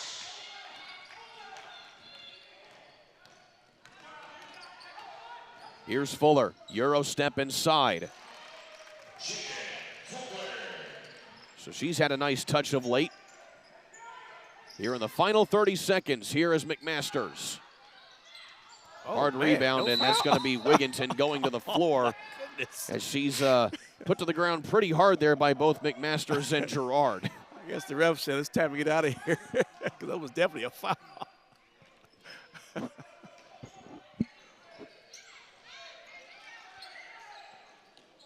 McMasters avoids a second 5-second penalty. She's been given that a couple times today. Loose ball fought for. Gerard comes away with it. McMasters underneath to Thompson. Great ball movement.